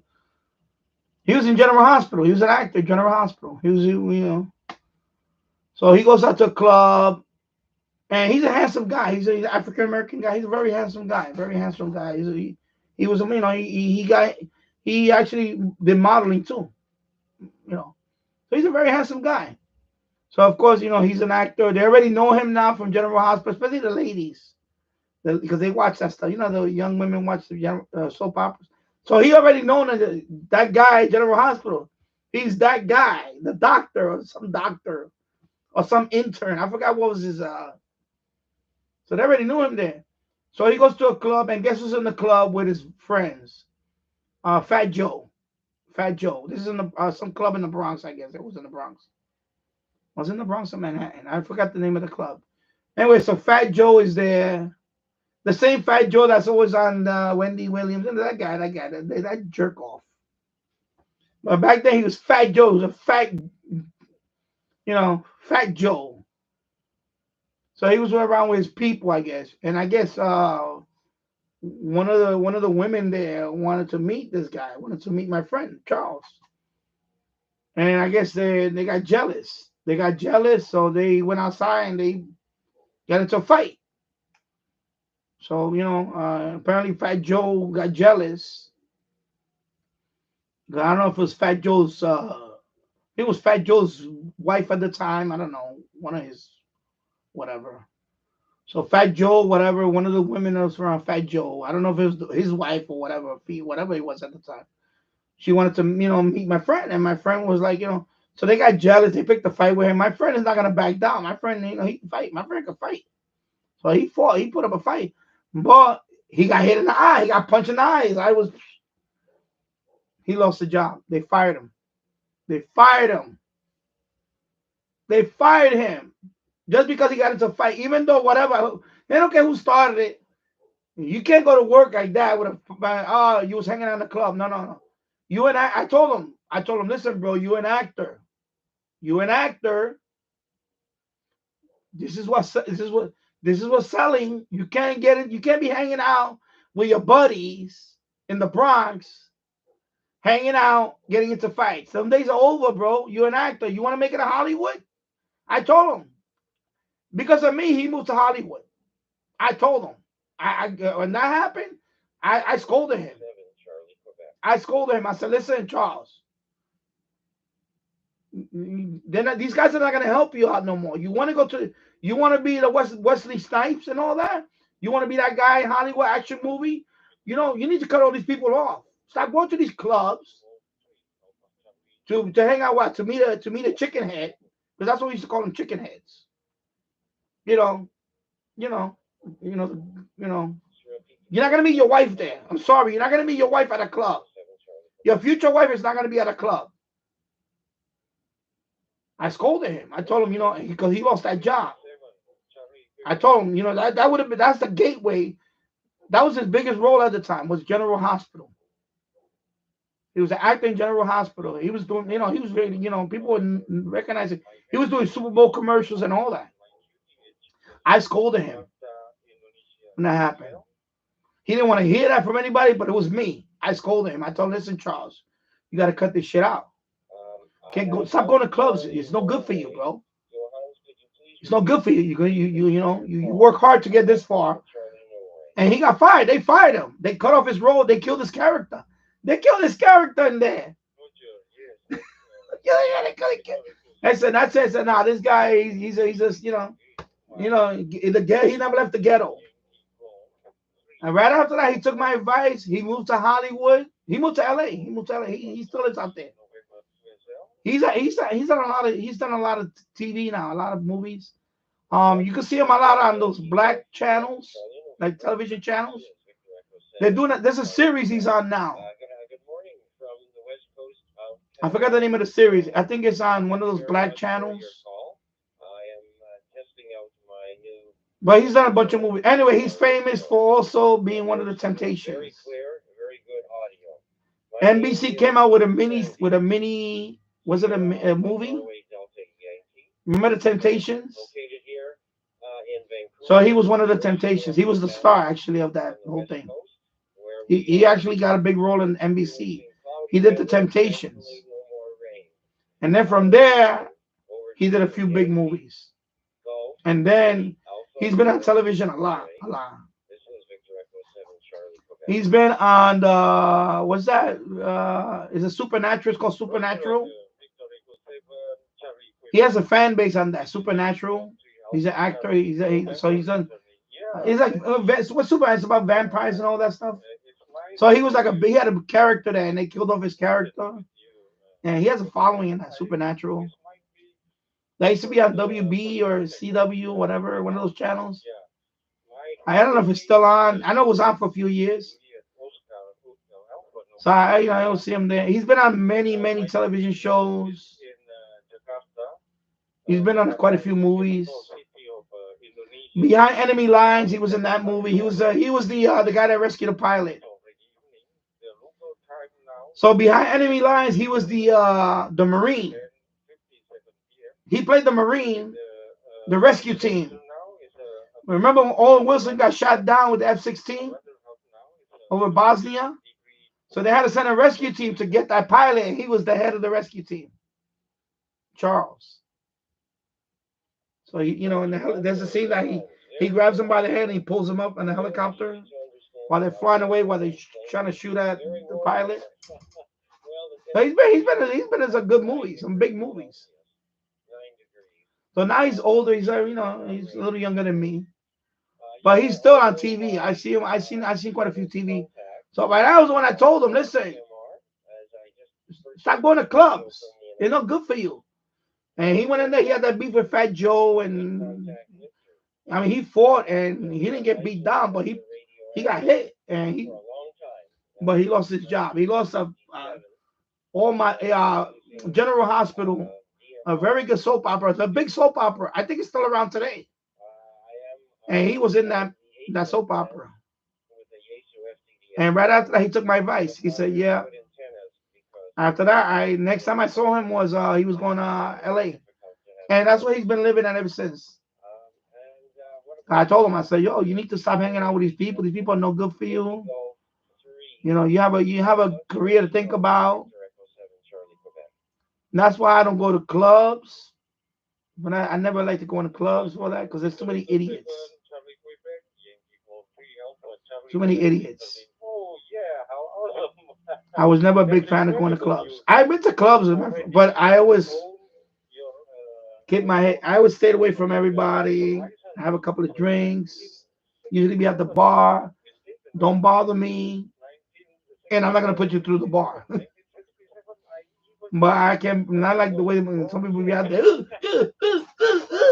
They bump it. Oh, you think a lot of fights happen because of that? A lot of fights happen because either somebody got bumped into somebody, or their girlfriend is looking at my friend. A lot of fights happen because of that. A lot of it. Trust me, I've seen the few and I'm like, okay, I'm getting out of here. Let's go. We need to get out of here.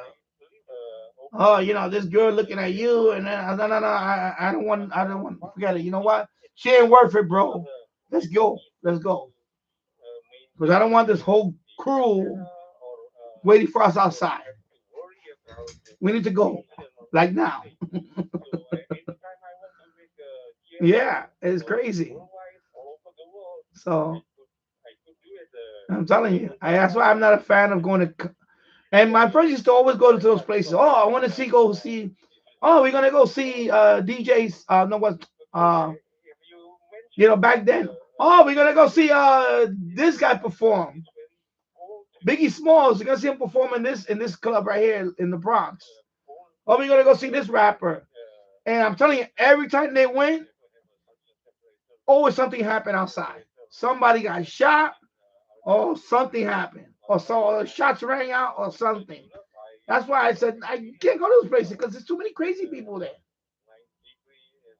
Never fails. And that's why I can't do that. I couldn't do that.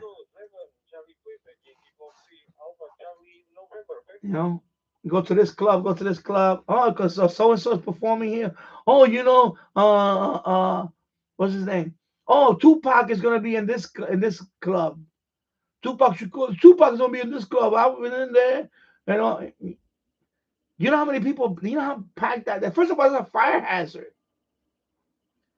I still remember the Happy Line nightclub disaster where those people, like 50 people died in that club because of a fire.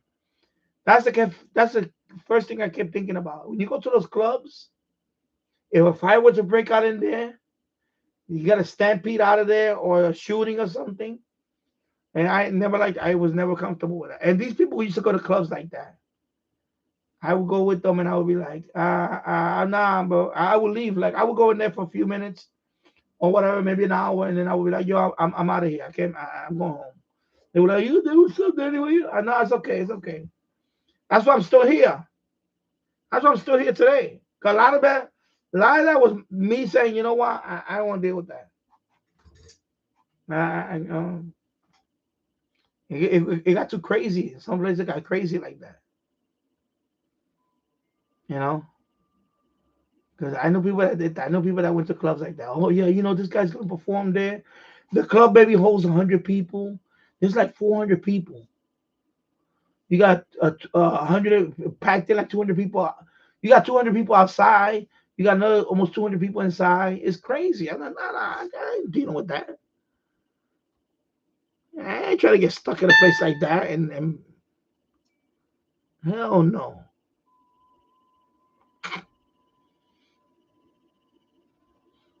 Trust me, I avoided that. I avoided that thing like the plague, bro. Or getting in a car with somebody. I never used to do that too. I used to not, I know a lot of people I knew used to drive, of course, but I never got in the car with them because I knew who was a good driver. There's only like 2 people out of everybody that I said, no, this guy's a very responsible driver, and maybe this guy, and that's it. Everybody else, yo, Daddy, get in. I'm like, no, I ain't getting in with you. Come on, man. Nah, it's okay. You go. I'm gonna wait for this guy. He's gonna. I'll meet you with this guy, cause this guy's a nut. He's a nut. He cuts in and you know. One time I got in the car with a particular guy. His name is, I'm gonna call him Martin. That was his name, Martin. This guy. First of all, the car is a low ride car. It's low. He dropped the car down. So when you go over any bump, your head hits the freaking thing. Boom, boom, I would hit the thing. And he's just driving. He's a little guy. He's a short guy. And he's back here. And I'm here like this, like, yo, what the hell, bro? You're trying to get me killed. Only one time I went in his car, and that's it. I said, I ain't never coming. I ain't never going in this guy's car again. The guy was asking for it. He asking for it. He's the type of guy that you go on the highway, he cuts in front of everybody, going fast, and I ain't dealing with that. No, bro. No. You need to drive like a grandma. You need to slow down, bro. Slow down, bro. I ain't trying to die, bro. Slow down. We're gonna get there. We don't need to get there right now. We could get there like in 20 minutes. Why you need to get there in 2 minutes? Like, slow down. You know? That's him. That was him. There was a couple of guys like that. And what happened to a couple of them? They got into accidents. I mean, really bad accidents. Totaled their car. A couple of them were lucky to walk away with no injury. One of them, forget it. He shattered his freaking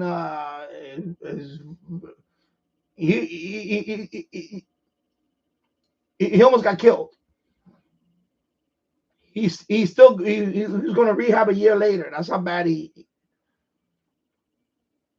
Another guy, the other guy never made it. The other guy was like that too. I remember that one too. The guy was like, oh, come on, Danny, get in with us. Come on, we're gonna go downtown. You know, we're gonna pop a few bottles and all that. I'm like I don't know. Something told me, like, it was a creepy feeling. Something told me, and I was bored that night. I was like, man. And then he sounded so tempting. Danny, come on. They went to Volvo, and I was like, I was going into my house, and they were right in front of my house. Danny, come on, let's go. Come on, Craig, come on, man. We want you to come with us. And I was like, nah. I just went to the store too. I had a couple of beers in my hand, and I was like, nah, because that's what I used to do. I used to just go home and have a few beers, watch a baseball game or something, and maybe play a little music, and that's it. That's what I used to do. I never liked going to clubs. No, we're gonna go down to this. We're gonna go down to the Copa. We're gonna do all this. Yeah. And I'm like, and I kept saying no, and they kept telling me, come on. I was like, no. No. And that's the last time I seen them. Last time I seen that guy. By the way, his name was Danny also. His name was Danny. We grew up together. He was with his fiance, and there was 2 other friends in the back, so I would have been the 5th guy in the back seat. 3 guys in the back seat. And he said, come on, come on. I was like, nah, I don't want to go, bro. I don't want to go. I was like, come on, man. Come on, man. He can't say, come on, come on. I was like, nah, I don't want to go. Because you know, when I would hang out with them, I was a funny guy. You know, I like to say funny stories too. So we used to play basketball and all that together. We used to tell a lot of funny stories.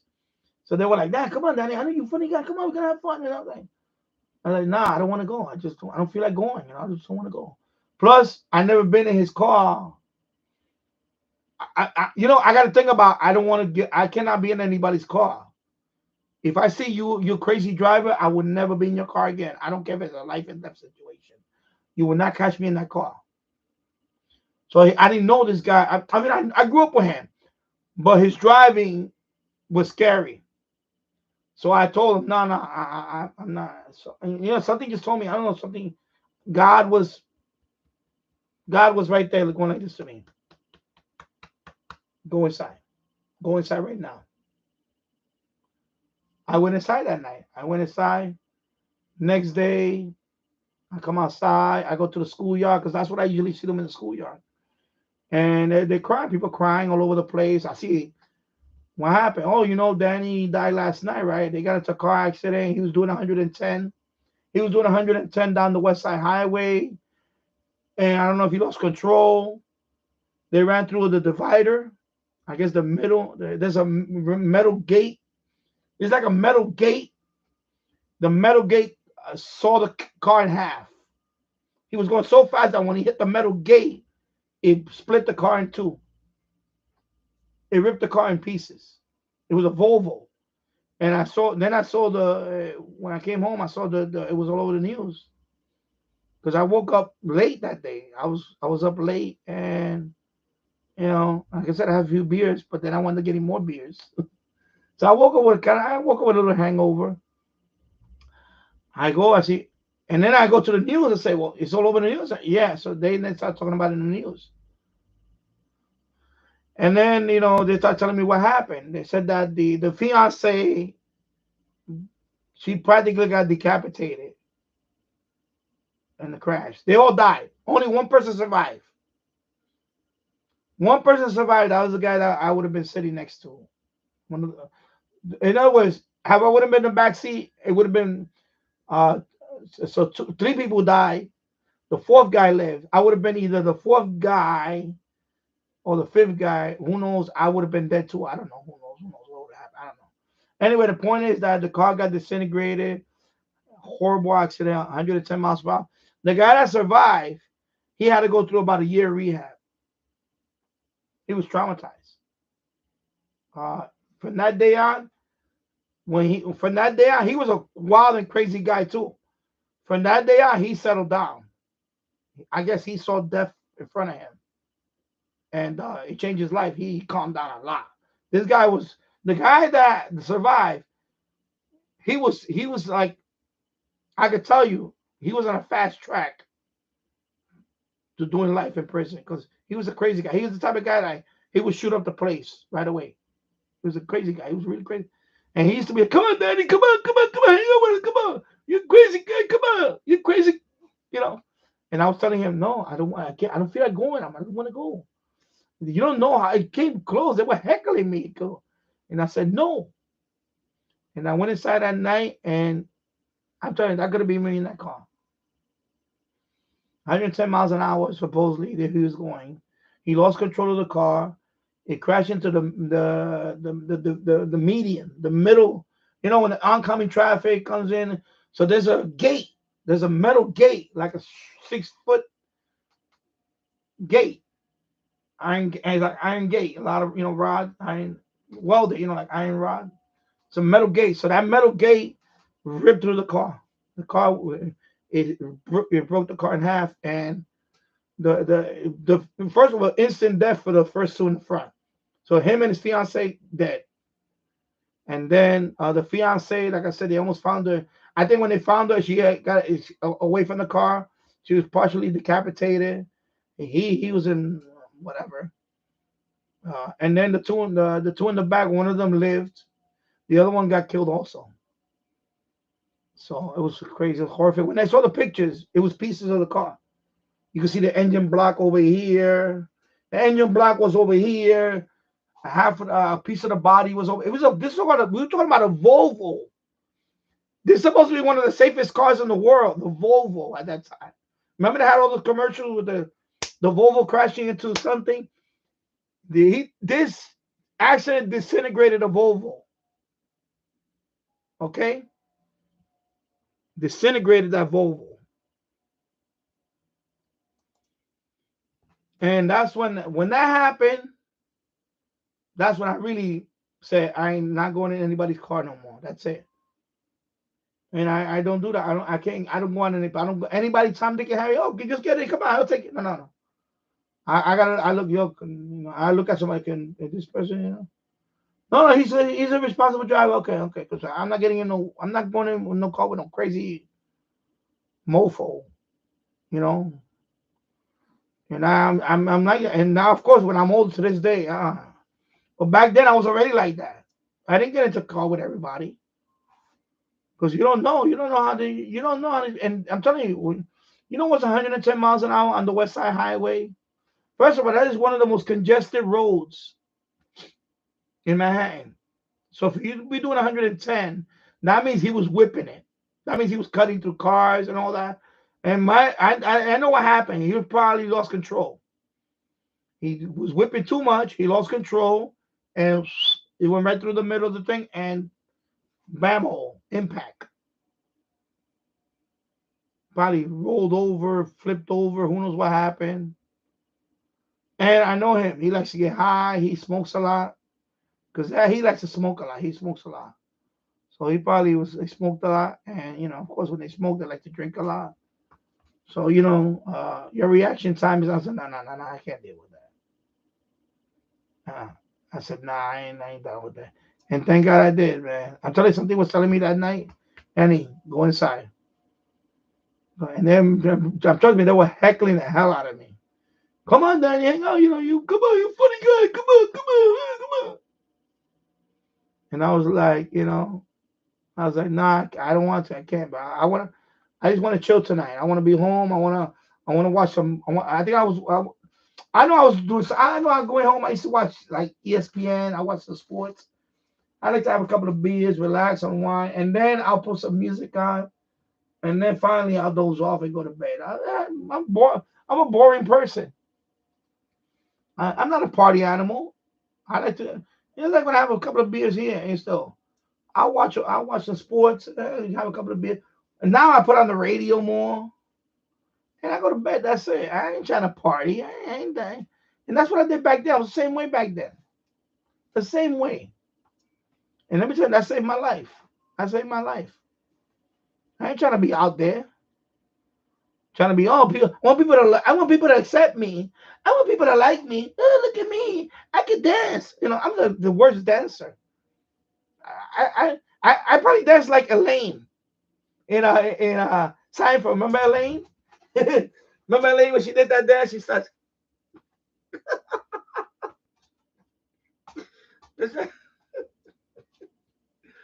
I'm telling you, I am not a dancer. I didn't try to be a dancer. No. Even when last time I went to a party, a big party, was an Indian party, a birthday party. Everybody's dancing. I'm sitting at the table having a drink. That's it. I'm not trying to be up there dancing, I enjoy the music. I like the music. But you're not going to catch me dancing. I'm sorry. That's it. I accept that. I don't care. There's one thing. That's one thing I learned early. You learn that early on. Don't be someone you don't want to be. I learned that early on, and that's what saved my life. And they were telling me, "Oh, you're a funny guy." I know I'm a funny guy. But I'm a funny guy in my way. I don't want to be a funny guy in your world. Like, I'm a funny guy when we're out here playing basketball. Because I used to play basketball with them and softball and all that. So I'm a funny guy to them like that. Not when they get high together. When they get high together, I used to leave. You see the difference? I never crossed those two. They knew me like that. Like, oh, Danny's a funny guy. He's a funny, especially when they're high. But they wanted me to get high with them. And I don't get high. I don't get high. I like to drink, but I don't get high. Even though I did smoke a few weed. I've smoked weed a few times. But, you know, I know they did other stuff. But I don't get high like that. I said, no, I'm a funny guy to them. Maybe I'm a good storyteller, but I don't get down like that. I ain't trying to fit into their world. I'm not trying to fit into their world. No. You know, they like me. They say, yeah, you're a funny guy. You're a likable guy, or you know, whatever.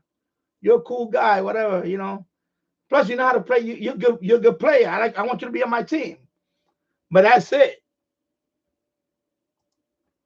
Now, when they did their business, like, oh, you know, they will come to each other. Oh, they're talking about, oh, I'm gonna make a, you know, and I stay out of that. I said, no, I don't want to know about your money making business, your money making schemes, or you're delivering this thing over here to. No, I don't want to know about it. Oh, well, here's stuff. Oh, when you guys are in your apartment cutting up that stuff. No, I'm not there.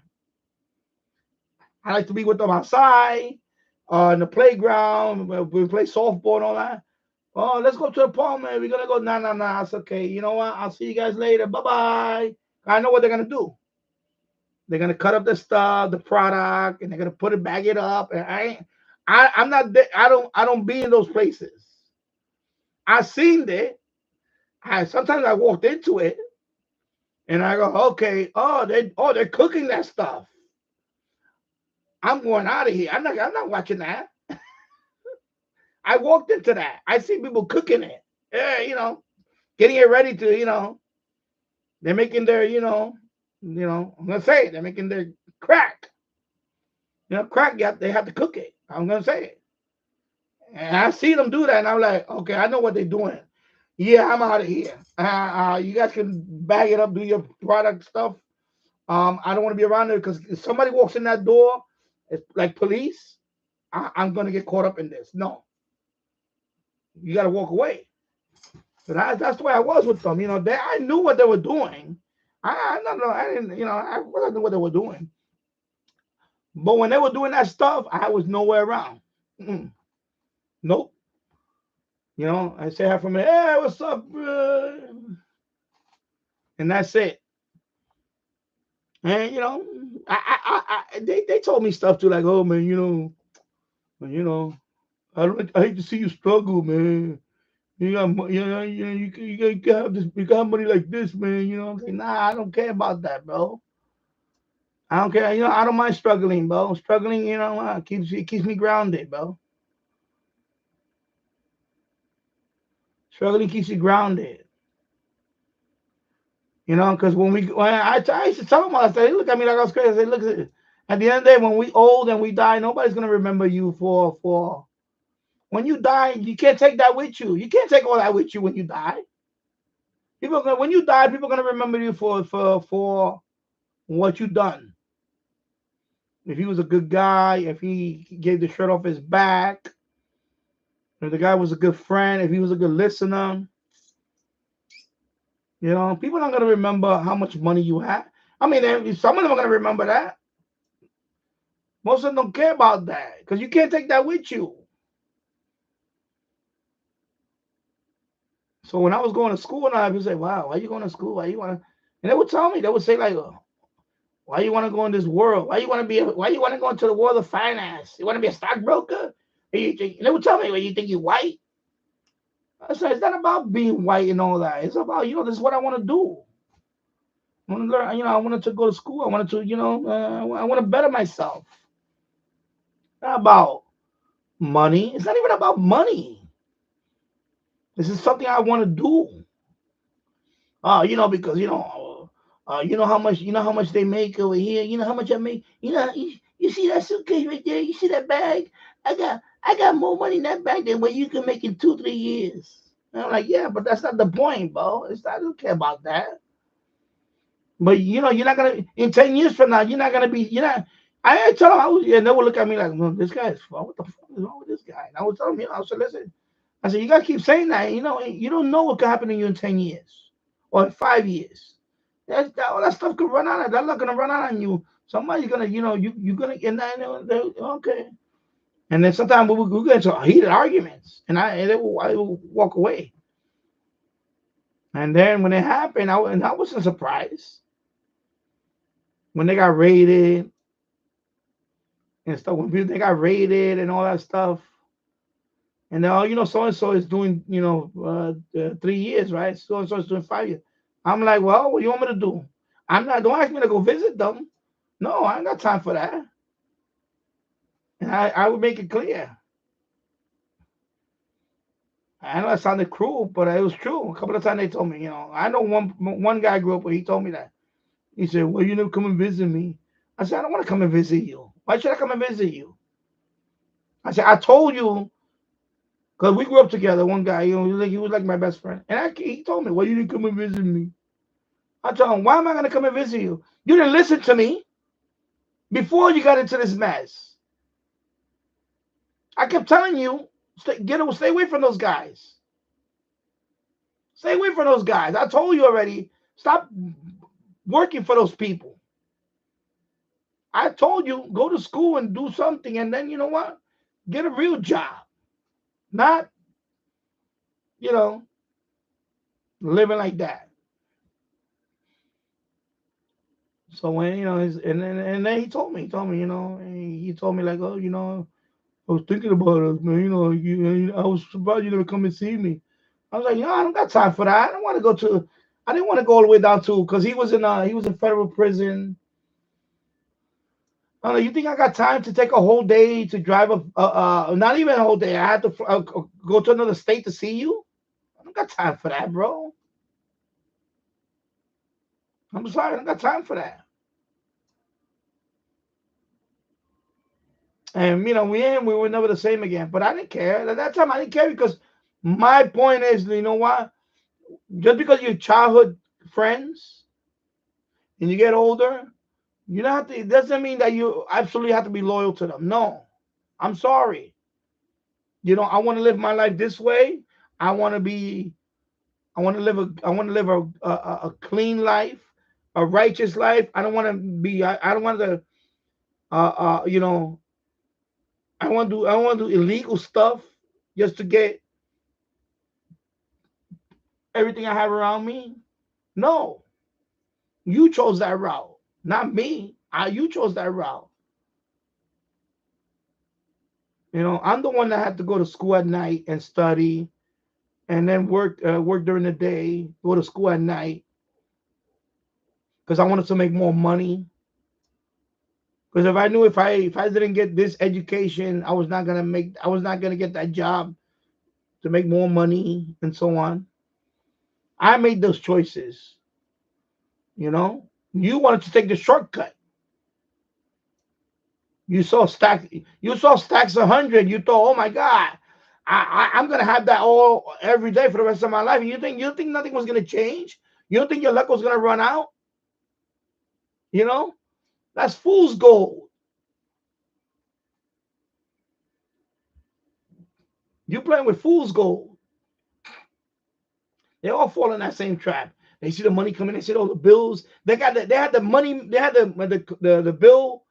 They had the bill counting machine, and that thing will be stacked like this. And I would see that thing, and I would be like, a small part of me will be like, oh, Bolivia. Oh, I need to get Bolivia. Okay, Bolivia. Make it happen, Bolivia. Let's go. I need Bolivia right now. That's a South American country I need, and it will be DX100 if I get that confirmed. Come on, Bolivia. Bolivia, come on. I saw that as a young man. I said, nah, man. Yeah, all that money is tempting. Yeah, But I knew what that was gonna end up. That's not gonna be like that forever. Their luck is gonna run out. And true to my word, all their luck run out. They all in one by one. Their luck ran out. They all got caught. Some of them got deported after they served their sentence. They got kicked out.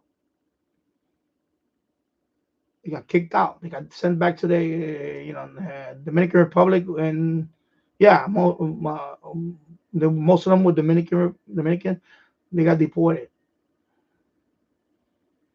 right back to the DR. And I said, there you go. In fact, they all got deported, and I know their mom still lived in the Bronx. When she passed away here, they weren't allowed to see her here for a funeral because they were deported. Their two sons. Their mother was still living in the Bronx here. When she passed away, they couldn't come to see her. And his son, he had a son that was here in the Bronx. He passed away.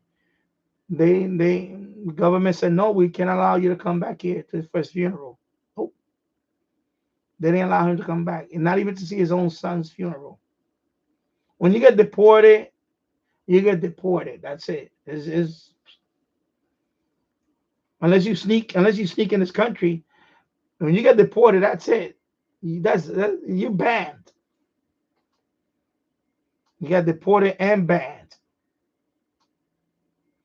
And that was the sad part too. Later on in life, like a few years ago, when his son passed away, and you know what happened? That his son followed his footsteps. That's another thing. That's another byproduct of what happened to them. Because I remember his son when he was born. He was a baby. I remember I grew up with his son. Grew up around me. His son became in his 20s. What his son did, he followed his steps because I was his role model. What happened to his son later on? He died of a drug overdose. His son became a dealer like him, but his son also was addicted to the. Where's Bolivia? He's gone. Bolivia's gone. So the son got hooked on it too and died of an overdose. So when his son had the funeral, for his son, his ex-wife, the mother of his kid, they had the funeral here in the Bronx. He wasn't allowed to come here to see his son. Nope. The government said, nope, you can't come here. I don't care if he's your son. You are deported. You're banned from coming to this country because you got convicted of that. And that's a legacy he left behind. Remember I just talked about legacy? That's what happened to his legacy. He passed it to his son. How to make that money. And his son used to post that on social media. Because I had his son on my account, on one of my Facebook accounts. And he would, one day I saw pictures of wads of 100. Like wads of $100 bill in his Facebook pages. And he was flexing. Oh, look at all this. Look at my stash. I already knew he was involved in it. He got involved in it early, and I'm sure because of his father. So when I saw the Facebook page of him, when I saw the stacks of bills, I said, "Oh yeah, he's definitely dealing. He's definitely because you don't get that from working. I'm sorry, you don't get that from 9 to 5." Yeah, I said, "Yep, his son is following his footsteps." And what happened after that? When I saw that picture, maybe 2 years after I saw that picture, he passed away. And then because then I saw one day on another Facebook, our condolences to, I don't want to say his name. Our condolences to, to him. And when I saw the picture, I was like, oh my God, that's his son. And I knew it was the same thing, the same business. Because that's another thing. It not only, in his case, like I said, he passed it down to his son. Yeah, I don't understand. How can you do that to your son?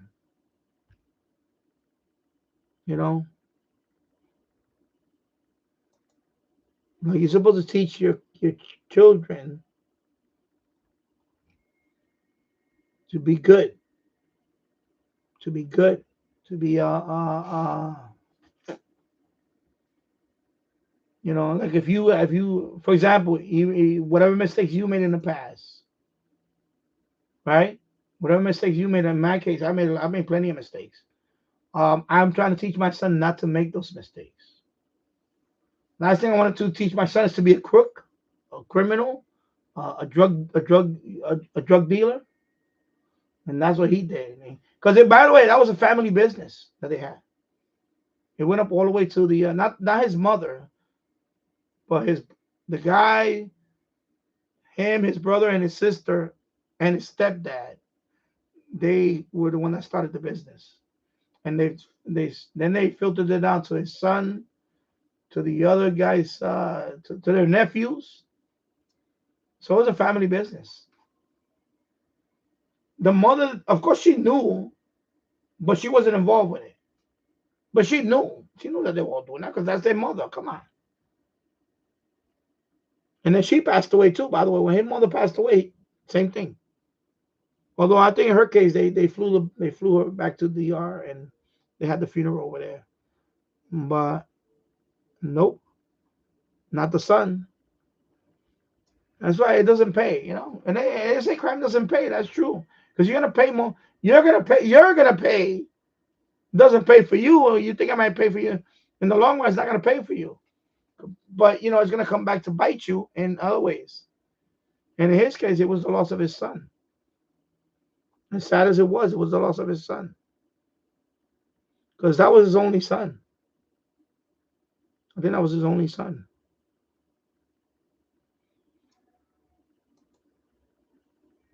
And he was on my Facebook. I sent my condolences to him. But I was in my mind, I was like, you know what? He learned this from you. You understand? He didn't just learn that on his own. He learned that because your family exposed him to that. Remember, you gotta call physical abuse, mental abuse, and all that.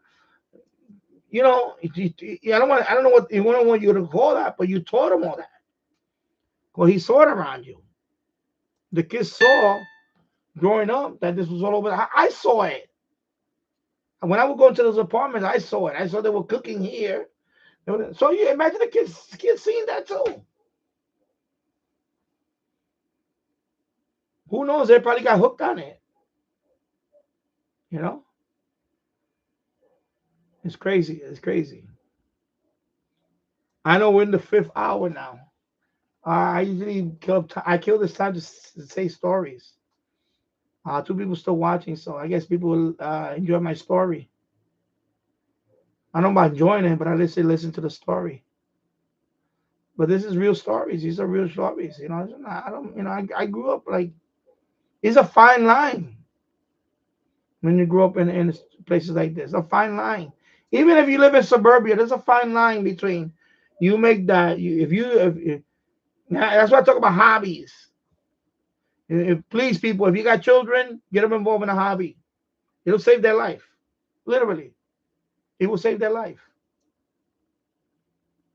Because it teaches you early on that you don't need to be. It teaches you a valuable thing about being accepted. That's a big thing about being accepted. A lot of kids struggle with that. They want to be accepted. Me, and even when I dealt with all those people, all that money they had, all the women they had, trust me, I accepted myself.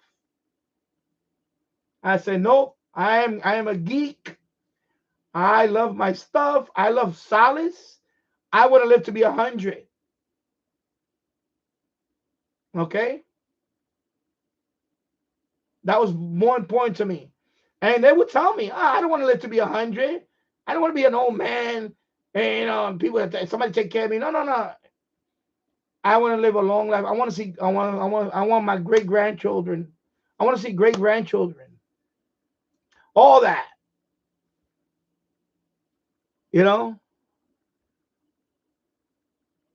Not. You know, because that's what they would say. Oh, what good is it you want to live past 50? Why, you want to be an old man? You know, because they were like on a suicide. It was like suicide for them. No, I want to live hard and fast in my 20s, because when I turn 40, I don't want to be, I don't even care if I live after 40. They will say that. No, we'll look at them like they're crazy. I was like, you don't know what you're talking about.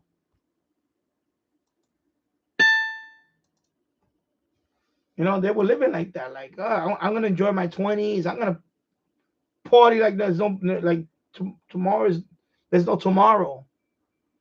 I'm like, well, there is tomorrow. So it's gonna be tomorrow the next day. If you keep doing what you're doing, there ain't gonna be a tomorrow.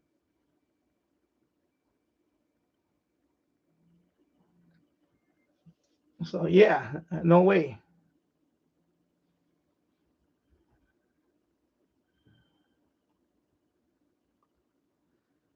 All right. I think I'm gonna wrap it up now. 4 hours and 59 minutes in the books, and I am done for today. It's 12:38 p.m. here. I've been on all morning. So I'm gonna sign off now. Everybody, thank you for watching. I'll see you on the next one. I was thinking about coming back tonight, but you know, I did 5 hours today. 5 hours is a long time. 5 hours is a long time. So I may be back tomorrow. I don't know. Yankees got to win tonight, or they're gone. Even if they win tonight, I think they're still going to be eliminated in the next game or whatever. But we shall see. But I think they're done. 3 games to none, they're done. So anyway, thank you for watching, everybody. I'll see you in the next one. Take care. Bye-bye.